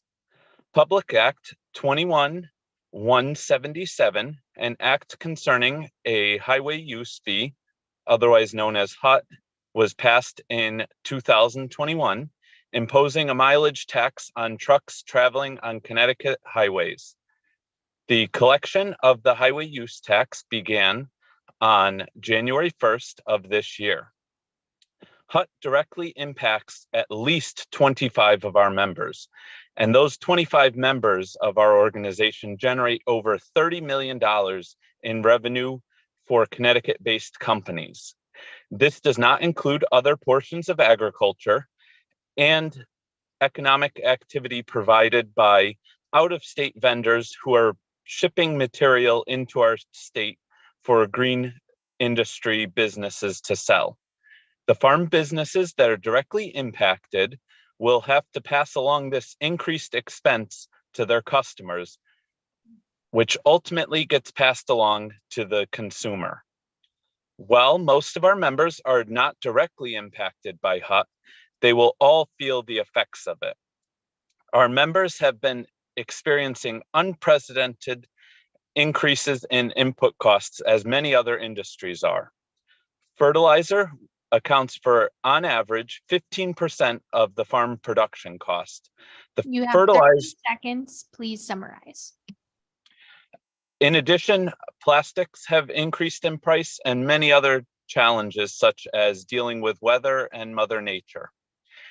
We fear that this will impact affordability of food for Connecticut residents. Please vote in favor of Senate Bill 350 and help make agricultural goods from Connecticut competitive in the marketplace and affordable for Connecticut families. Thank you again for your hard work and dedication to residents of Connecticut. Your work helps make Connecticut a great place to live and work.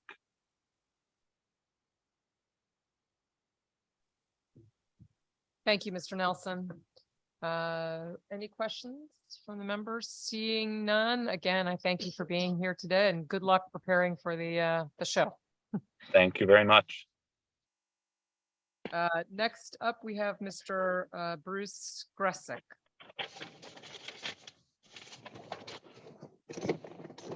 Hello, members of the committee and chair. Oh, sorry. I'm also calling from from the same show. Apparently, it's a popular place. My name is Bruce Gressick Jr. of Gressick Farms, 860 Litchfield Turnpike, New Hartford, Connecticut. Today, I'm speaking to you in my capacity as a director of the executive board of the Connecticut Greenhouse Growers Association in Waterbury, Connecticut. This organization represents the educational and business interests of more than 200 greenhouse growers across the state of Connecticut. I would like to take this opportunity to conditionally support the spirit of Senate Bill 350. As this language of this bill is finalized, our members in the Connecticut green industry would be happy to be engrossed within that language, and with the condition that the revenue loss created by this proposal in the governor's proposed the governor's proposed biannual budget not be replaced by something far more unfriendly to our members' conduct of business in the state of Connecticut.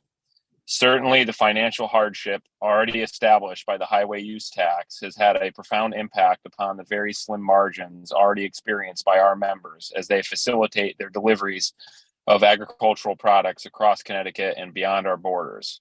Quite simply, we could support an agricultural exemption from the hut as long as there is no alternative means of taxation derived from our membership in an effort to balance the state's budget in this revenue category. Thank you very much for your time. Thank you, Mr. Gressick. Anyone? Thank you, sir. Joseph Sperry.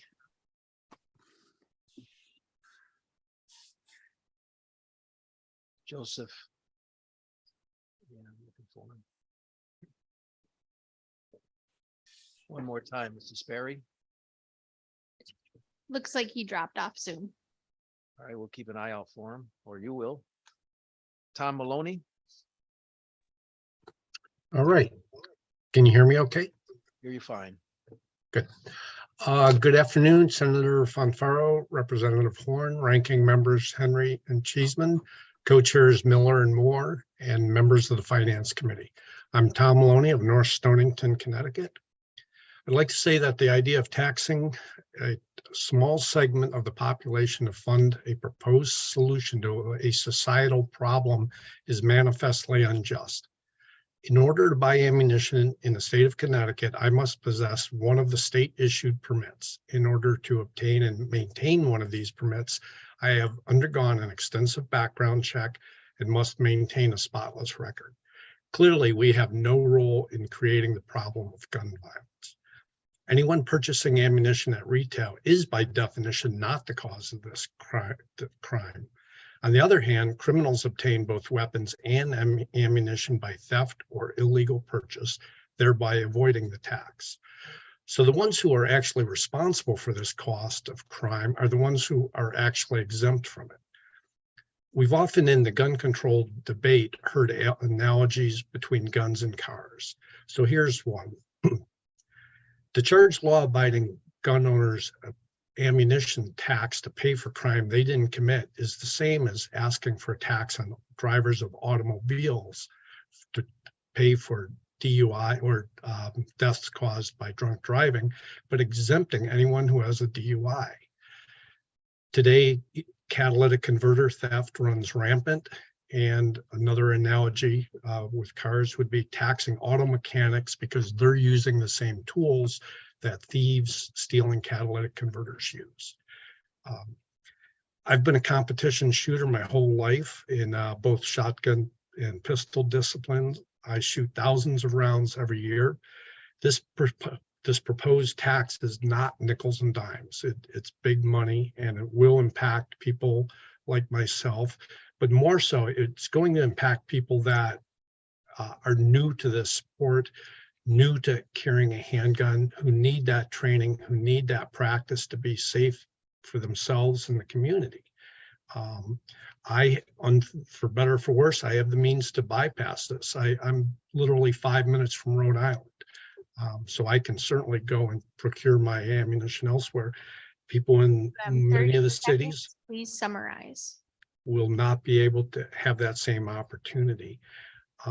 So just in closing, I'd like to point out that Representative Gilchrist had pointed out or was asked the question how much she thought this program would actually raise for these anti-violence programs. She had no idea. I find that a little disturbing that she's proposing something but hadn't bothered to find out how much money it would contribute to the program she advocates. I feel, and I think a lot of gun owners feel, like this tax is punitive. It's aimed at a small segment when it could be drawn from the general fund. If it's a societal problem, let's all pay for it. Thank you very much for the opportunity to provide my testimony. Thank you, Mr. Maloney. Questions? Thank you, sir. Richard Sousa. Representative Sanchez has his hand up on I Zoom. apologize, Mr. Sousa. Representative Sanchez, you have a question, sir. Hopefully, Mr. Maloney hasn't left us. No, Yes, it's Mr. Maloney is still there. Yes. Yeah. Hi, how are you, sir? And Very thank well, you. thank you. Thank you, Mr. Chair. So question I have, do you know what percentage of people that commit gun violence here in Connecticut and throughout the United States are legal gun owners versus illegal gun owners. People that don't have a permit to carry a gun. I do not know that number for Connecticut. I believe has been talk about trying to pass a law that would actually start to track that information. I do know that there are studies in both Texas and Florida that have studied the rate of firearms crime by permit holders versus the general public and versus law enforcement. One of those studies found that law enforcement actually commits felony firearms crimes between 10 to 20 times more often than legal permit holders. Certainly not any knock on law enforcement, but it's particularly in this discussion around who to look to fund firearms violence. You're taking what has been demonstrated as the most law-abiding segment of our society and culling them out to pay for it. We're not the problem. We have the same concerns with gun violence that everyone across the board has. And I haven't heard any real objection to funding those programs out of the general fund. Again, if it's a problem for all of us, let's all pay for it, not target gun owners. Thank you. And just one more question. What is the average cost of a box of ammunition? I mean, I know at one point I've heard from people where it used to be a lot cheaper before Connecticut came down with its very strict restrictions on guns. What was the average cost of a box of bullets back then, and what is it now? Well, there's a lot of different ammunition. So let me, an earlier speaker mentioned 9mm. 9mm is probably going for about 30 cents a round right now. There was a time less than 10 years ago, it was probably 15 cents a round. So it's roughly doubled in some period. A lot of things have increased, supply chain problems. As more people have gotten into the shooting sports, we heard earlier testimony that a lot of new demographics are taking up shooting and self-protection with guns. It's put a lot of pressure on that supply chain. So the cost of ammunition has gone up. Shotgun, I'm typically paying about $7 to $8 a box, and I'll use 2 boxes for a match and about 4 to 6 boxes for practice coming up for that match. I know young women competing in scholastic shooting sports, they're shooting upwards of 1,200 rounds a week, 1,200 rounds a month. And these are young women heading off to college and competing in scholastic clay competitions. That's just very difficult for them to absorb that extra cost. Thank you. I hope I answered your question. No, and you did. I mean, I just wanted to point that out, that the cost for ammunition has gone up. And the number of people seeking gun permits has increased substantially, particularly here in the state of Connecticut. And it's not cheap to get a gun permit. I mean, I know because I have a gun permit, and I know how expensive it is. And I just feel that we've done quite a bit already. And so I'm looking forward to hearing more, of course, more testimony on this particular bill. But thank you so much for your answers. Thank you, Representative. Thank you, Mr. Chair. Thank you, sir. Senator Martin. Thank you, Mr. Chair. Mr. Sperry, do you know the answer to how many rounds of ammunition are sold in the state of Connecticut annually? Was that question for me? You mentioned Mr. Sperry. Yes, it is. Oh, I'm sorry. No, I do not know that. I do not have that figure. I'm sorry. Thank you. Thank you very much for your testimony, Mr. Maloney. And I Thank believe you, Representative. the next speaker is Mr. Souza. We're ready for you now.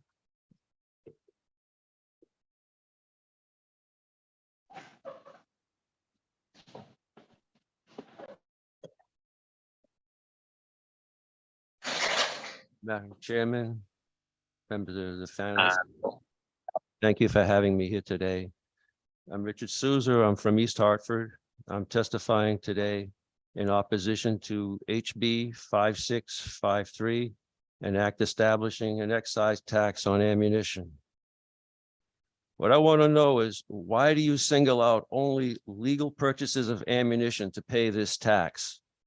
If we're truly in this all together, why not tax everyone in Connecticut to support your community gun violence and intervention programs? It's because this ammo tax is a punitive tax. It's virtue signaling.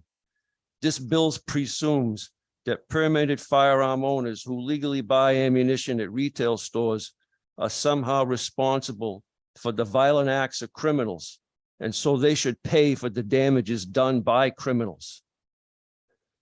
The German Nazis had the Jews to blame for all their failures.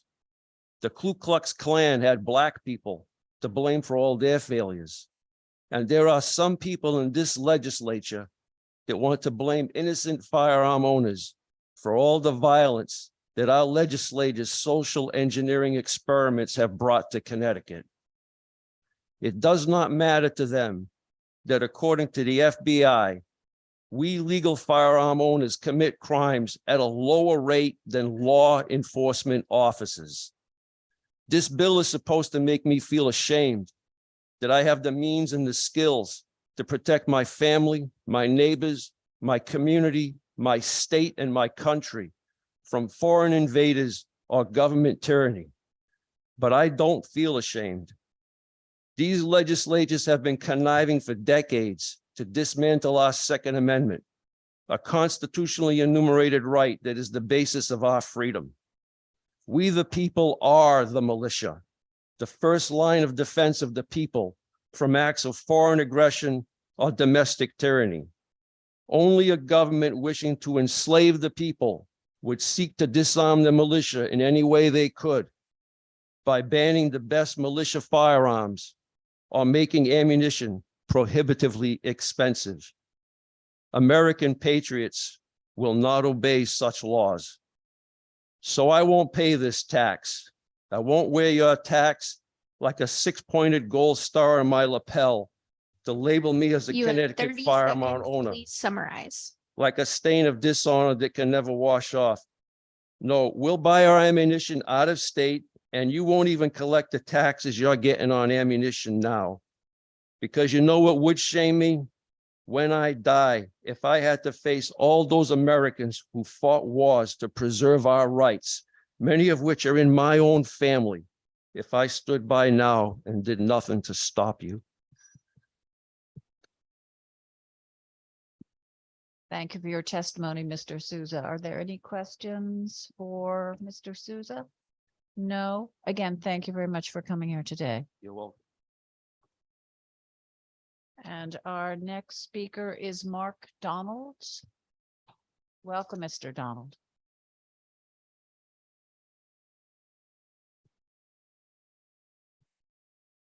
Good afternoon. Thank you for having me. Mark Donald, Executive Director of RIASAP, based in Bridgeport, Fairfield resident for 18 years now.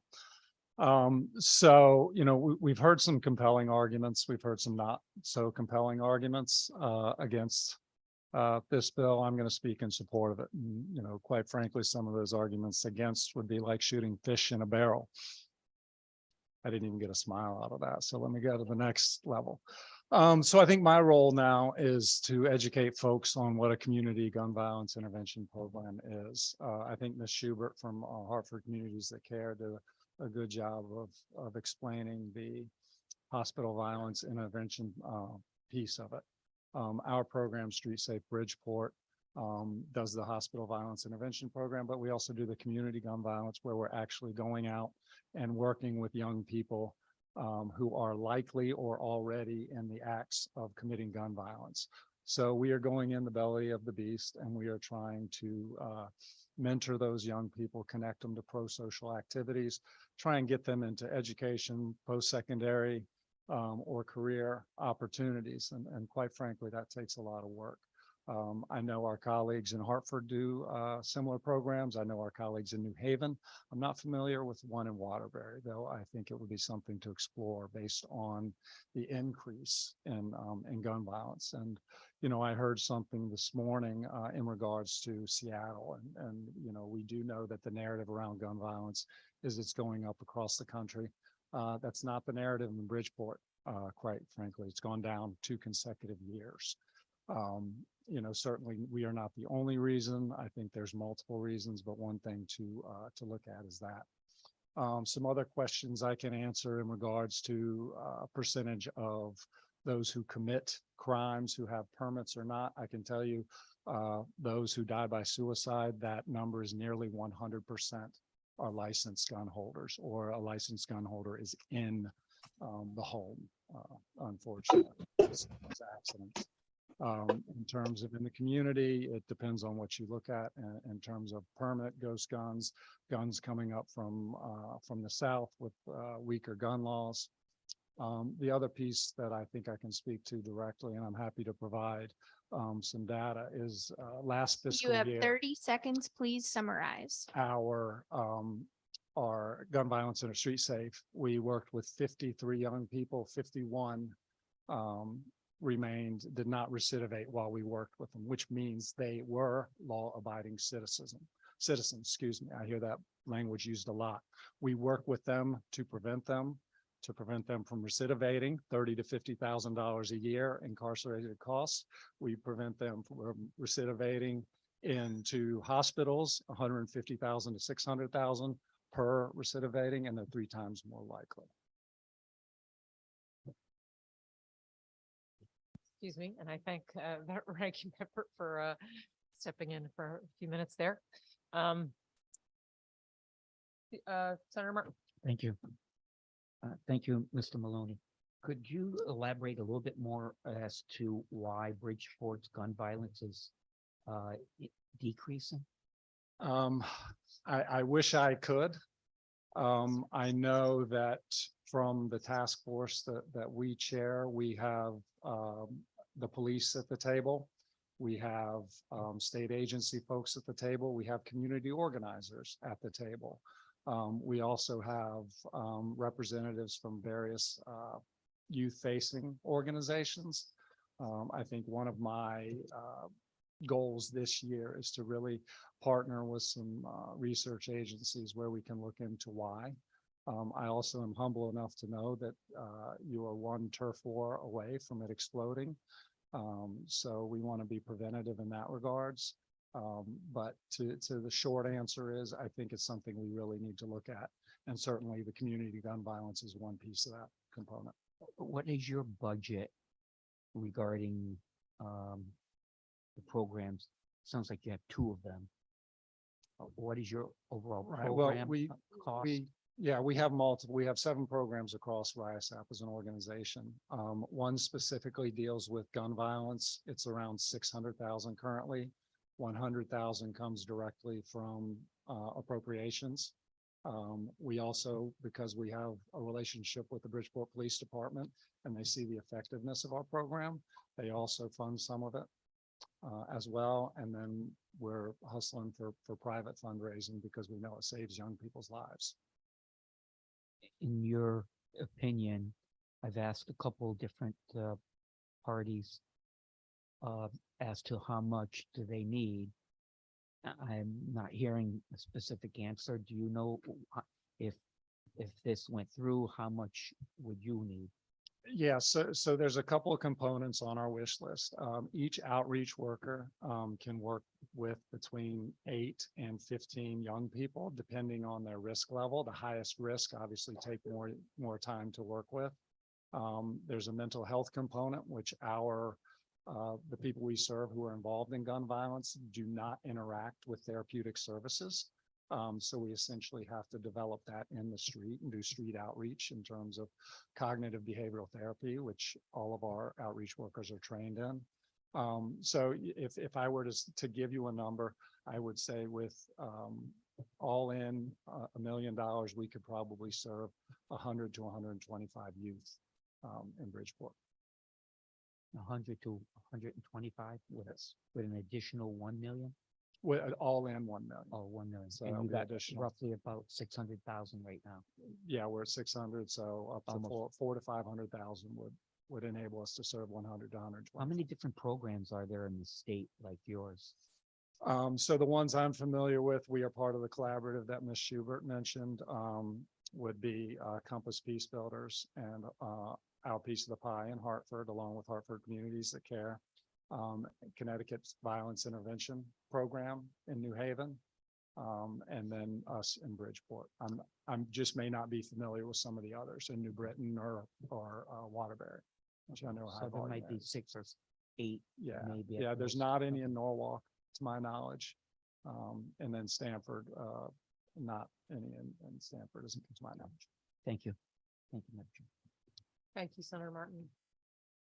Seeing, Representative Carver DeGraw. Thank you so much, Madam Chairwoman, and my apologies, my camera is not working today for some unknown reason. I'm guessing I need to reboot Zoom. I just wanted to ask the question, we've heard a lot about law-abiding gun owners. I wanted to focus more on, when we hear about illegally versus legally purchased guns, do you know the percentage of, say, mass shootings that are committed by legally purchased guns? I don't. The statistics I know about mass shootings are they don't happen in urban areas. They typically happen in suburban areas. They're not typically committed by a person of color. They are typically committed by a young white male between the ages of 16 and 30. I actually looked this statistic up because when I keep hearing that, law-abiding gun owners, and of course, this does not touch the Second Amendment right. It just raises the cost of your Second Amendment right. The numbers that I found are anywhere between 77 and 85% of mass shootings since 1982 are actually committed by legally purchased weapons. So I thought that was an interesting statistic. Getting back to the community gun violence, though, I think that that's part of the challenge is that, we have communities that don't see the violence that we see in these communities as their problem if they live in suburbia or they live somewhere else. Whereas it seems to be that this is all of our problem because we certainly don't want to have, more shootings anywhere. So when you talk about the lowering the recidivism rate, do you know by how much those programs are lowering? I think I may have missed that. Yeah, so I think the recidivism we think about in terms of recidivating to the hospital, which, at the lowest end of the analysis I've seen is 150 to 200,000 per hospital visit for a gunshot wound. Most are in the range of about 450 to 600. That becomes a taxpayer burden. Obviously, an incarcerated person is a taxpayer burden. So I think that's where we see the recidivism save and keeping young people out and encouraging them to become law-abiding citizens. There was a second part to your question that is escaping me right now. If you wouldn't mind. No, that's fine. You hit the nail on the head. I think that there more needs to be understood about these programs to the general public to understand how this really is ultimately a savings to the taxpayer. And frankly, it could be so much of a savings to the taxpayer, it would then cover the cost of additional boxes of ammo. So thank you so much for your testimony today. I really appreciate it. Thank you, Madam Chairwoman. Thank you. I think one other thing that is difficult when you're evaluating community gun violence intervention programs is it's difficult to analyze data of what you're preventing. Right. So I mentioned 51 out of 53 did not go in, but how many gunshots did we prevent? Well, we'll never be able to measure that because they never happened. So that, goes back to the conversation earlier about Seattle and some of the intervention programs that I know in Connecticut are doing great work, yet it's still going on the rise. It's a super complex public health issue. How are we preventing it? How are we intervening in it? And how do we respond to individual incidents?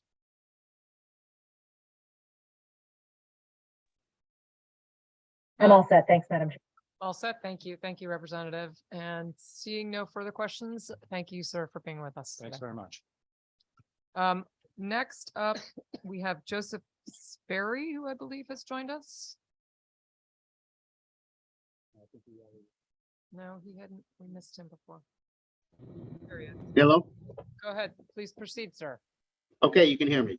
So good afternoon to the Madam Chair and the Chairman, and to all the distinguished members of the Finance, Revenue, and Bonding Committee. My name is Joseph Sperry from West Haven, Connecticut, and I write to you today to strongly oppose House Bill 5653. While I can appreciate the meaning behind this legislation, I cannot support it. I believe that this tax is a form of punishment that is directed at law-abiding citizens like myself. The problem I have with most taxes is the money generally does not end up in the coffers of where it should go. The good chairman himself alludes to this fact in the February 14th hearing at the 620 mark. And I quote, "We in our budget every year allocate millions of dollars for addressing poverty in our state, but virtually none of it is directed into high poverty, low opportunity census tract, where much of the characteristics we read about every day sadly take place."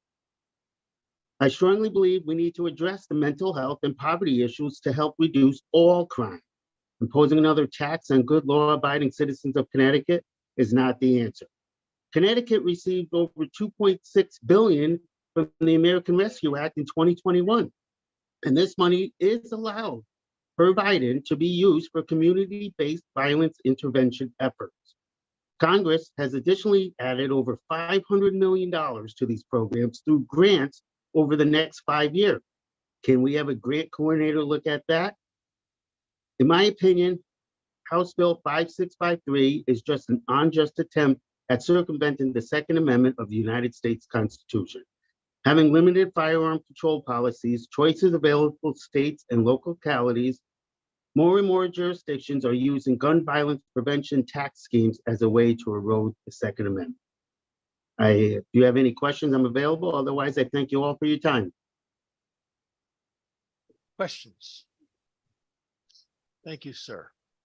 All right, thank you.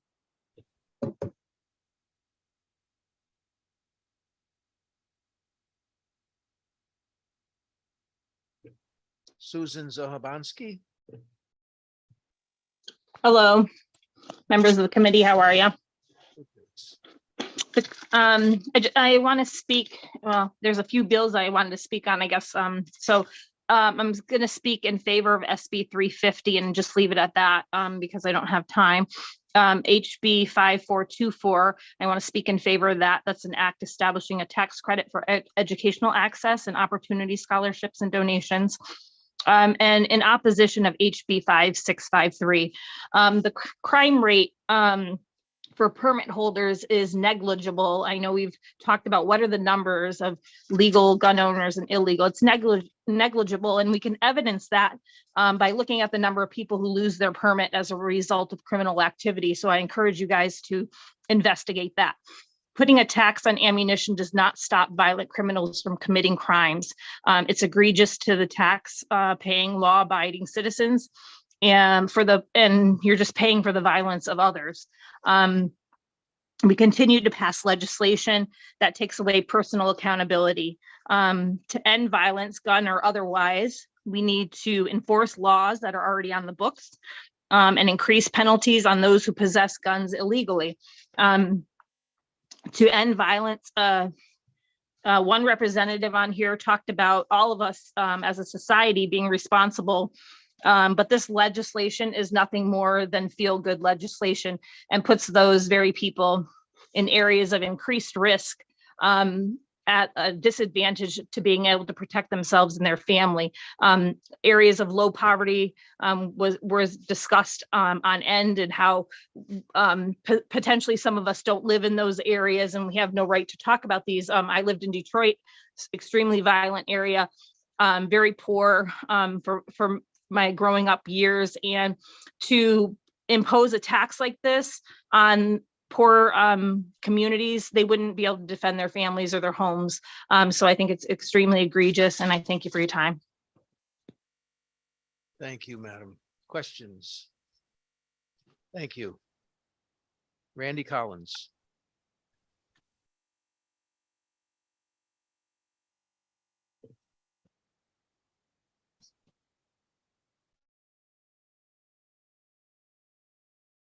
Good afternoon. My name is Randy Collins, Advocacy Manager for the Connecticut Conference of Municipalities.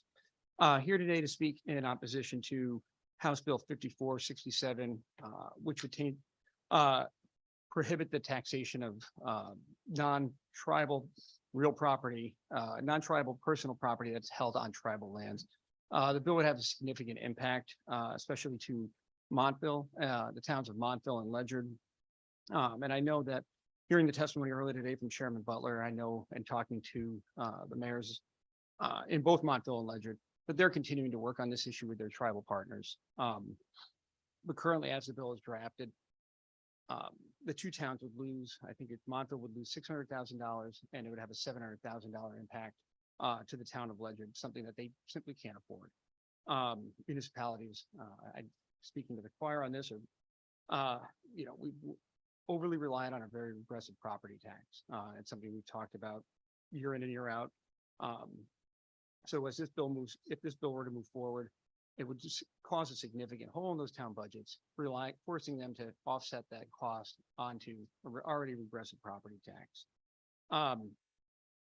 We have talked, I know Chairman Butler also referenced, the increased money from the iLottery and sports betting. That money hasn't been passed along. It's not been distributed to municipalities. And subsequently, the Mashantucket and Mohegan Fund, I think right now it's almost at an all-time low in distribution. It's at $51 million. I think in 1998 or 1999, it was almost $131 million that was distributed. So even as time has gone, the money that was originally dedicated to municipalities has been reduced significantly. We'd be happy to continue to work with the committee to see if we can develop a solution and address this issue. But as I said, as of right now, without a guarantee way to offset the loss of those municipalities, we oppose this bill. Thank you. Any questions for Mr. Collins? Thank you, sir. Did you have a question? Sure. Randy, you have a question for you.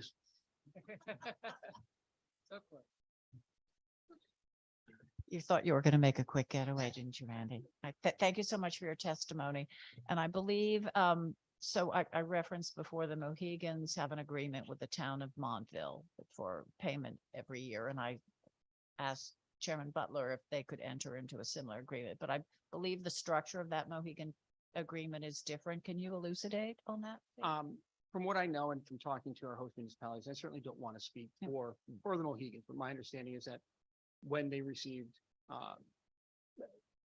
the allowance to create the casino, that they entered into a compact with the town of Montville, so that if this bill were to go forward, I don't believe the Mohegans would realize the savings because of that contractual obligation that they have with the town of Montville. So you would now have a disparity between the two tribes where, a Nike outlet operating at the Mashantucket Pequot, Mashantucket Pequot facility would have less expenses than one operating at Mohegan Sun. Yeah, So and I think it may have been part of their federal compact. So obviously you cannot abrogate the terms of a federal compact.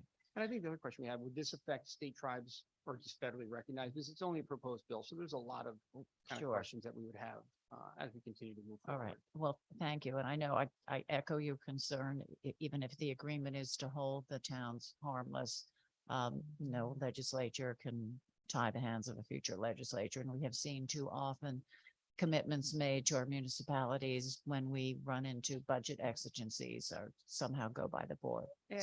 And if it's just a hold harmless, it doesn't allow for growth.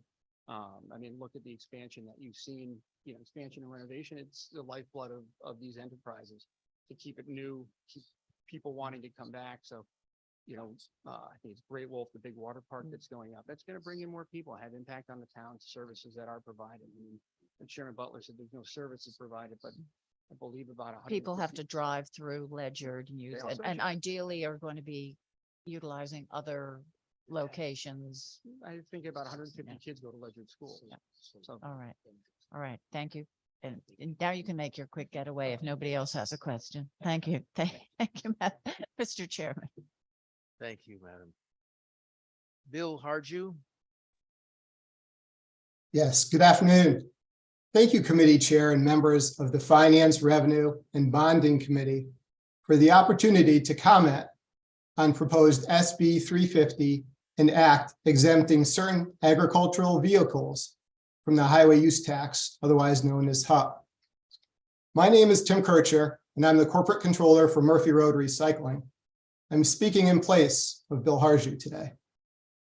We ask that the committee amend SB 350 and add an exemption for trucking services performed on behalf of tax-exempt political subdivisions of the state of Connecticut. Murphy Road Recycling is a local, family-owned and operated company providing waste disposal and recycling processing services throughout the state of Connecticut, in particular for cities and towns. Services are rendered in a reliable, cost-effective, and environmentally responsible manner. In so doing, municipal materials are frequently transported via truck within the state. Under the current application of the highway use tax, these services are not tax exempt. This is inconsistent with the application of sales and use tax that does not apply to services performed on behalf of such political subdivisions. In closing, we ask the committee to amend SB 350 and add an exemption for trucking services performed on behalf of tax-exempt political subdivisions of the state of Connecticut. Thank you for your time and consideration of our request. Thank you. Any questions? Representative Beach. Yes, Mr. Chair. Is he still there? Yes. Okay. Bill, thank you for testifying today. I've got a quick question. What type of cost savings would you or your organization receive if there was some sort of an amendment that was, introduced? Yeah, so I think that's a great question, and thank you for asking it. It's something that we're currently working on quantifying because this is still fairly new. What we can say is that we believe it would have a material impact to the municipalities that we service. Again, because this is new and there's quite a bit that has to be done, we're not quite there with the figures yet. Okay, thank you for your answer. Thank you, Mr. Chair. Morris Armstrong.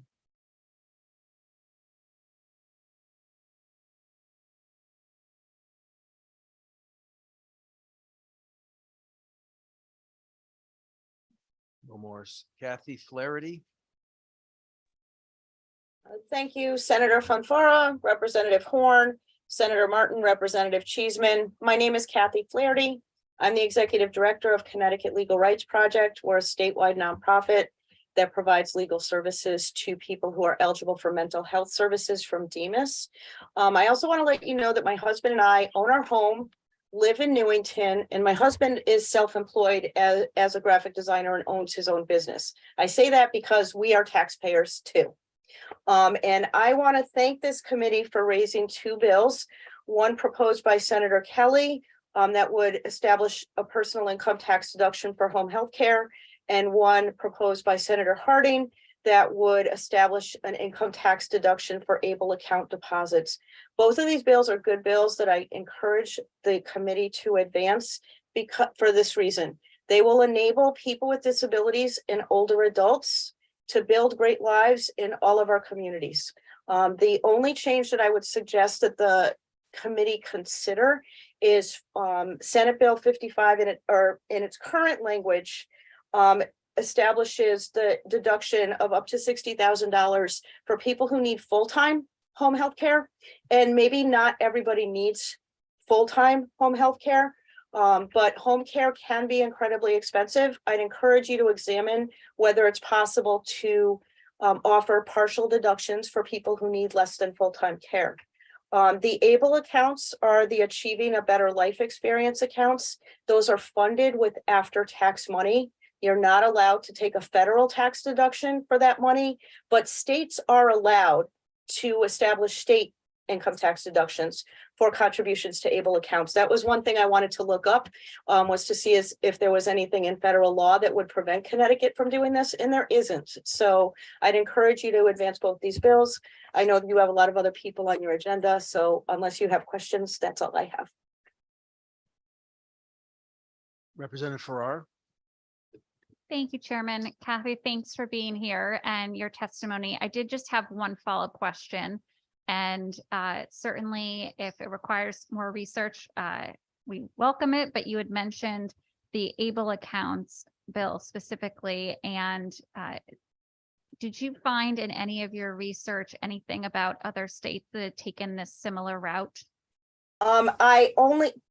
I can't tell you how many states have the state tax deduction, but the little bit of research that I did, I came across a site that said many states have created. How many is many? I don't actually know, but other states have done it.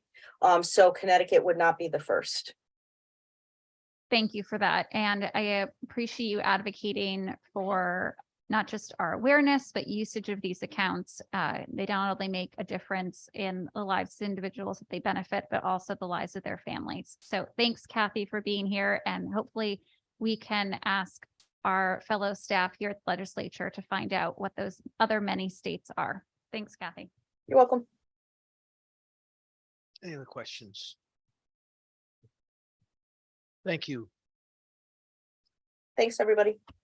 Jordan Levine.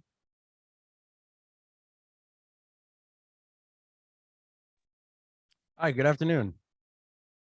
Can you hear me okay? We hear you, we see you. Oh, fantastic. Site. Well, good afternoon, everyone. Thank you for having me today. I heard a lot of great testimony from my fellow citizens here, and I hope you guys appreciate mine. My name is Jordan Levine. I am the owner of A Better Way 2A, and I'm here to express my opposition to HB 5653, the excise tax and ammunition. Excuse me. One of our goals at A Better Way 2A is to break down the barriers that we have due to bias and misunderstanding between gun control advocates and opponents. These barriers prevent us from having the reasonable and productive conversations that would inevitably lead to the most effective mitigations to gun violence, and are why we end up with punitive and inequitable bills like this. I know I'm not supposed to say this, but I supported Governor Lamont with the majority of his decisions in response to COVID. I thought he did a good job, which as a gun owner is hard for me to admit. But I give credit where it's due. Like gun violence or just violence, COVID was a problem and is a problem that affects us all. And because of this, we were all expected to work together to protect the most vulnerable. I distinctly remember the animosity felt towards those who wouldn't wear a mask or get vaccinated by people who saw them as selfish for not bearing the responsibility with their fellow residents.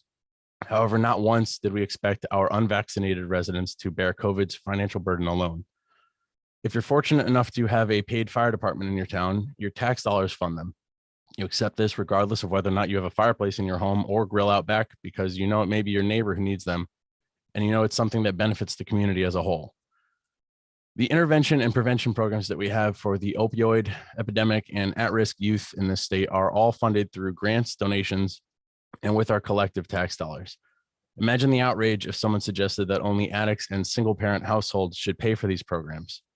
Hearing my fellow residents advocate for this to be put on lawful gun owners is not only offensive, but it's disappointing as well. Every gun death is preventable, whether it be negligent, in anger, or in the case of over 2/3 of them at someone's lowest point. As a gun owner, I am completely in favor of a program that would work to prevent these deaths. And I agree with people like Joanna Schubert, who we heard earlier. We appreciate all the work that people like you do and organizations like yours do, because it benefits us all as a state and as individuals, as gun owners as well. I am, however, opposed to one that is punitively funded by any single group of people, and one whose resources and effectiveness are determined by how much ammo we buy, if we even buy it in the state at all.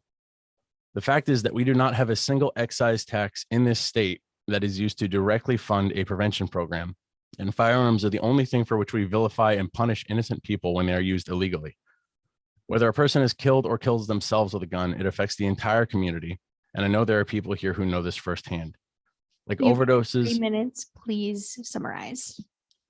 like overdoses and gang violence, we should be preventing gun deaths as a community as well, but we cannot do this without working together, and bills like this do not help. Thank you all for your time. And if you have any questions, I would be happy to answer them. Any questions for Mr. Gray? Seeing none. Thank you. Thank you. I'm sorry, Mr. Levine. That's okay. Albert Gray, Hey guys, can everyone hear me? you can. All right, my name is Albert Gray. I'm the owner of ELG Firearms in Connecticut, a small local gun store. Our mission is to spread awareness in our community and get people to get on the path to responsible gun ownership. And I have to oppose House Bill 5653 for the excise tax because it will hurt our mission and cost people more money to enjoy their freedoms, learn, and be comfortable in a culture that's already struggling to exist in the state. I am sneaking away from work, so I wanted to make sure I got on and supported those of us that have already spoken and that will continue to speak to oppose this excise tax in Bill 5653. I'll yield the rest of my time unless there are any questions. Any questions for Mr. Gray? Representative Cheeseman.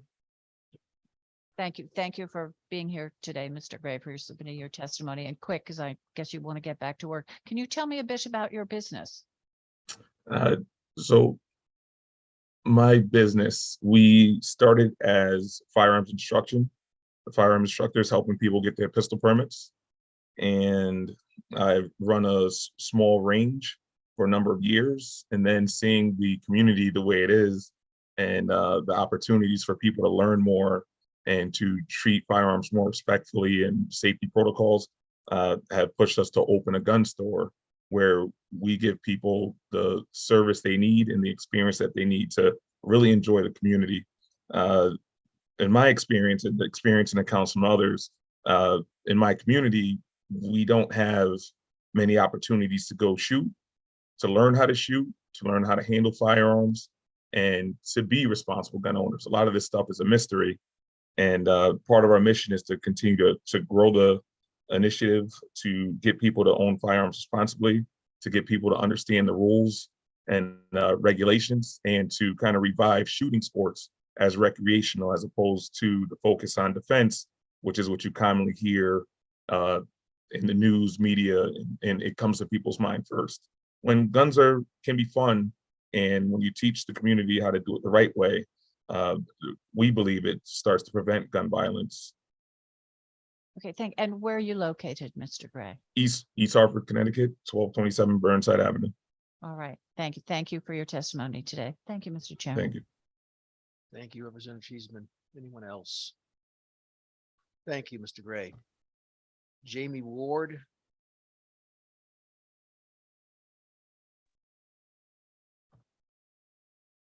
Jamie Ward. That's me. There you are. Thank you, members of the Financial Committee and Revenue Bond Committee. My name is Jamie Ward of Basel, Connecticut. I oppose HB 5653. The bill makes it harder to train, more expensive.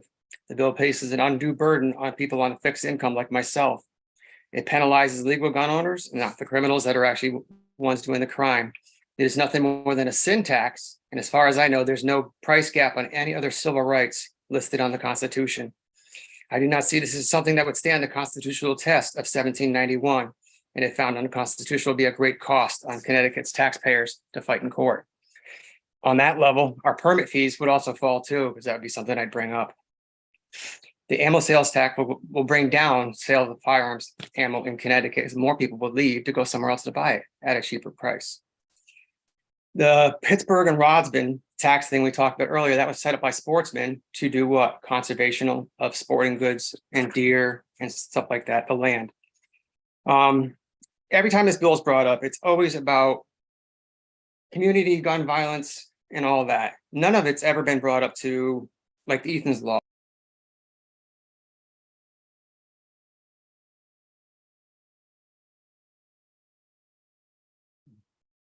Mr. Ward, we cannot hear you. Every time this bill's brought up, we've had this discussion. It's always more of an anti-gun push. Ethan's Law passed a couple of years ago, and it's never added to being funded. It's allowed in schools, but nobody will fund it. That's part of it. I see that as an agenda pushed one direction. I oppose the bill greatly. Any questions? I'm here. Thank you, Mr. Ward. Jeff Bausch.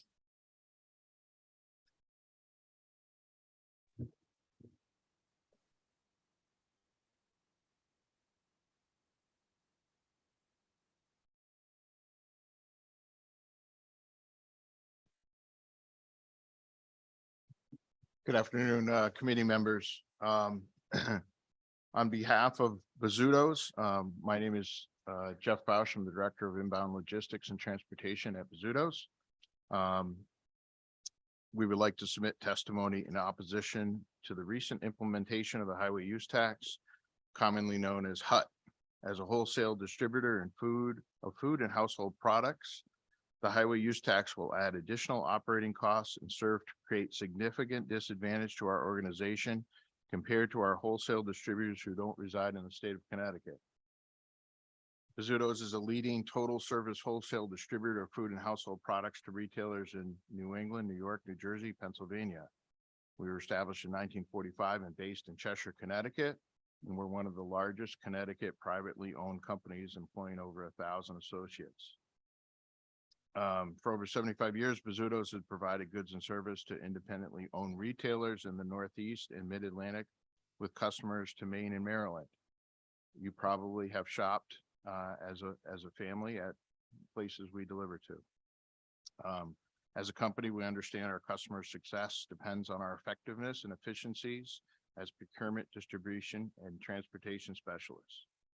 This tax has a potential to impact future growth and investments and future jobs for our company as well as others in Connecticut.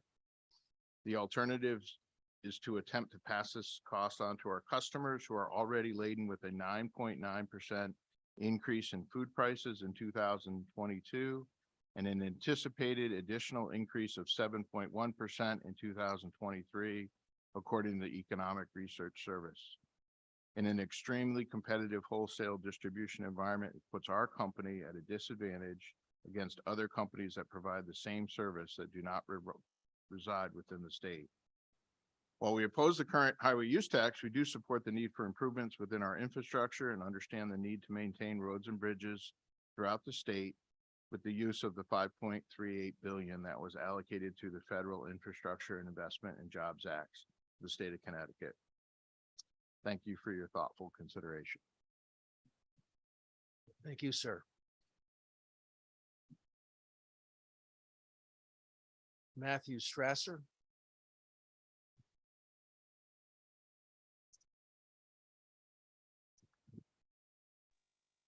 Good afternoon.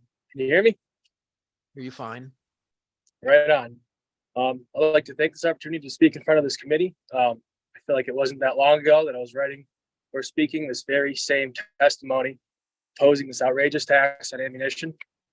It seems that no matter how many times this bill is proposed, we keep defeating it, keeps reappearing before us as if we weren't heard the first time. Of course, I again strongly oppose House Bill 5653. I'm glad that there are legislators in Hartford who agree we have a gun violence problem. However, there's a gun violence problem. There are a lot of statistics from those in support of this bill, but none of them change the fact that we're going after the wrong people here and trying to blame the legal gun owners of the state for the problems and the shortcomings of the criminals. For a decade now, you've needed a permit to purchase ammunition in this state. It's no secret that the criminals engaging in this violent crime in our major cities are not legal permitted gun owners. There's not one reason why a legal gun owner should be targeted to foot the bill for those that do not and cannot travel the appropriate legal avenues for legal firearm and ammunition ownership. This proposal is unjust, classist, and unconstitutional. Access to firearms and ammunition should not be determined by your socioeconomic status. The largest group of new firearms owners in this country are minority women. After successfully navigating the difficult permitting process to carry in the state, it would be unjust and potentially even dangerous to further obstruct access to the right to defend themselves.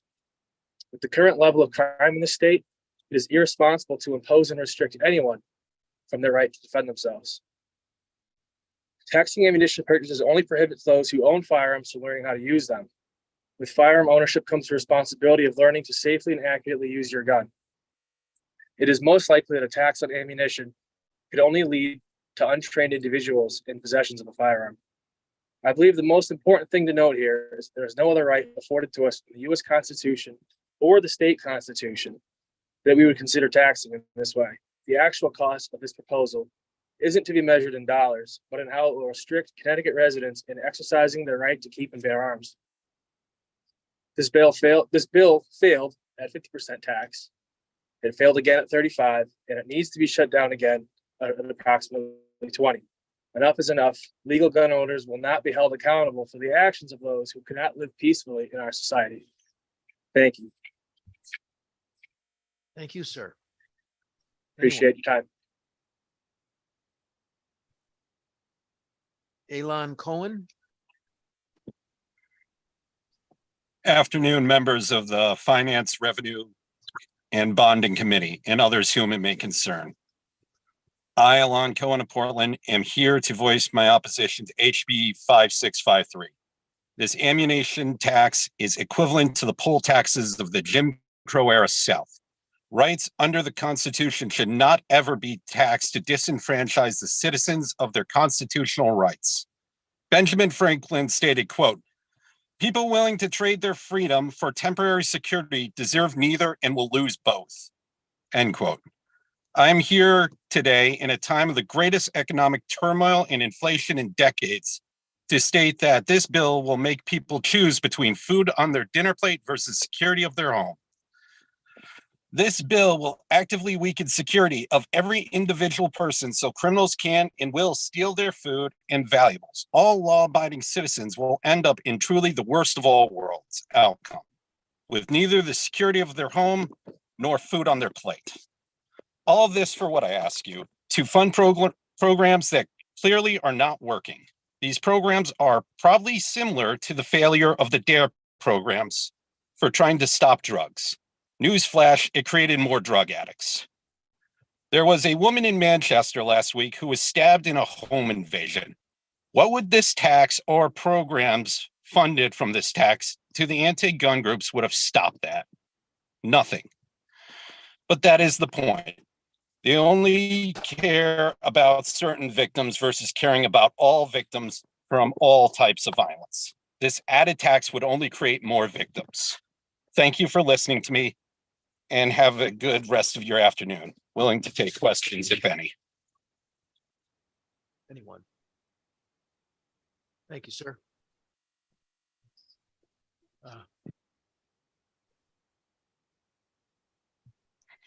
Representative G has a question for you, Mr. Cohen. Thank you, Chairman.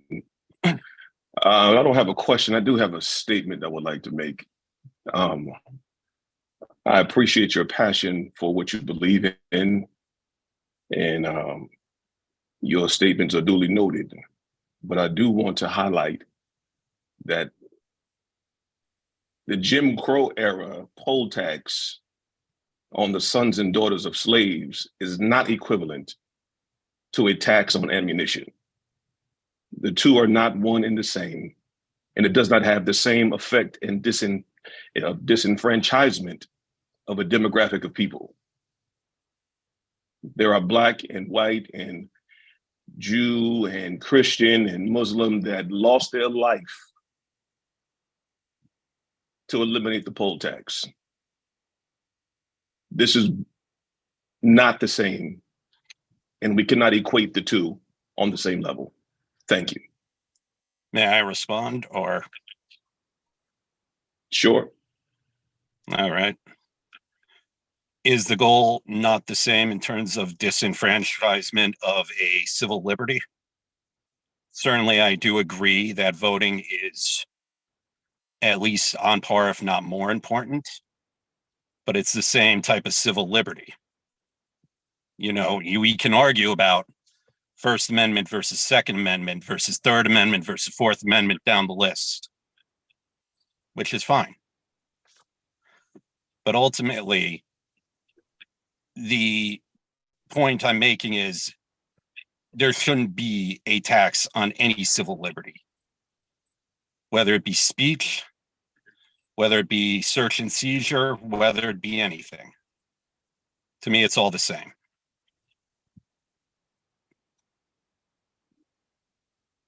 Through the chair, I understand your point. My only objection to what you're saying is that the two are not synonymous. The analogy is what I have an issue with. The Jim Crow poll tax was an egregious moment in American history. A tax on ammunition is not egregious on American history. Thank you, Mr. Chair. Thank you. Any other questions for Mr. Cohen? Seeing none. Jeremy Stein?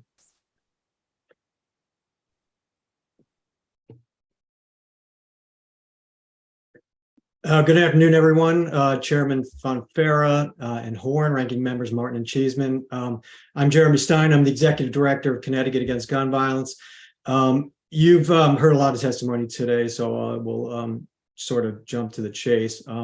I also sit on the newly established commission on the prevention and intervention of community gun violence that was established last year.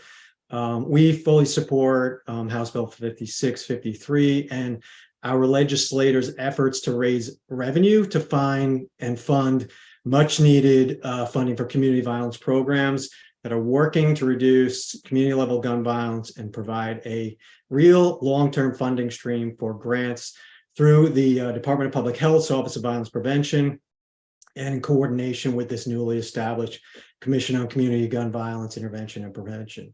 2021 saw the highest level of gun violence in 25 years in Connecticut. We know that the annual cost of gun violence in Connecticut is about $1.2 billion every year. Hard costs, direct costs of gun violence to the taxpayers estimate about $90 million, with the overall directly measurable costs totaling about $430 million each year.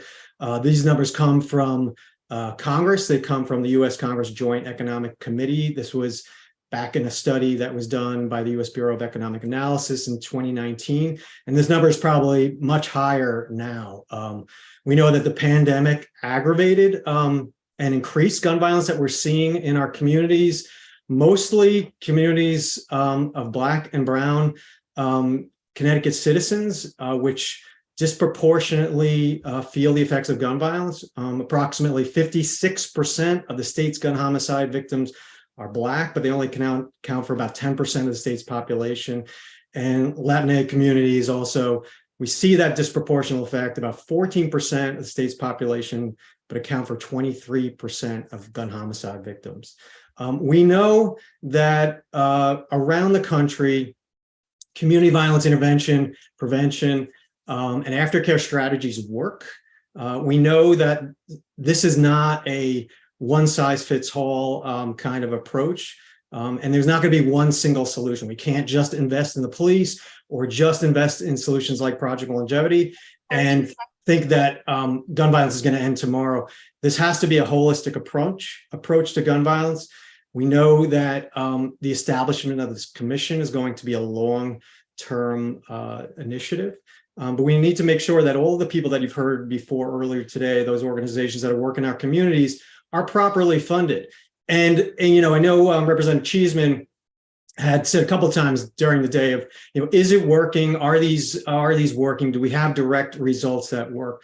Well, we know it isn't going to be that easy. It isn't going to be that quick. And we may invest today and not see results for several years. But we know that from studies that we've seen from years past in places like Los Angeles and in places like Massachusetts, where they have had long-term investment strategies into community violence intervention and prevention, we've seen dramatic effects on reduction of gun violence. Even in Connecticut itself, in the investment in programs like Project Longevity, we've seen dramatic decreases in gun violence, about 30 to 40% in places like New Haven. So these overall strategies are important. The question always becomes, where does the money come from? And I know from hearing the governor's report about the budget, it seems like there is going to be little money to spend on things that we haven't thought of in the budget before, and there needs to be a constant stream for community violence intervention and prevention strategies. What better way than to create a tax or some type of taxation that is going to directly fund these strategies? And this will ensure long-term investments in our communities, make sure that ARPA funding we're going to see disappear in about a year, that makes sure that we're not creating any type of funding cliffs. Okay. I'm almost afraid that Representative Zupkis to have you ask a question. Okay, thank you.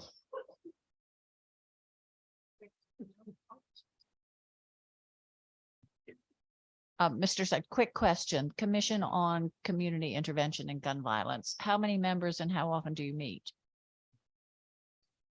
Now he's muted. You're muted. Yeah, I keep getting muted.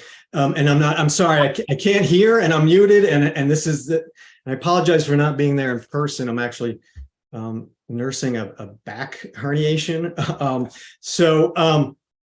Representative Cheeseman, I think I don't know the exact number. I think it's like somewhere between 10 and 15 members. It's in the statute that was passed a couple of years ago. We meet, it depends on the Department of Public Health's schedule, but we've been meeting, I think, once every couple of months. This is something that just started only about 6 months ago, I believe. And this was just instituted in the last legislative session. So it's fairly new. Okay, thank you. Thank you, Mr. Chairman. Representative Zupkis, would you like to ask your question? Thank you, Mr. Chair. And this will be a quick question. Mr. Stein, how much money do you see this bringing in? It's hard to know. It depends on the taxation level. I think the current, I think the current proposal was 5 cents for rounds of ammunition. And I think it really depends on, I don't know the exact numbers of how much ammunition is being sold in the state of Connecticut. But I think, any amount is going to be helpful in reducing strategies, even, if it's the amount of tax that is the issue, okay. Right? I wanted this to be quick. So I was just curious if you had any idea, and was curious that you would be, I'm sure, asking for some of this money. Is that correct? Just yes or no? No, the answer is no. Connecticut Against Gun Violence, we've been very clear from the establishment of this commission that we are not looking for any of this money. That we are looking to make sure that money from the state is going to fund community-based organizations, evidence-based, evidence-enforced solutions that are going to reduce gun violence. We try to promote strategies, legislation, common sense gun laws that are going to act to reduce gun violence. But there are organizations that are working boots on the ground, that are doing this kind of work in the hospitals, in their communities, after a shooting happens. These are the types of organizations that we are asking the state to fund. It has nothing to do with funding Connecticut Against Gun Violence. Thank you. Thank you, Mr. Stein. I'm sorry, Representative Barry. Thank you. Thank you, Mr. Chair. Hi, Jeremy. Quick question. Do you have any thoughts on how to deal with the illegal gun activity that we are seeing in many of our urban areas? Yeah, absolutely. And I'm sorry, who was the question from? I couldn't see on my Representative Barry. Oh, hi, Representative Barry. Yes, absolutely. I mean, there are a lot of strategies that we can employ, and that is the whole purpose of creating a commission on community gun violence intervention and prevention. And the idea is that we get together law enforcement, researchers, community members, survivors, community-based organizations that are doing this kind of work to make sure that we're creating holistic strategies. But I think the best way to kind of look at this is that we need to invest in those types of strategies that are going to help build communities, increase quality of life. And really looking at this in terms of 3 buckets, we're looking at those organizations that are doing prevention work, those organizations that are doing intervention work. That means intervening when there is a shooting or about to be a shooting, and then those organizations that are working towards providing aftercare services for survivors and family members that might have succumbed to gun violence. We've already seen plenty of strategies that have a lot of success throughout this country and even in Connecticut. Those are, hospital-based organizations, community-based organizations that are doing group violence intervention, as well as, policing initiatives like Project Longevity and other types of initiatives that are working with police and law enforcement to address group violence. These strategies have worked in Connecticut. They've worked around the country. But we also have to explore other options. There may be initiatives that are working in communities, something as simple as building parks, greening spaces, building community centers. There have been initiatives in Newark, New Jersey, and other cities that have looked at very low cost ways to reduce gun violence by taking empty lots and then turning them into community centers, or empty lots and turning them into parks. Those have been very inexpensive but very effective ways to reduce gun violence. But I think the idea is that there are a lot of ideas, there are a lot of organizations. One of the purposes of this type of commission that we have in Connecticut is to really study the problem, really to make sure that we're looking at all solutions, and we're using our money in the state of Connecticut in the most effective means, which does mean build accountability into this. It's not just funding organizations because we funded them in the past. It's about making sure that that funding is working, making sure we're doing it effectively and efficiently, and then looking for federal funding and state level funding to do this. The Biden administration, through the Bipartisan Safety Act, has authorized $250 million to CVI strategies, and certainly that is money that we anticipate is going to be continued throughout the rest of funding not only Connecticut but other parts of the country. Thank you. Anyone else? Thank you. Derek Reeves. Yes, good afternoon. I'm here to give a strenuous opposition to Bill 5653. The language of the bill text raises great concerns as this excise tax is to be implemented to basically finance grants through this community gun violence prevention program. I've looked at the list of the members of this community group, and it reflects a singular point of view. And what I find to be the biggest disgrace about all of this, not just this bill, but Governor's Bill number 16 and others in the past, is what is this fixation with gun violence? What happened to other forms of death? Is it just not worth our time anymore? It's bizarre to me that gun violence is the only answer we have. I guess you just have to be shot en masse to get sympathy from people. It's unnerving.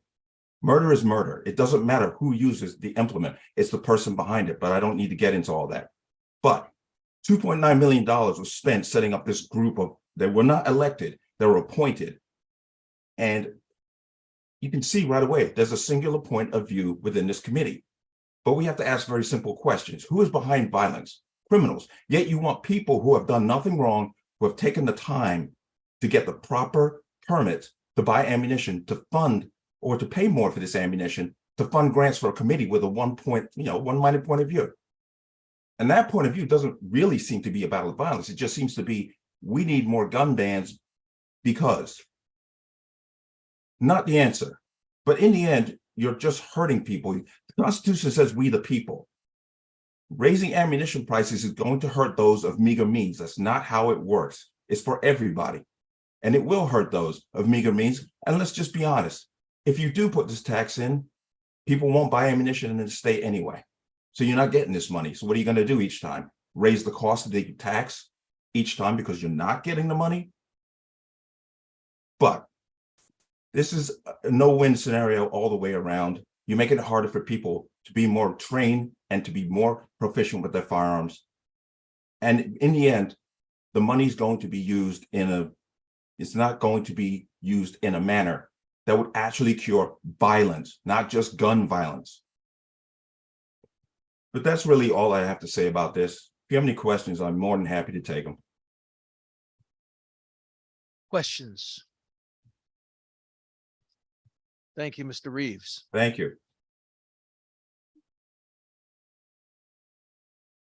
Jason Levy. Yep. Thank you for the opportunity to speak in firm opposition against Bill 5653. I don't know why this bill keeps coming back. The merits of it have been debated 2 or 3 times in the past. The facts of it haven't changed.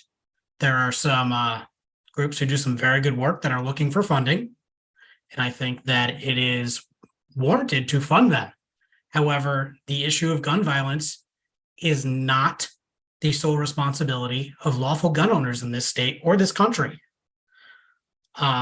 As you guys have been presented evidence earlier today, lawful permitted gun owners are the lowest, or among the lowest crime committing demographic in the country, below that of even law enforcement. And here we are again, being told that we are specifically solely responsible for the gun violence problem. It is a societal problem. It's a very big problem. But those of us who are going through the proper channels to become lawful permitted gun owners are not causing this, not in any way. I'll say what I've said the previous times this bill has come up. Gun owners in this state will not pay this tax. We will simply go out of state to buy ammo. It's not that far to a number of states that don't have this tax, and we will gladly go make that drive if you force our hand. So you will not get the revenue for these programs. You will lose sales tax revenue. We will lose out on Pittman Robinson revenue. This will be a net negative if you impose this. I do think that this committee should look at funding these organizations, because I do think that they do good work, and it will be good for all of us, but not on the backs of gun owners. It is not our sole responsibility to fund all this. I don't know why this keeps coming up. It's been hashed out enough, and I hope we don't have to do this again. I'm happy to answer any questions. Questions for Ms. Levy? Thank you, sir. Thank you. Carolyn Marquis.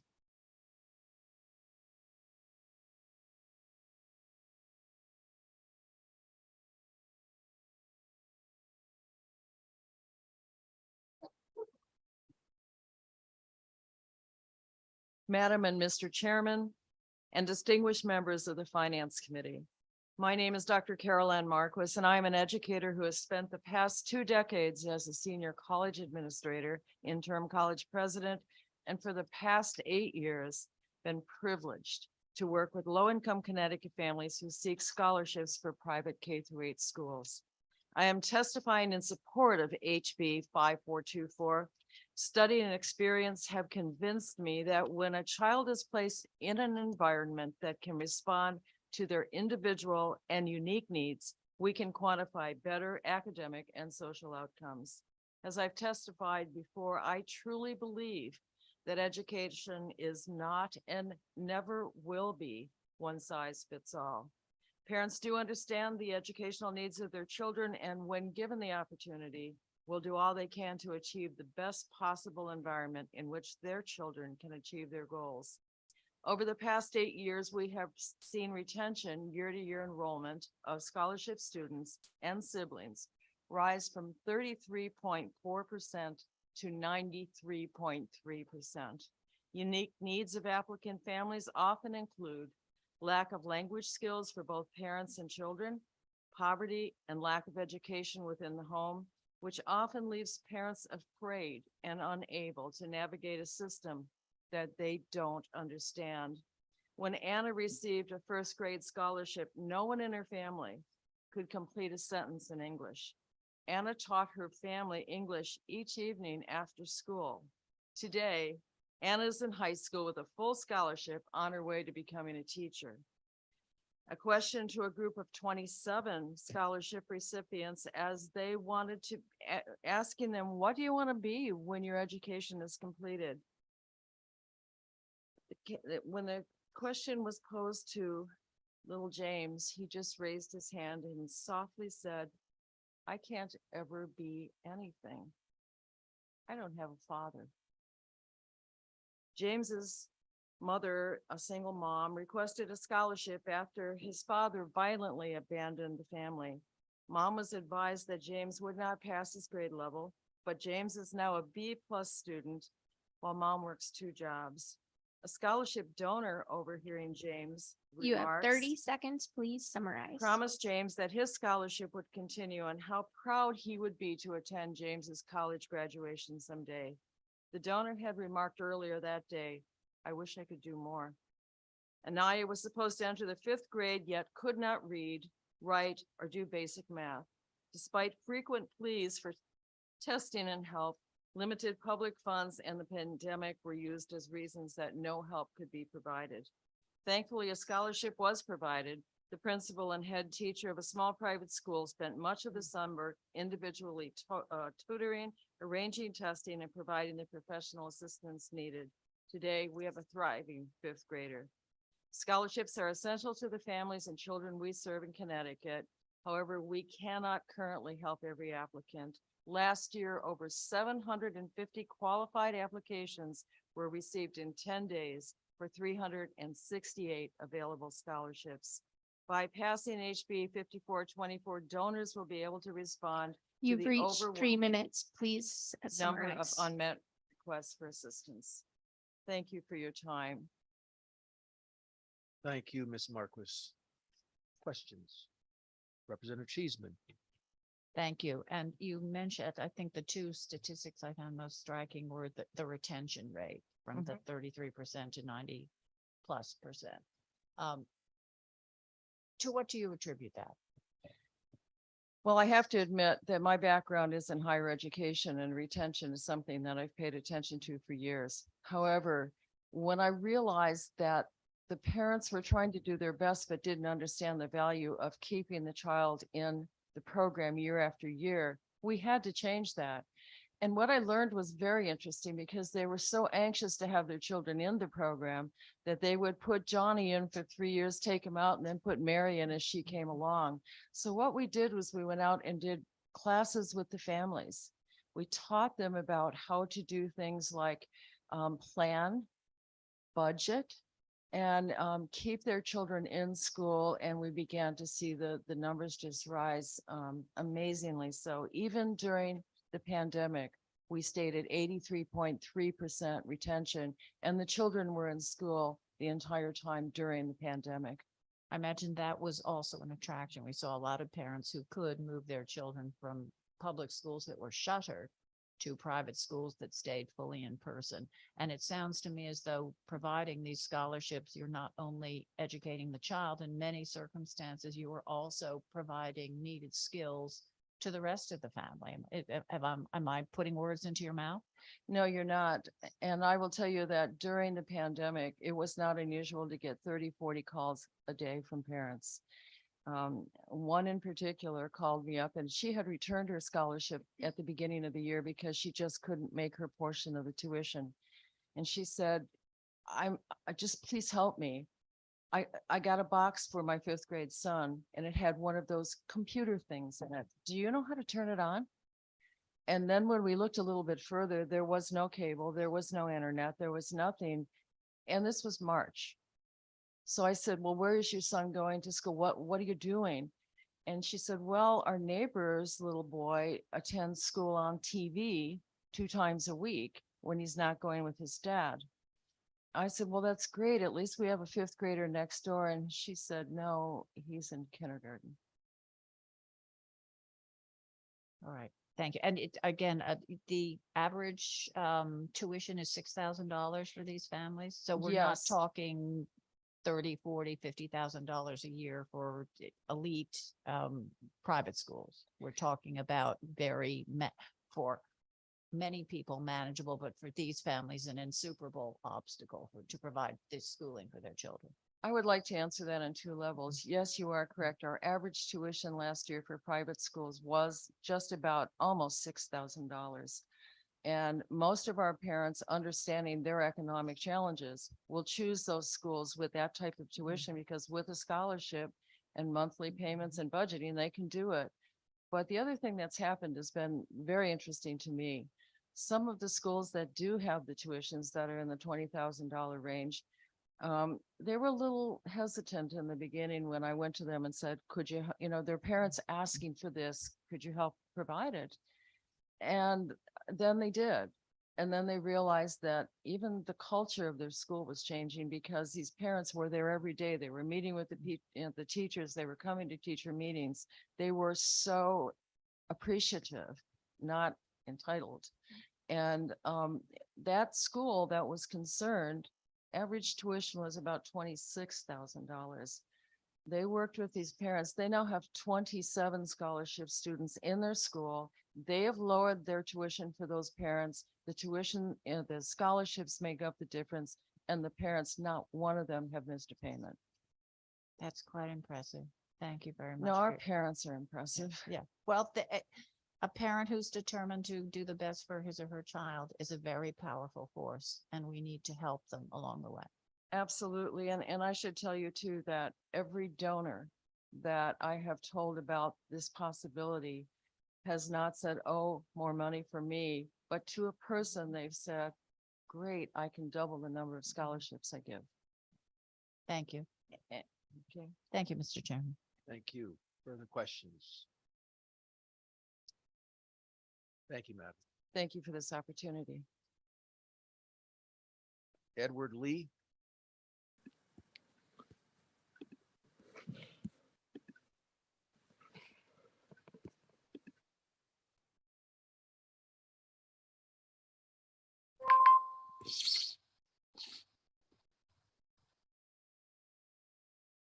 Mr. Lee, please proceed.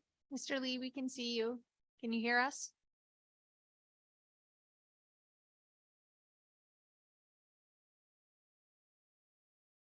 Mr. Lee. We'll come back. Jeanette Bailey.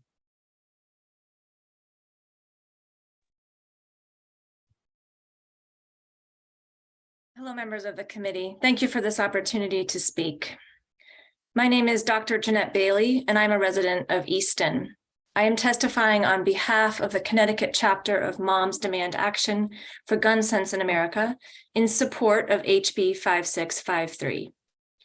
I am also a public health researcher and professor of public health. Gun violence is now the leading cause of death for children in America, making it the most urgent public health priority, requiring the most immediate action. Each year, gun violence costs Connecticut $2.6 billion, of which $57.1 million is paid by taxpayers. National estimates suggest that averting even a single gun homicide saves our government $464,000. These costs associated with gun violence, including the costs of law enforcement, criminal justice, and healthcare, greatly outweigh the cost of investing in evidence-based prevention programs. And obviously, these substantial costs cannot capture the pain of losing a loved one or the trauma of young people subjected to violence. We have strong evidence from research trials of community-led intervention programs in Philadelphia, New York, and San Francisco that these programs work and significantly reduce the rate of shootings.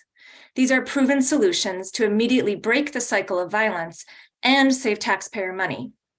I've heard the committee ask questions about the specific evidence behind these programs, so here is some of that evidence. A 2017 evaluation of Philadelphia's Cure Violence program found a 34% reduction in the rate of shootings, while matched comparison areas did not. A 2017 evaluation of cure violence in 2 New York neighborhoods found a 37% decline in gun injuries and a 63% decline in shooting victims compared to matched neighborhoods.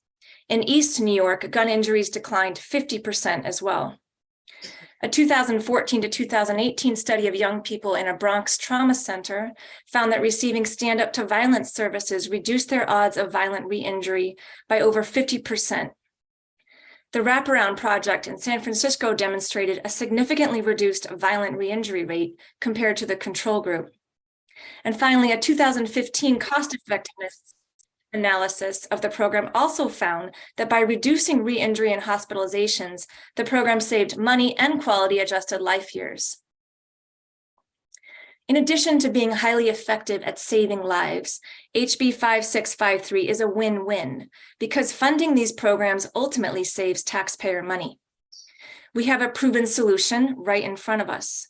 In the face of a public health emergency, we must take immediate action, and HB 5653 is based on evidence-based policy that works. On behalf of Moms Demand Action, I ask you to support HB 5653. Thank you. Thank you, Dr. Bailey. Questions? Thanks very much.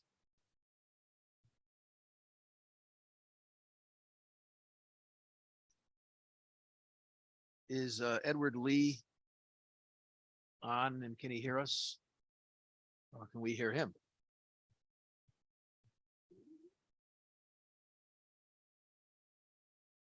We'll hopefully find him at some point. Brandon Mader. Brandon here?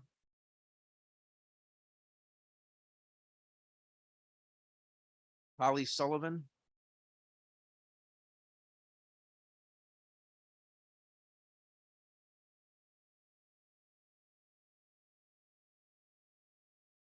Holly Sullivan.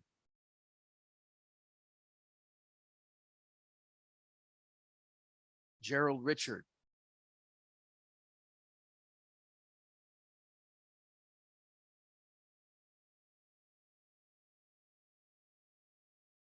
Gerald Richard.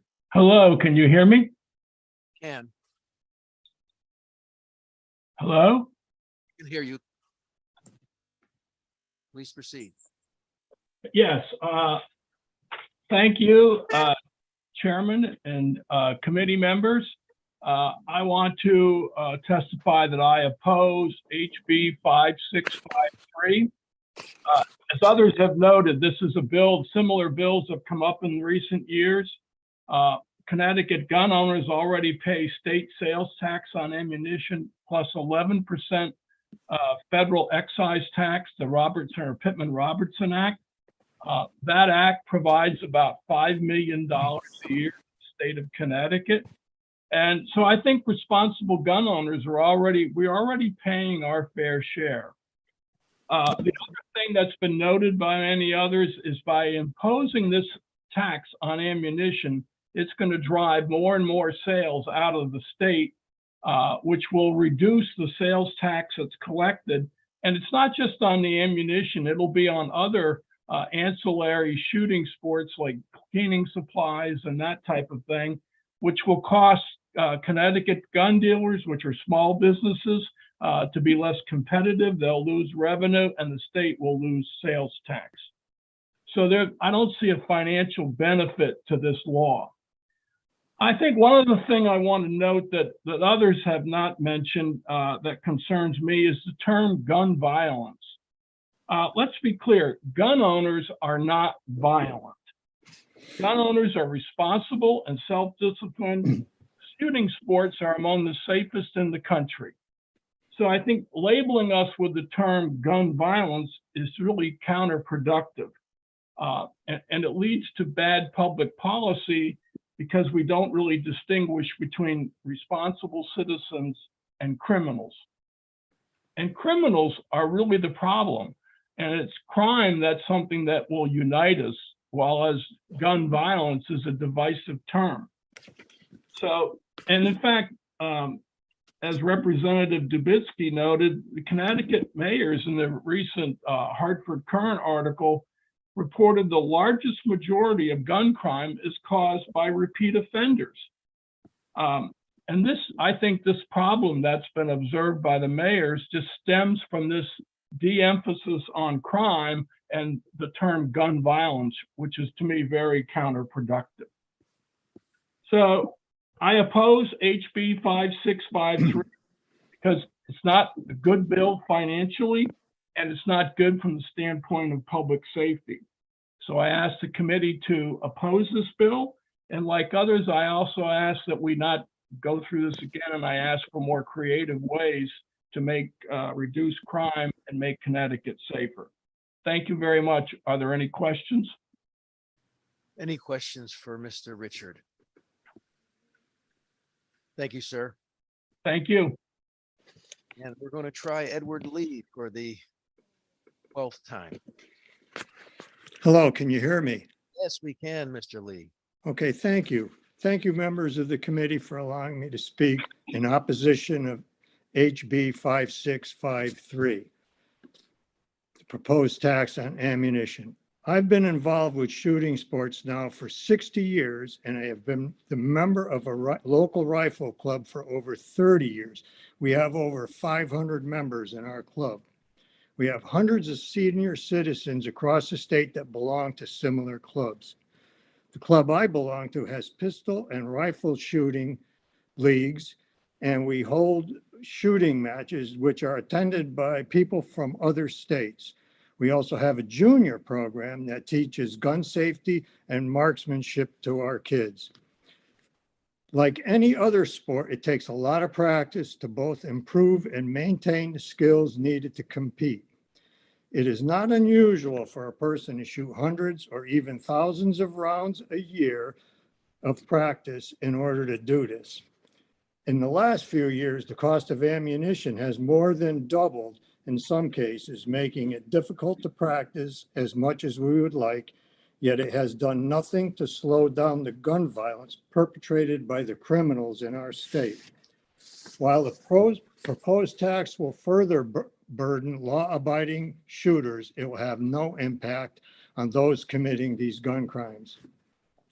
There are thousands of members of sportsmen's and rifle clubs in Connecticut that this tax will have a negative impact on. For seniors and those still raising families, it will be especially burdensome. The issue of gun violence in Connecticut will not be easy to solve.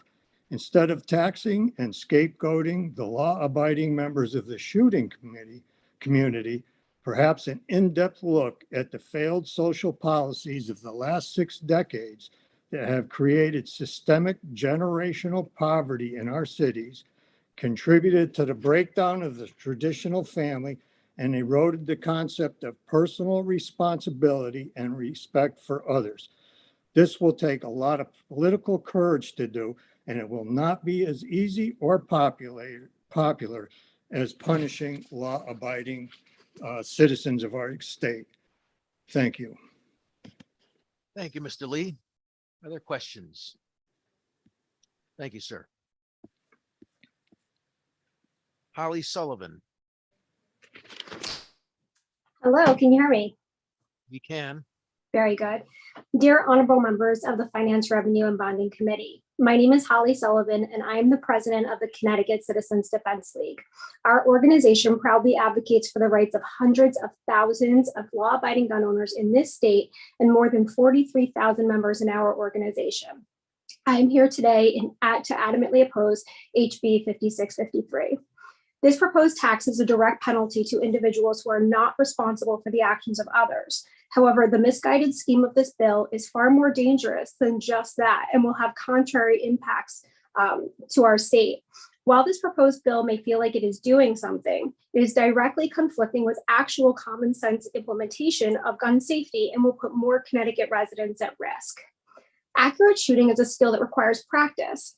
Safe handling skills and proficiencies are developed at the range, and gun owners will often put hundreds of rounds in a day through their firearms, developing the muscle memory to ensure that in a stressful situation, they will be accurate. This tax will make make practice cost prohibitive, but only for some. This proposed bill will absolutely have a disproportionate impact on low-income Connecticut residents.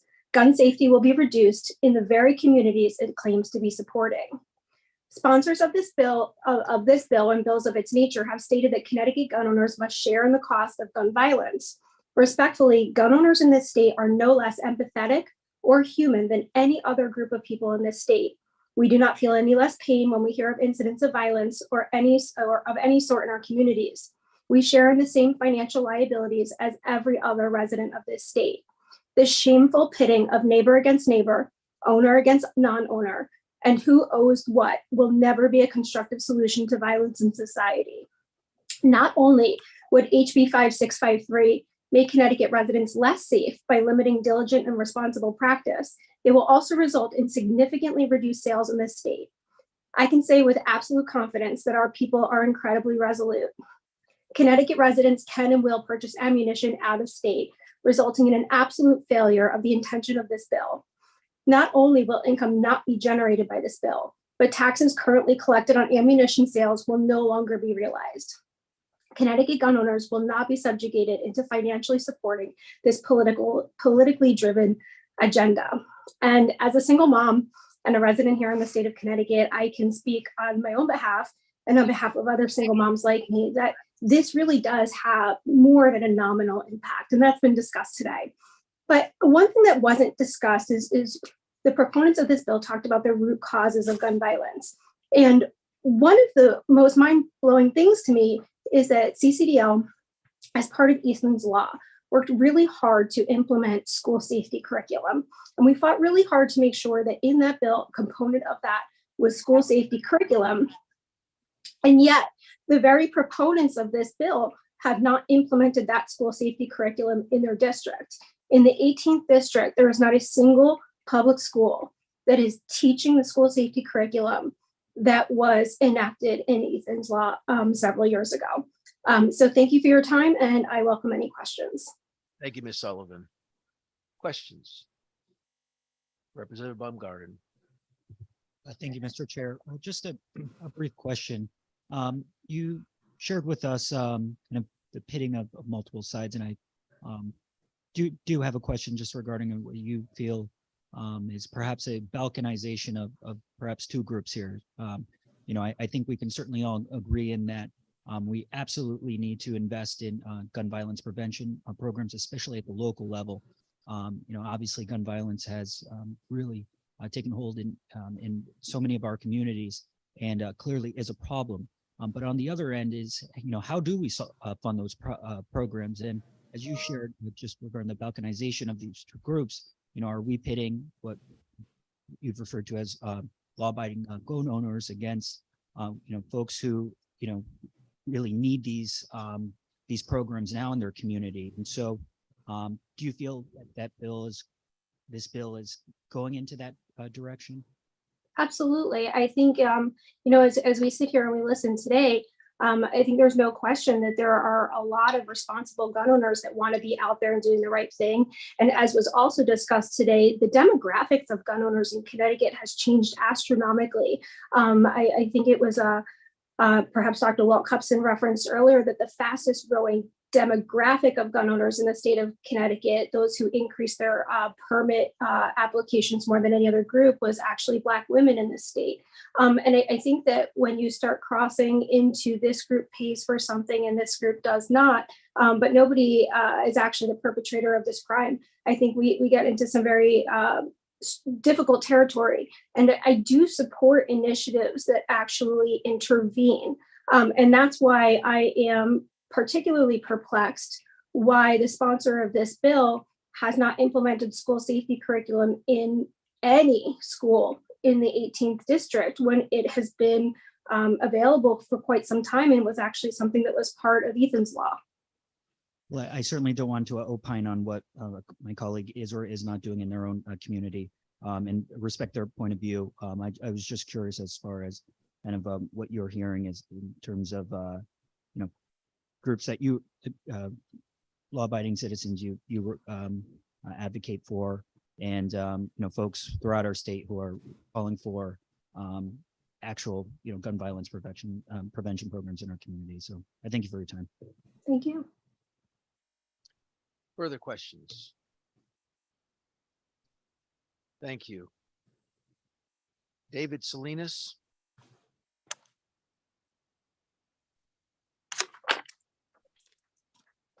Hello? Can you hear me? Please proceed, sir.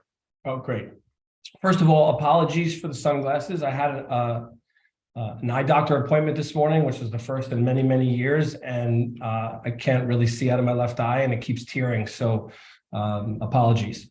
Good afternoon, Chair and Vice Chair and other members of the committee. I want to thank you for your time today and allowing me to speak in favor of HB 5413, an act authorizing the deduction of certain business expenses by cannabis establishments. My name is David Salinas of Milford, Connecticut. I'm a husband and father of 3. I'm a serial entrepreneur here in the state. I've founded multiple successful companies here, including District, the technology and innovation campus that's home to the most successful co-working space in the state. I've been an angel investor to many companies in the state and a mentor in several startups here as well. Today, I testify before you as a co-owner of Let's Grow Hartford, LLC, a minority-owned cannabis company where all of our owners are Connecticut residents. We do not have any multi-state operators, private or public, corporate partners or investors in our business. We are led by a woman of color from Hartford with a great vision for social equity here in the state. And I'm testifying to express my strong support for the removal of IRS Code 280E from Connecticut's cannabis tax code. For starters, I think we should look at 280E.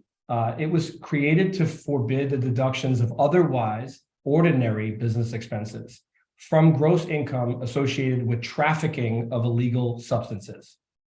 First, ordinary business expenses, I think, require a little definition. Rent, salaries, contract labor, equipment, storage, interest, utilities, insurance, all things that every business uses as a deduction from their bottom line. Second, cannabis is no longer an illegal substance in the state of Connecticut. The people spoke, majority of Connecticut adults were in favor and proponents of cannabis legalization, and the legislation voted to make recreational cannabis legal. Therefore, it's no longer trafficking by definition. Our businesses face a disproportionately high tax rate as it is. Across the board, it's effectively 70%. This creates significant operational costs and often leads to higher prices for consumers. These higher prices push people to the illegal black markets, which can be a danger Please summarize. due to the lack of testing for metals, molds, microbials, and other harmful substances. In addition, it furthers the strength of cross-border transactions happening in abundance today. I think it negatively impacts innovation, which we are known for in this state, and economic growth. And in conclusion, I think the theme that I hear over and over today is that many bills people are talking about people going out of the state. This is the greatest threat to our tax base. For our bill specifically, it will hurt many businesses, Connecticut investors, social equity participants, consumers, and our taxpayers. I urge the committee to support the removal of this Code 280E from Connecticut. It'll be a significant step forward in helping the state's cannabis industry to succeed and promote economic growth. And I thank you for your time and consideration. Any questions for Mr. Salinas? David, before you go, I want to say that I want to thank you for everything you are doing down in New Haven and with the district. I know you've tried to get some of us down there, and the fact that I'm meeting you this way is sort of weird, but you've been a great, your efforts have been very successful, and we are grateful for what you've done in New Haven, and we hope you come to Hartford and other places in the state, but thank you for all your work. Thank you for saying so. Carol Platt-Lebeau, there you are.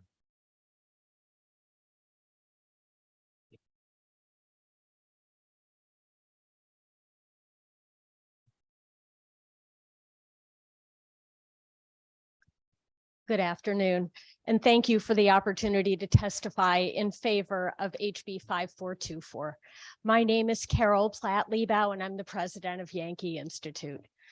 There may be some issues on which we disagree, but we all agree on this. Every child is equally precious, regardless of race, socioeconomic background, religion, disability, or zip code. And because that's true, it's our responsibility to give every child the best education we can. But our children are struggling. COVID-related school shutdowns have placed learning losses at the equivalent of a year or more of schooling, resulting in 6 to 9% lower lifetime earnings for the average student. The losses are even more drastic for minority and low-income children. Opportunity scholarships help students whose needs aren't being met in the current learning environments. They would offer families the opportunity for approved schools, courses, programs, and services that do meet their needs. They would cost our state virtually nothing while still helping students diagnosed with learning disabilities, students from low-income families, and those who've been bullied. They're funded entirely through private donations. So it's a win-win. Actually, it's a win-win-win. Expanding educational access can help revitalize our cities and improve Connecticut's workforce development efforts. Many young families leave our cities when their children approach school age. Bridgeport has the highest rate of family flight in the nation. And opportunity scholarships don't weaken our public schools. In fact, they strengthen them. I just want to emphasize that again, they strengthen our public schools.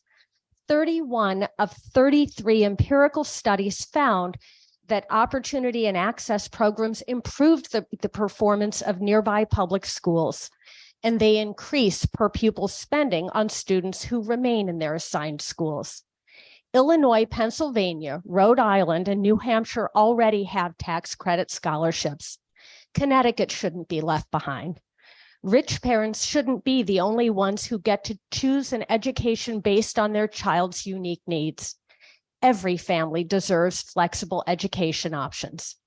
Above all, our state's children need to be able to learn in the educational environment You have that 30 offers them seconds. Please summarize. Thank you. The best opportunity to succeed. Our state's long offered tax credits for film and television productions.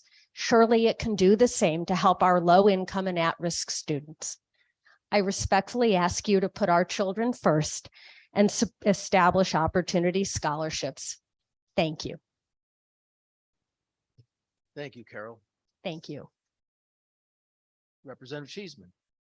Thank you. Thank you. And I'll be quick. I just want to thank you for coming to testify here today. And I think the point you make about the other tax credits we offer, which admirable in their intent to create jobs and increase opportunity, applies even more greatly to this particular proposal. So I want to thank you for continuing to advocate for it. And I'm going to do my best up here. Thank you for being here today. Thank you, Mr. Chairman.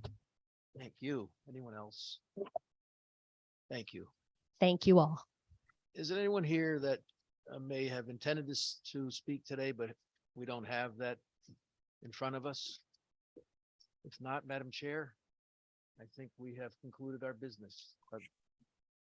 We've been advised by the committee administrator that that is what we have for today. Oh, just ended. So without Just ended. else, then we can adjourn this public hearing. Thank you all for lasting through the day.